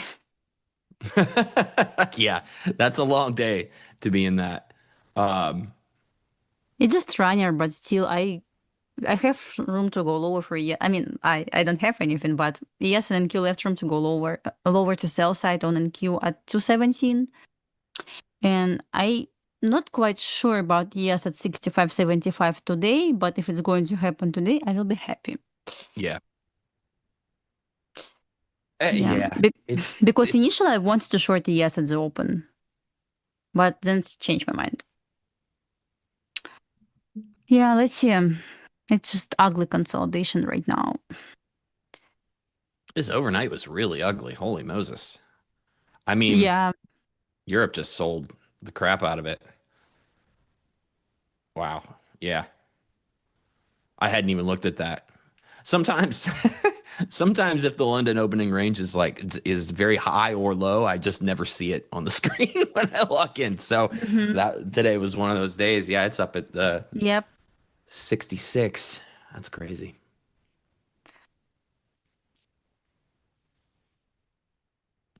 SPX hit 50% of our week. So technically we can see move higher soon. Like really we can get this. I'm thinking if we can get long, which I'm not going to trade, 60 as a break above 66.17, long to aim for 66.40. 20 points long to risk 10 points, actually 9 points. But yeah, it's going to be like 2 hour, I think so. Yeah, break above 66.18, target 66.43, and stop loss at 66.07. How many markets do you trade, Lumi? Total. Oh, a lot. I started trading YM, just added like today, because before this I was just observing this. I was kind of scared to execute. But YM, ES and Q, oil, gold, silver. I stopped doing silver. Okay. Yeah, that was a wild one, huh? Yeah, I trade euro futures. I traded British pound just once. Cannot count this, but I would say 6, 7 markets. What about crypto? Do you take your skill set over there ever? I mean, I'm holding Bitcoin since 2017. It's That's not like right. yeah, that's You it. don't. I remember now. You don't trade crypto. You're a crypto hodler. Yes. I do have a good memory, but sometimes I need to ask the question like 4 times before it It's sinks in, fine. Lumi. So Also, I use SPX, but I don't trade SPX. Maybe I will start trading options with SPY or SPX soon because my levels work so good there, but I didn't start yet. I need to study options more before dive into this.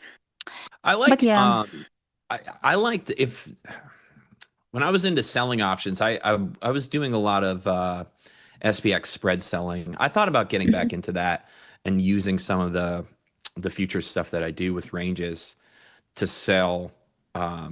Because I like the SPX is cash settled, so your risk is so clearly defined. You can just kind of, I don't know, you can create.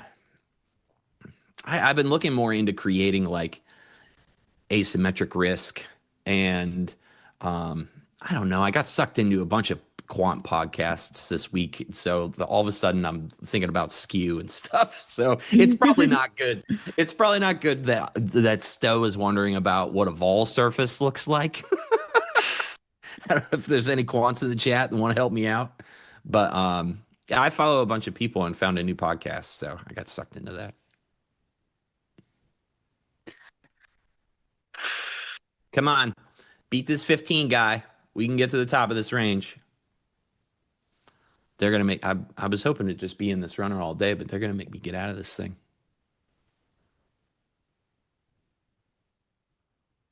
I got 20 points. I should probably take this off, huh? yeah, that's a lot. Yeah. Yesterday was funny. Yesterday I was bullish biased, and yesterday my target was high of the day. I was trying to long 3 times in the morning, 2 losses, 1 break even. And I was like, I'm going to give up. Enough. Like 3 tries, it doesn't want to work at all. Like just enough, Dasha. But by the end of the day, it was like 3 p.m. It started pumping. I was like, if not now, then never. And I got Yeah. 41 point yesterday on long. So basically recovered my loss and made extra $1,000. That's awesome. Oh, so you caught Yeah. that end of the day. There was some sort of some end of the day ramp. That was amazing. Yeah. I was trying to long all morning. Okay. And I stopped out 2 times in 1 break even. It was wild. Painful. What did I do yesterday? Yeah, I was pretty long at that low as well. I gave up on it though. It came back on me so many times. I did not wait till the end of the day. I was feeling my Thursday burnout coming in. Yeah. But tomorrow is Saturday. I'm so happy, as always. Finally.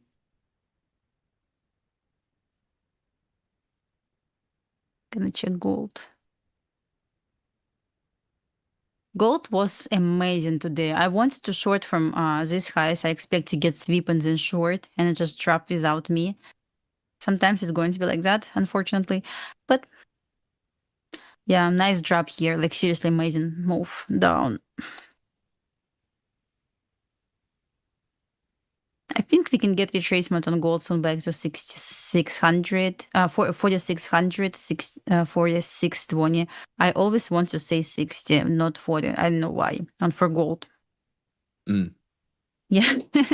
Would like to see 4,600, 4,620 area for retracement on gold today for Friday. NQ's holding its previous day low right here. I'm gonna wait. I'm gonna wait to cut this. If we're gonna hold, so this is like just some dumb glancing, but all of these highs, like we built this little range. I'm not uber confident that this is gonna continue out of here. If we left all this volume behind, that would be shocking to me. But bid exists, so I'm gonna wait and see if this is just going to pull back and walk itself back out of here. On a high time frame, we have. Let me talk about markets for a second because I've just been bullshitting all day. We have this big LVN here up to 623. Looks like that was some previous support here overnight. So, or no, I guess that was the 19th. Okay, so that was yesterday on ES. So yeah, I mean, logically it makes sense if we're going to leave this. I mean, this is bullish. This is crazy bullish for if we leave this volume down here for us to retrace next week. That would be sick. But I don't know. With all the macro stuff that's going on in the world, I have a hard time believing that's going to actually happen. Yeah. I mean, I don't mind to see longs on ES, but above 66.18 only. So I kind of question longs yet. Yeah. That's why I'm still holding YM short. No. You're right. That's a good spot to be. That's a good pivot spot. I like that.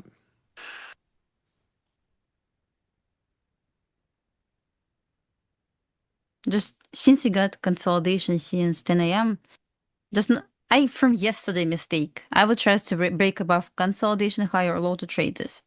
Because yesterday I was trying to trade inside this consolidation, which was a mistake.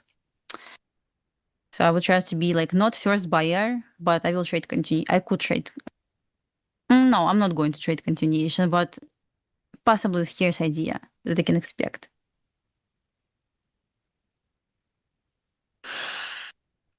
They're trying to print a bunch of. I'm really just watching NQ. NQ. It's funny because NQ is above 10 a.m. open, which is pretty bullish signal for NQ. And yeah, if I want to ignore this consolidation, it should go straight up based on this sign for me. But ES is just stuck at 10 a.m. open. You really cannot break above or below this level. We're just stuck here. That's why I'm saying if it's going to break this level, with closure above this level, it will be exactly the same signal as we got on NQ. It's going to be bullish.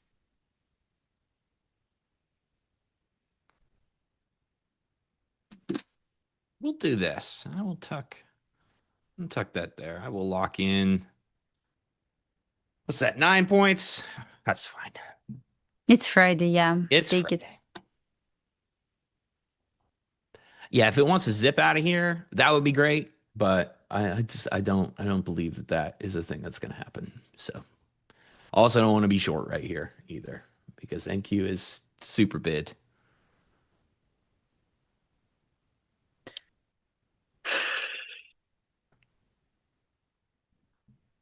Yeah, Rack City, I think so. That would be good to.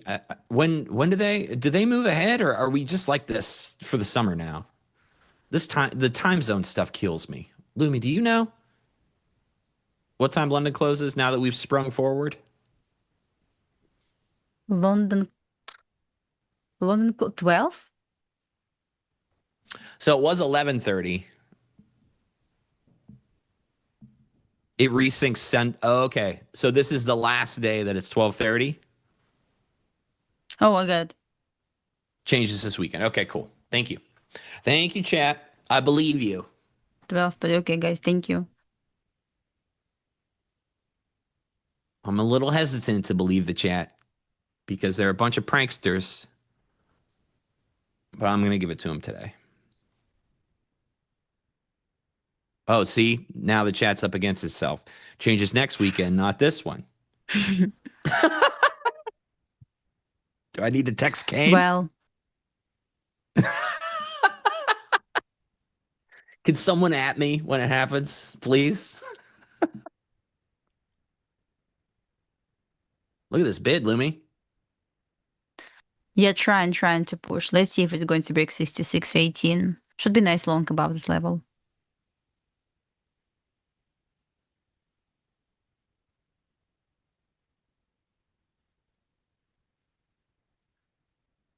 A new high would be encouraging. That's how I say it now. That's true. You guys would prank me. Lumi, how'd you get the chat to like you so much? I know, because I'm a good person. Is that it? I'm not a bad guy.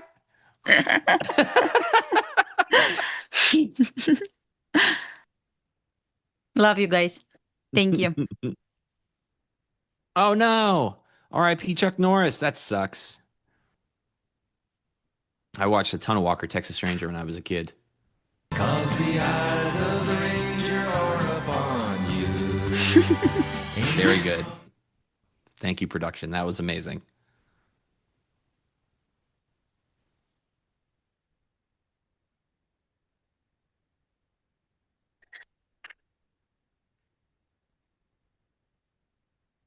Someone asked me which indicator I use to show PNL and points on NinjaTrader. Send me please message on Twitter or Instagram. I will send you a link with instructions because you need to download PDF with instructions first.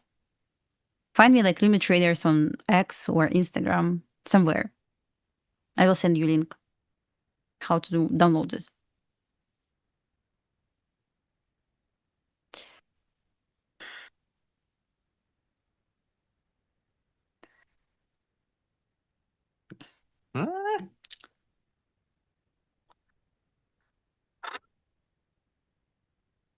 Come on, market maker, stop this It would job. be hilarious. Hilarious if this just V'd out of here.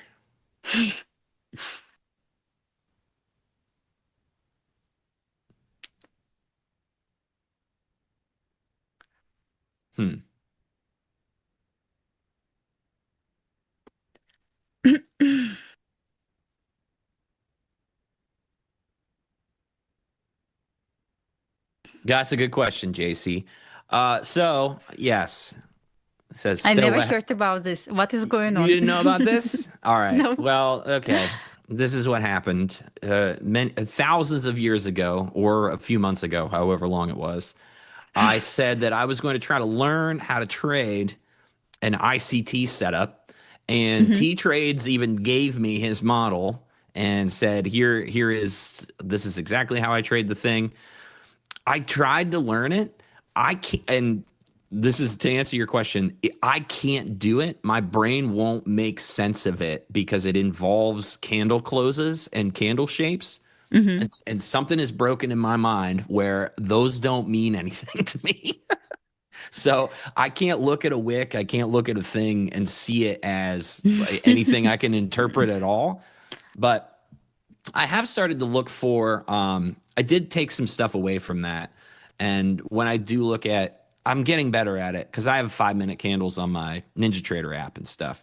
So I'm able to see like, okay, candle took a low, closed green, next candle up candle. So I've started to count candles in like 1, 2, 3 and all the things that T-Trade does, but it was never good enough.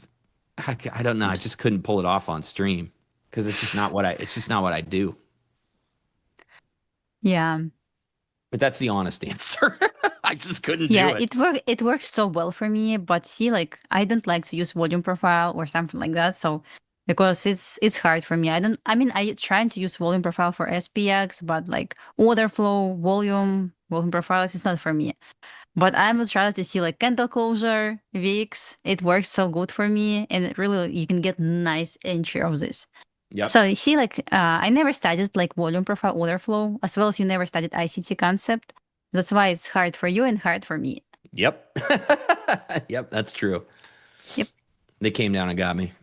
I'm stopped. I'm flat. Damn, I'm still holding my YM short. I'm on your team now. One of us needed to go, and I'm glad it's me because I like to be on your side for the last. That's what we've done every time. So I want to be on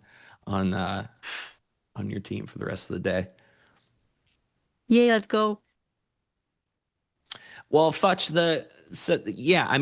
of the stuff that we do, it's the same things. Like a liquidity sweep is, I don't know, you can call it, I don't know what time frames you guys look at, but like this is a liquidity sweep here because we have all these lows. So there's stops here.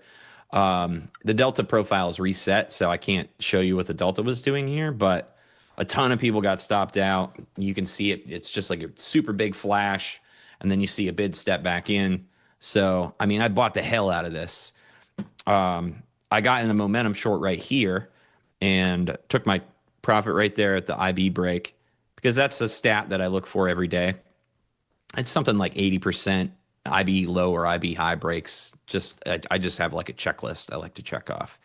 But yeah, so I mean, this is an ICT setup. I just don't have minute candles. I bought the piss out of it, and I've been leaning on it for the rest of the day. So yeah, I don't know.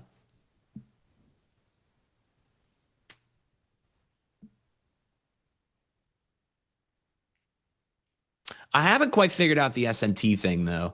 I forget which one you're supposed to do. I know what they mean. So one makes a higher high or low and the other one doesn't. But what's the trade? Are you supposed to short the one that did not make the higher high?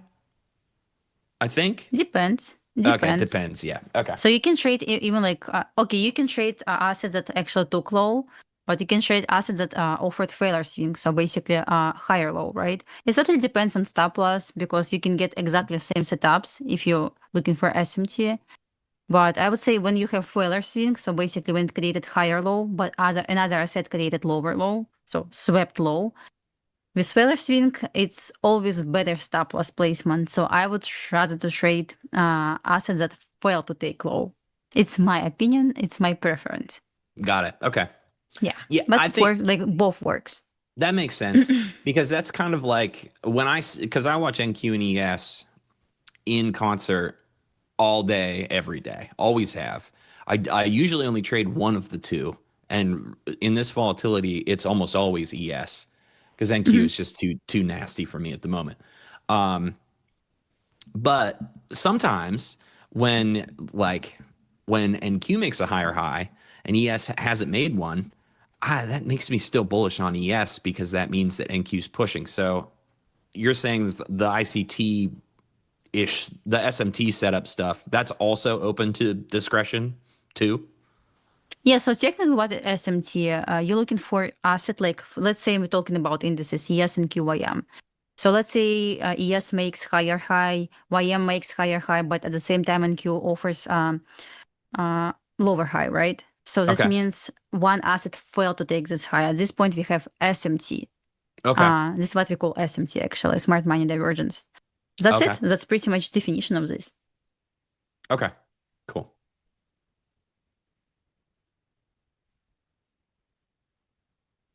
I guess this happened today with this happened today why I shorted YM. What time I shorted? At 10. So as you can see here what happened. YM broke this previous candle high, right? Over here. But at the same time, what happened on ES, for example? ES failed to break this. Where is this? Failed to break this high here. See this?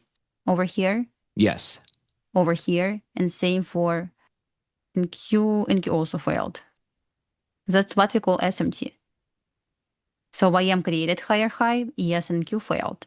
So that's why I shorted YM, because once we started dropping, YM was still pretty much near the highs. So it was better to trade. Because if I decided to engage on ES and Q, my stop loss could be way bigger. That was the reason of shorts on. I mean, I closed 2R. I'm just holding one micro in this position to see if it's going to continue dropping or not. Yeah. But yeah.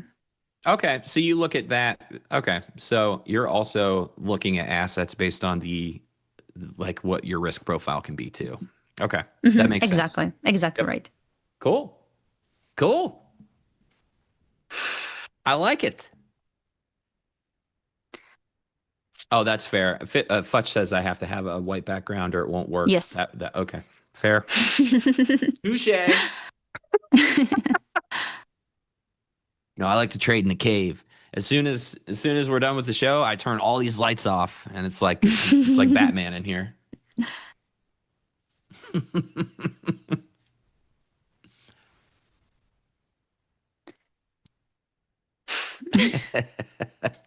That's funny.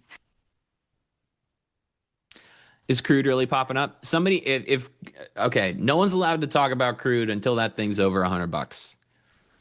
Until then, that thing is just gonna sit there and do what somebody's doing to it.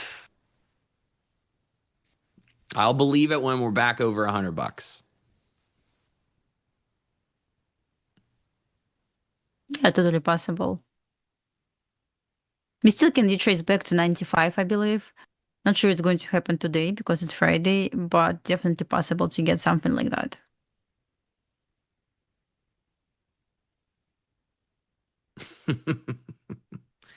Allegedly, hedge fudge 75. Allegedly.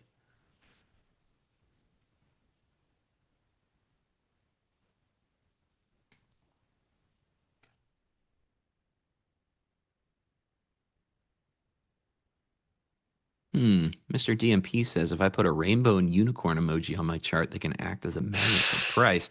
If I figured Yes, out how true. to do that to NinjaTrader, my kid would be so pumped. You have no idea. Yeah, she would be like, "Wait, can you get this?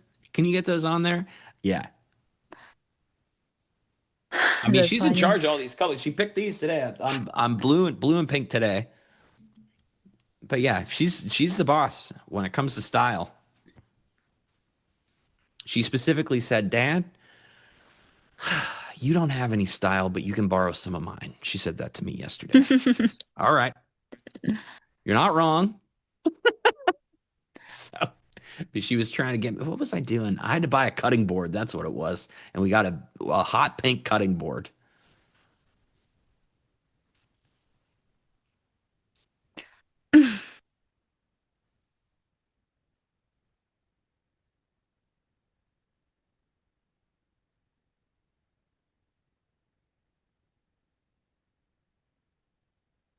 NQ sell entry just pumped.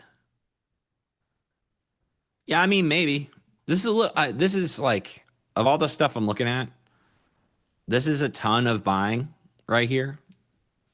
A ton. I mean, it's not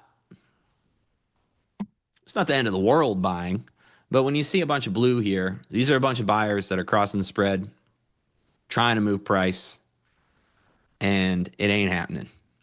We're still well below 24-hour VWAP. I don't know. Have we even touched it today? Once. One time.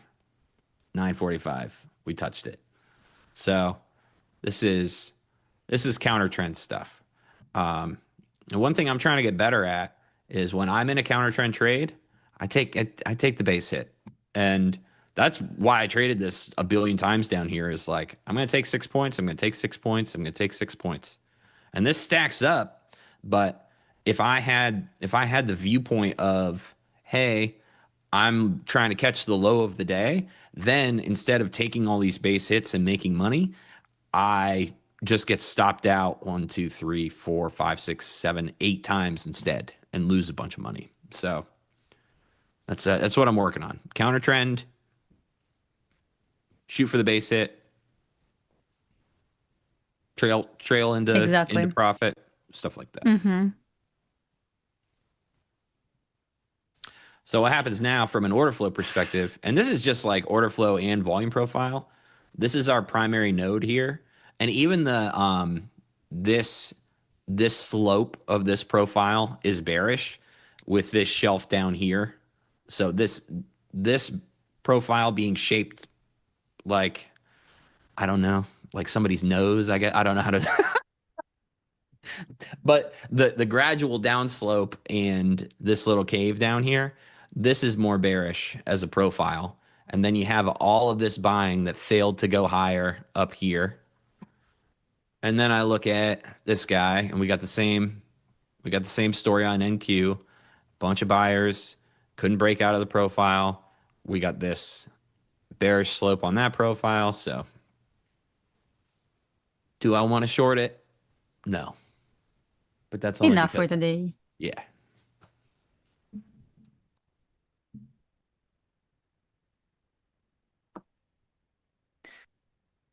Yes, back to 10 a.m. open again. Yep. So we'll try to wait once again. it's when we send consolidation, guys, always wait for the break above or below this consolidation to trade. Yesterday was a great example of this. I'm shocked it got up there. But I would be shocked today if it got above 18. Like totally stunned if it got above 18 and left all this volume down here. That would be nuts. But that could totally happen. And if it does, like everybody that's been selling this down here, they're in trouble. For sure. Oh, weird. My chart just got strange. What the hell? Where'd it go? There we go.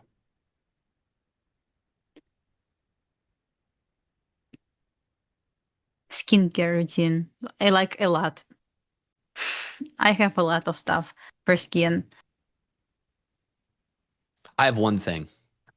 Well, I have two things. Do you count soap as one of the things? No. Oh, okay. Well, if soap doesn't count, then I have one thing.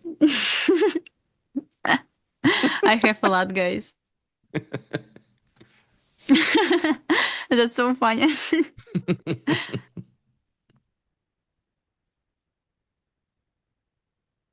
Soap counts, right? Yeah. Because you got, like, it's on your face.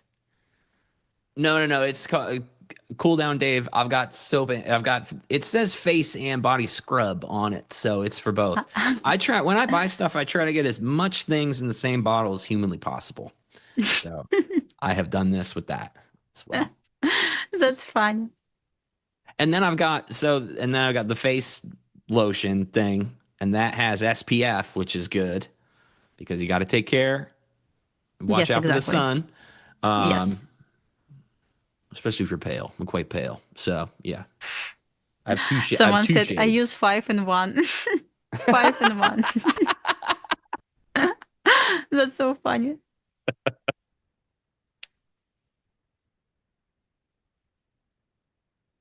Like it. Gold and slight retracement area, we hit area between 4,600, 4,620. Would like to see retracement back down to 45.70, 65. So not looking for deep move down, but looking for retracement back here. No, Sab. I just use the normal water from the thing. That's bad. You can do better. I know. I gotta know. I know that dude was a meme, but I really wonder why you would put your face in sparkling water instead of still water.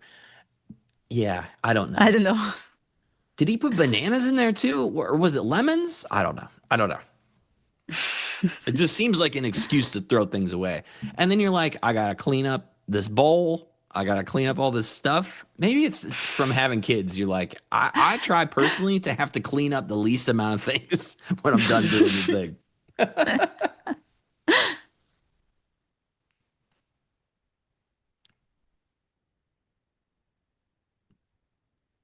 No, I don't want a maid. Well, I do have a maid, kind of. It's a robot. Oh, I mean, I need this so bad. Do you have a robot vacuum? I want to. Yeah, I have one, but it's not a good one. I want to get better one. Oh, dude, Look mine's at so this good. drop. I mean, I'm still holding short. I don't mind to see lower. Beauty. Let me actually, like, nothing on my screen right now. Let me show my trade back on NinjaTrader screen. I'm in this trade, guys, for 3 hours only. It's true. I closed 2 contracts here, over here, and just holding right here simply because I believe ES has room and NQ has room to go lower. This target is an unrealistic target, but if I'm going to get this, I don't mind. Team.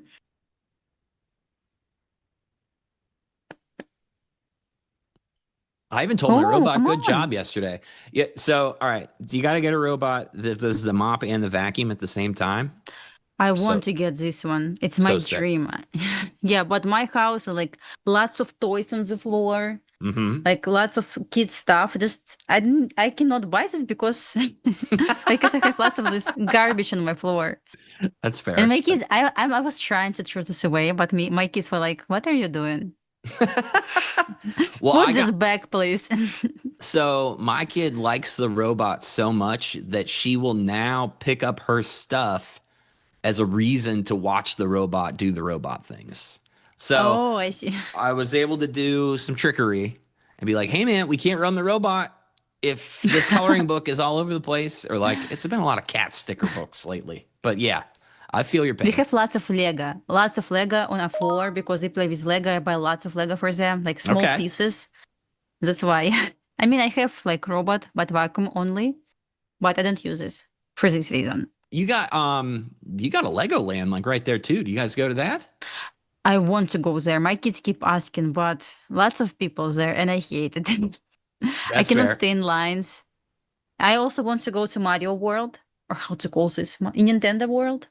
Oh yeah, that looks Yeah, we sick. want to go there so because my kids just they enjoy Mario and everything like related to Mario. So yeah, they don't know about Nintendo World yet. Okay, Yeah, maybe we'll go like June, July. We will see. dude, that's But yeah, I awesome. want to go there. Funny, I live in Florida, but never ever was in Orlando Universal. Oh, okay, yeah. I've never That's gone to crazy. Universal. I went to Disney when I was a little kid. I remember my sisters liked it more than I did. I was kind of like, I don't know. These rides aren't very fast. That's what I remember thinking. Dude, I think the new Mario movie comes out in 2 weeks. Yes, Okay. we go. We're gonna go there. My kids already counting days to go there. Yeah. Awesome. That's so cool. That's cool.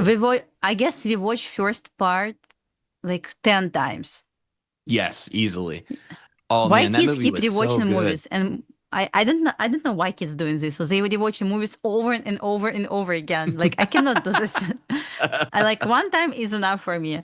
But oh God.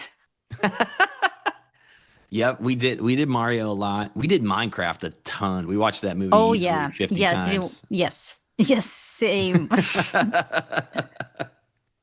Chicken jockey. Exactly. I knew exactly where that came from.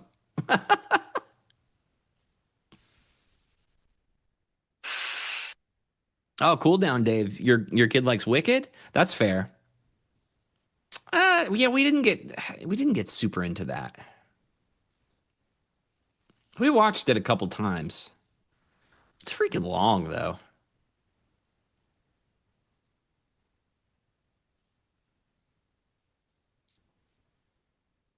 I can't believe they just bid that 95 spot again.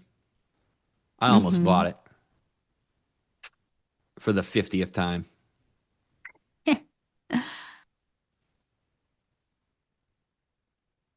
Let's see. Maybe I don't want to see ES makes new low of the day, but I would like to see Q offering another leg down to take 217.50 sell side there, and then we see reversal by the end of the day. Yep. I do watch Harry Potter every year. I mean, I like this as well. That's a good question. Yeah, this is a good question. Chat, you participate too, please. What is your you can only pick one. Your number one Disney princess, first place. Who do you pick?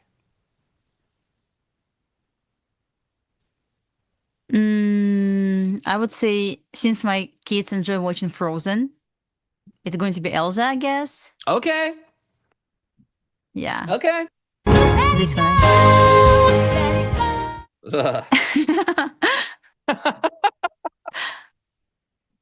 All right, Jasmine. Okay. I see you got to vote for Dasha in there. That's very nice. You do have fans. I don't have fans like that. How do I get fans like this that like me as much as you guys like Lumi? This isn't. Yeah, I don't know. I must be doing something wrong. All right, so you pick Elsa. Rapunzel. That's a sleeper. Oh yeah. Very good. Tangled is a great movie, played by Mandy Moore.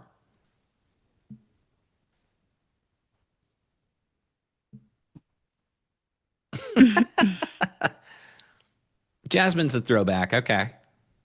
I got to go Moana if I'm going anywhere. Moana. Moana, yeah. Yep. Yeah.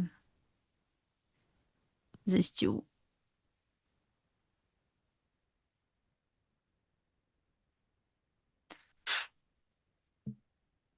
Moana's got it all. Like, she's tough, fiercely independent, really funny. She's the total princess package for sure. Mm-hmm. I don't know if you can pick Ariel because like she's pretty much a fish, right? So That was rude. so yeah, I can't. No votes for Ariel. That's funny.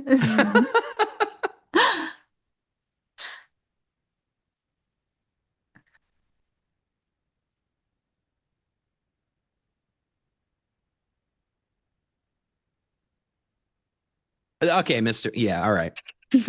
We don't have anything else to talk about, so I'll talk about this. Mr. Market 77 says, "Well, she married Prince Eric. She is a princess. I get it. She is a princess. Here's the thing: Ariel lives her entire life in a whole society of people that she completely abandons for a dude at the end of this movie, right? She leaves her whole universe just so she can get legs to go do something else. And she's like, screw you guys, everybody in the ocean, suck a butt. I'm going over here with the humans. This is not the kind of example that I would want out of my princess. And for that reason, I didn't vote for Ariel. It might be a hot take, but that's how I feel.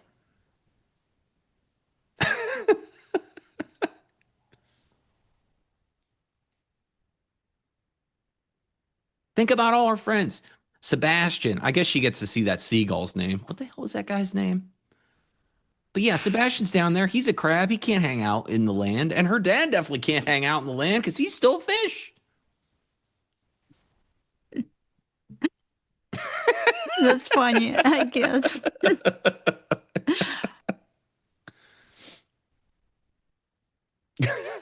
Fair enough, Hitman. Fair enough. Also, good morning, brother. Let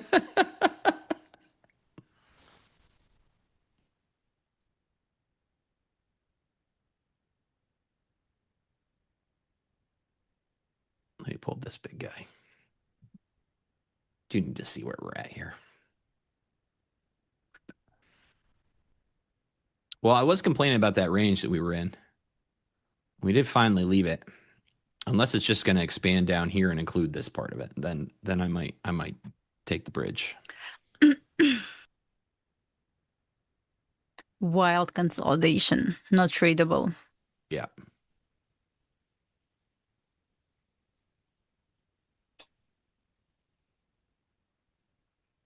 Yeah, 24,500. We really left that whole node.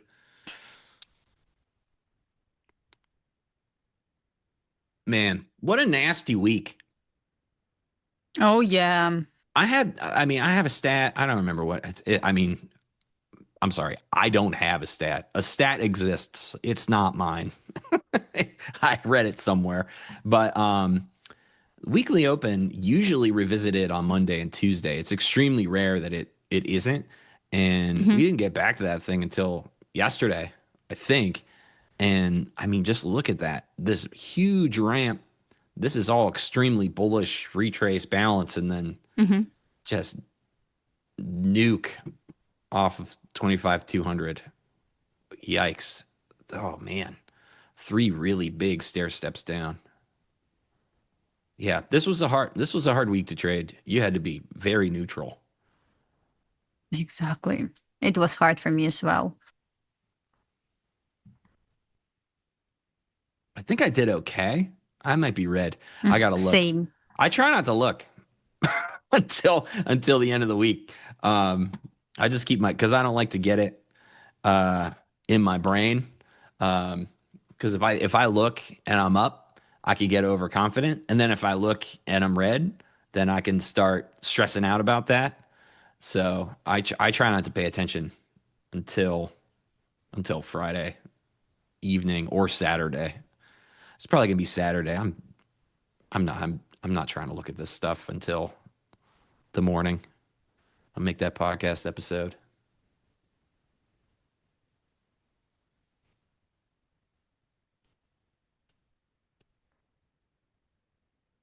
Someone trying to short the yes.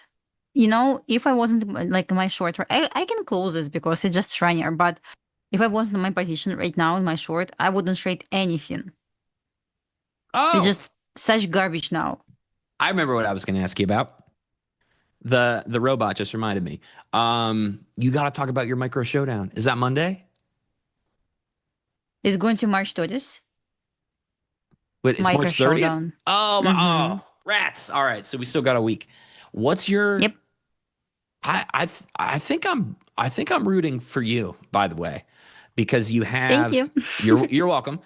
I'm completely neutral. I love all of you equally, but I was thinking about it and I don't know. My gut is a vote for Lumi. I still haven't decided. Apparently, I have a whole week to figure this out. And I haven't seen Selma in the chat, so she's not going to give me shit for not voting for her. So I gotta play my cards correctly. We will not tell her. But you've got what are the market restrictions? That was my question. I got to look at it.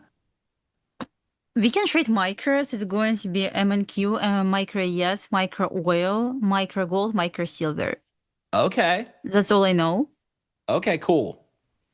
Not sure about contract size. Don't remember about contract size. Well, you trade all those things. Selma also know, trades a ton of markets.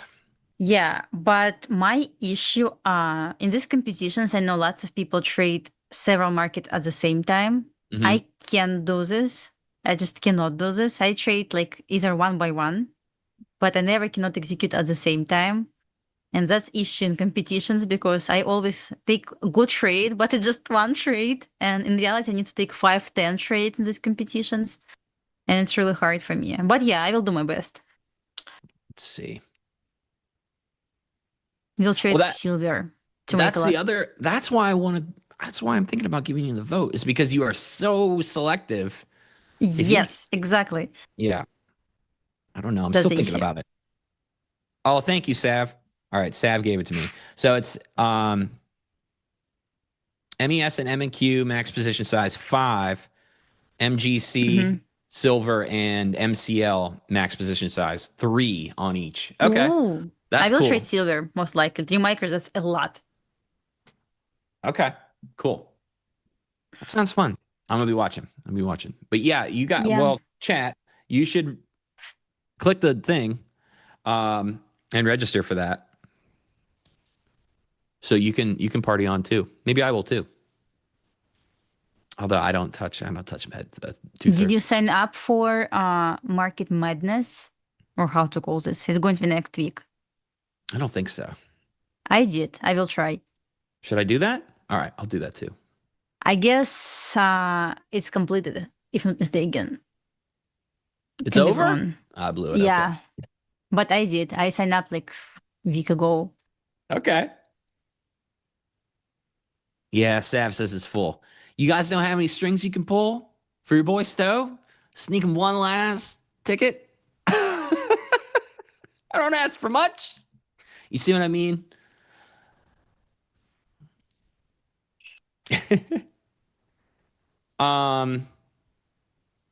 A lesson drop user. Could you explain quickly your strategy? Probably not. How quick? How quick do you need it? We got 14 minutes left. If you reply how quickly you need it, I'll give it to you in that specific time frame. I'll even time myself.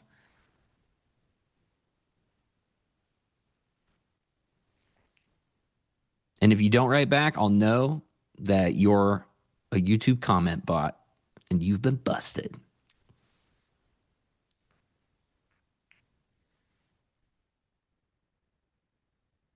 Let's see if gold can drop to 45.65, so 45.60. Just would like to see my net retracement back to fair value gap on 5.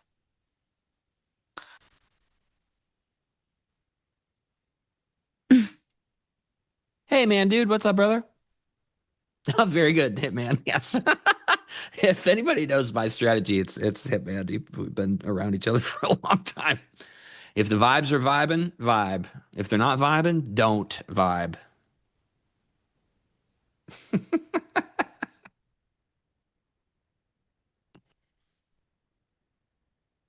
Buy high, sell low, not financial advice. You know, it's true.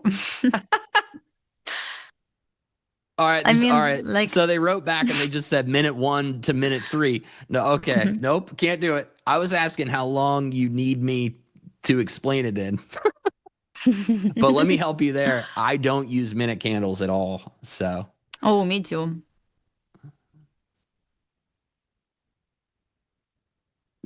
And can you please drop to 217.50? I'm not asking a lot, just 30 points lower. yeah. Now NQ is the weaker one. This is interesting. Yeah. Because maybe I'm not interested in new lows there on yes if NQ is going to take 217. Like I don't need lower than that. Yeah. But please, come on, 30 points lower. It's not that hard, please.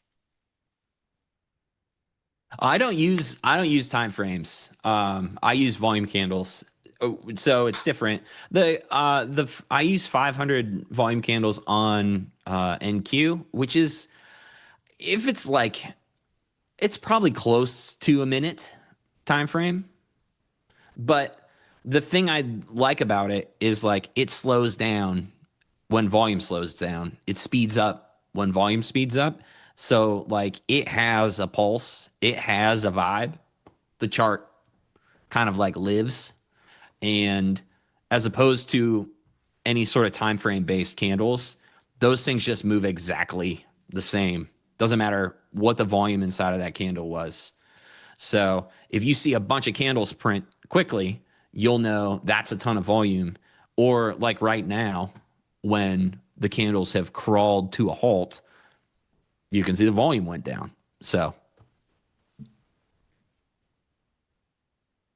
it's vibes. It's vibes within the vibe. Actually, the answer to every question anybody could have about my anything is probably just vibes. I was just trying to have something to talk about for the last 11 minutes.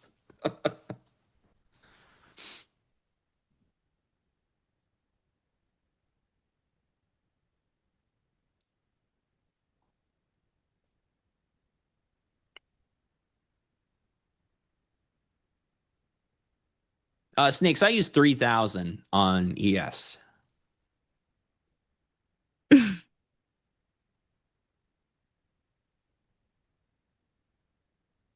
Leo 4666. Just Google difference between volume and tick charts, and that will give you what you need. There is a difference.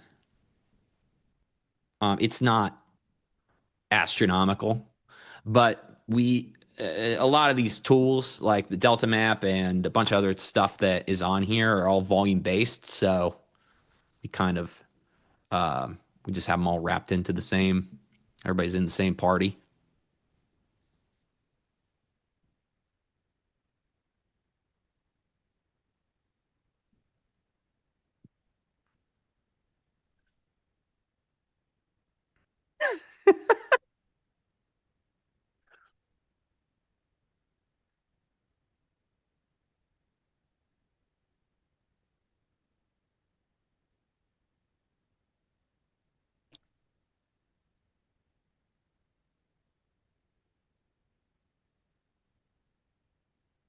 Lumi, so is your name Dasha? Is that why people call you Dasha? Am I just figuring this Yeah. out?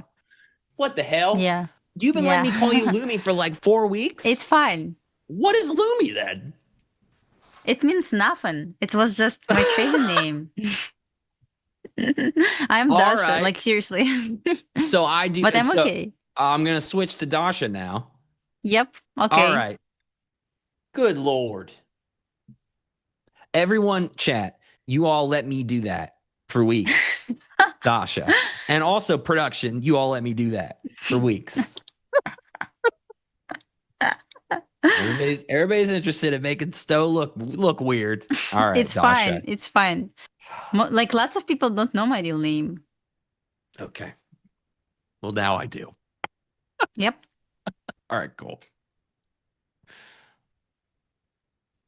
It means nothing. You know, it's funny. I guess I already said it before, but I'm going to repeat again. when I was trying to pick my social media handle for Twitter, I was so sure I cannot pick my real name because it's crazy. Like it must be. I cannot share this in public. I don't know why. Just because I was Yep. so sure it's bad. That's why I just picked random name. That was the reason. Simple, right? Now I cannot change this.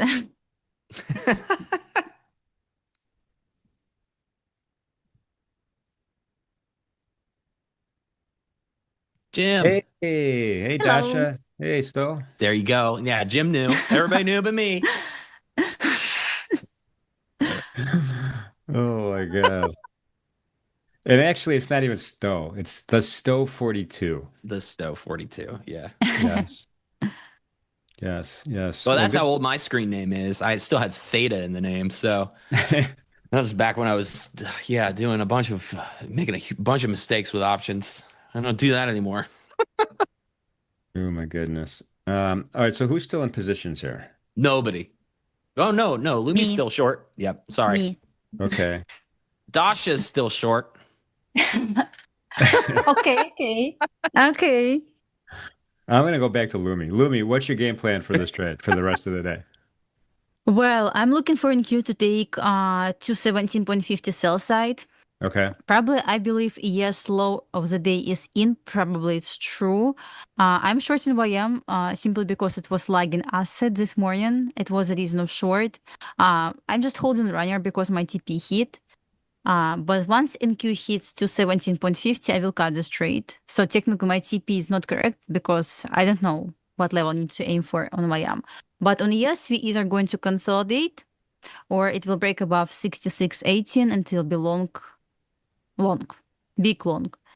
So far, I anticipate to get NQ takes out liquidity level to offer reversal. So far, it's consolidation, really hard to long this for me. So I will wait for the break below consolidation low on NQ and I will look for longs probably. It's my plan. All right. Well, I wish you the best of luck. Still, how about you? This afternoon, any trades? What's going on? What's cooking? I got some laundry to fold. I was gonna do some meal prep. Get ready for the weekend. I shouldn't have asked that question. I apologize, everybody. It's all good. I mean, dude, you got to fold laundry. It's not gonna fold itself. What are you doing this weekend? Just chilling. I got a bunch of work to do actually. Yeah, me too. And I actually started some this is a weird thing to say out loud and at the end of the show, but I kind of decided to go back to school for something. I've always wanted to be a social worker, and That's cool. this is my midlife crisis moment, so I started a bachelor's program in social work. So wow. Yeah. Rodney Dangerfield back to school. That's I love so it. cool. That's weird. Oh, don't do a triple Lundy off the high dive. All right. Yes. No. Great movie. Wow. But no, that's wonderful, Stowe. That's very. We'll see. I got to pass before they let me be one. You're So gonna pass. I don't know. You're gonna pass. Well, I get to hang out with AJ from Lucent tonight. Are you joking? No. That's awesome. Oh, Yeah. man. That's cool. Dude, tell him I said hey. I I miss will. that dude I so will. much. He's so nice. Yeah, I like that's this awesome. guy as well. We're going to Darlington Racetrack in Florence, South Carolina. Well, it's actually in Darlington, South Carolina. Oh yeah, because he's got Yeah. he's doing the Frankie Muniz truck. That's right. Oh, dude, that's so sick. Yeah. Jim, AJ is hilarious. He is top 5 funniest people that I know on this earth. He's nice. That's awesome. I've never met him in person. I'm looking forward to it. So races tonight. It's going to be super fun. Weather's cooperating perfectly. So it'll be a fun time. That's awesome. Yep. Any event. Appreciate you two for sure. Thank you so much for being part of NinjaTrader Live. Let's real quickly, before we do the Edge report though, let's pop up the details about the March 30th Arena Challenge with Lumi, Selma, Tanya. It's a one-day deal. You guys were already talking about it. It's Monday, the March 30th, starts at 9 a.m., $5,000 in cash prizes for the top 20. If you want to go ahead and get in there and compete with these fine young traders. Definitely do it. It's well worth it. It's free, by the way, real-time simulated live trading platform, whichever type of NinjaTrader platform you like, you could use. And we're pumped up about it, man. I don't know. We got an over/under on. We got to decide. Lumi. I What's was the just gonna say, over/under on who's this? have you picked your champion yet? Because I have not.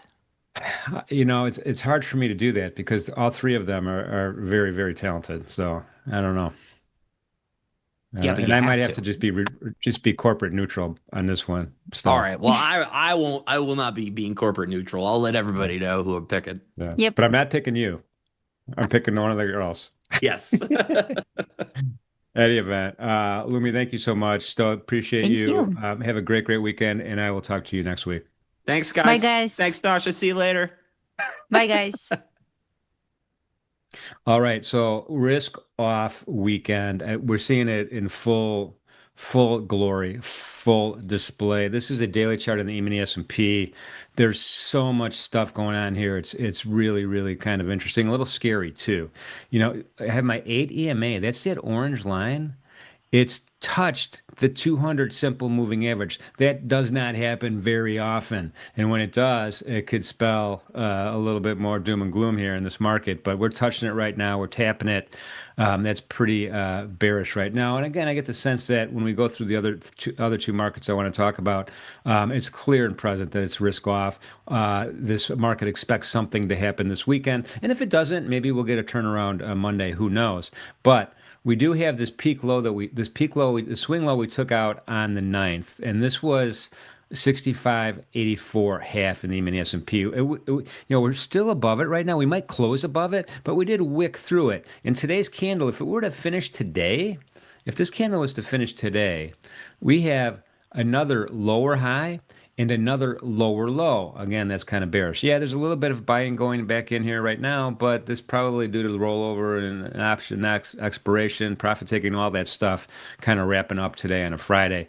This November 21st low, I talked about it with Pax this morning, 65.26. That's on my radar screen too if we get continuation movement back down. Again, anything could happen this weekend, so be on your toes. It's not a bad idea to be risk off today. Let's shoot over the Treasury bonds. Well, we can take a look at intraday really quickly here. One thing for the rest of the day that I've noticed, we're rallying back up to that VWAP. And that VWAP, that session volume weighted average price, is about to converge at that 0 DTE put support and the full put support level. That's at 6600. Now, we almost got there. We didn't quite get there this 10-minute candle, but another drive up to that VWAP, that could signal a VWAP touch trade. What is a VWAP touch trade? Well, it touches it, doesn't go through. Maybe it just wicks through a little bit. We don't have a close above it. We don't have buyers in control anymore. Sellers kind of pushes back a little bit. Time to get short, and then you have a clear and pleasant place to put your stop. That's just an idea. It might not work out, so just think about it. We'll see if we get that VWAP touch. It's on my radar screen for sure. 30-year Treasury bonds, really quickly here. This is the ugliest market of maybe all time right here. And this is a case, again, I have up here at the top, sell the panic, buy the dip. That's going on here. This is also inflation expectation market right now, and that inflation expectation is high. So we broke on through the swing low here, this 113.01, that level from September 25th of last year. We're back into this consolidation trend channel that I drew, and then we have another target here. Now, I don't know if we're going to get there or not, but again, July 25th, swing low, 111, 30 seconds. So again, until maybe we'll get some good news this week, or maybe just no more bad news. I don't know. But right now, this is looking pretty negative as well. It's weighing heavily on everything. Crude oil. Let's shoot over to crude oil. This is also the same thing. Now, remember the daily chart. Remember my line in the sand. My line in the sand was 94.77. We're most likely going to close way above that. We're going to close way above this anchored volume profile value area right now. That kind of line between the two value area and the prices above value is 97.29. So again, it's looking strong. Look at that 8 EMA, just kind of pushing these candles up. Again, a little bit of a bullish point of view, which makes sense. The other two are bearish. This is going to be bullish. It's all about oil right now. among other things, but that's the primary thing. And then intraday, what could happen here? Nice, really orderly rally. There was no giant green candle here. Maybe had a little bit of a stall halfway into the initial balance, but not really. And then we just kind of kept on inching our way up, inching our way up. We do have some targets up here. I'd be surprised if we got all the way up to 99.35. That's R1, and that call resistance is at that psychological level at 100. So that's where we're at right now, folks. This doesn't happen very often, but when it does, these markets are giving us clear and present signals right now. So be careful. I would probably not personally hold a position over the weekend, but if you do, just kind of gentle on the leverage and be careful with that.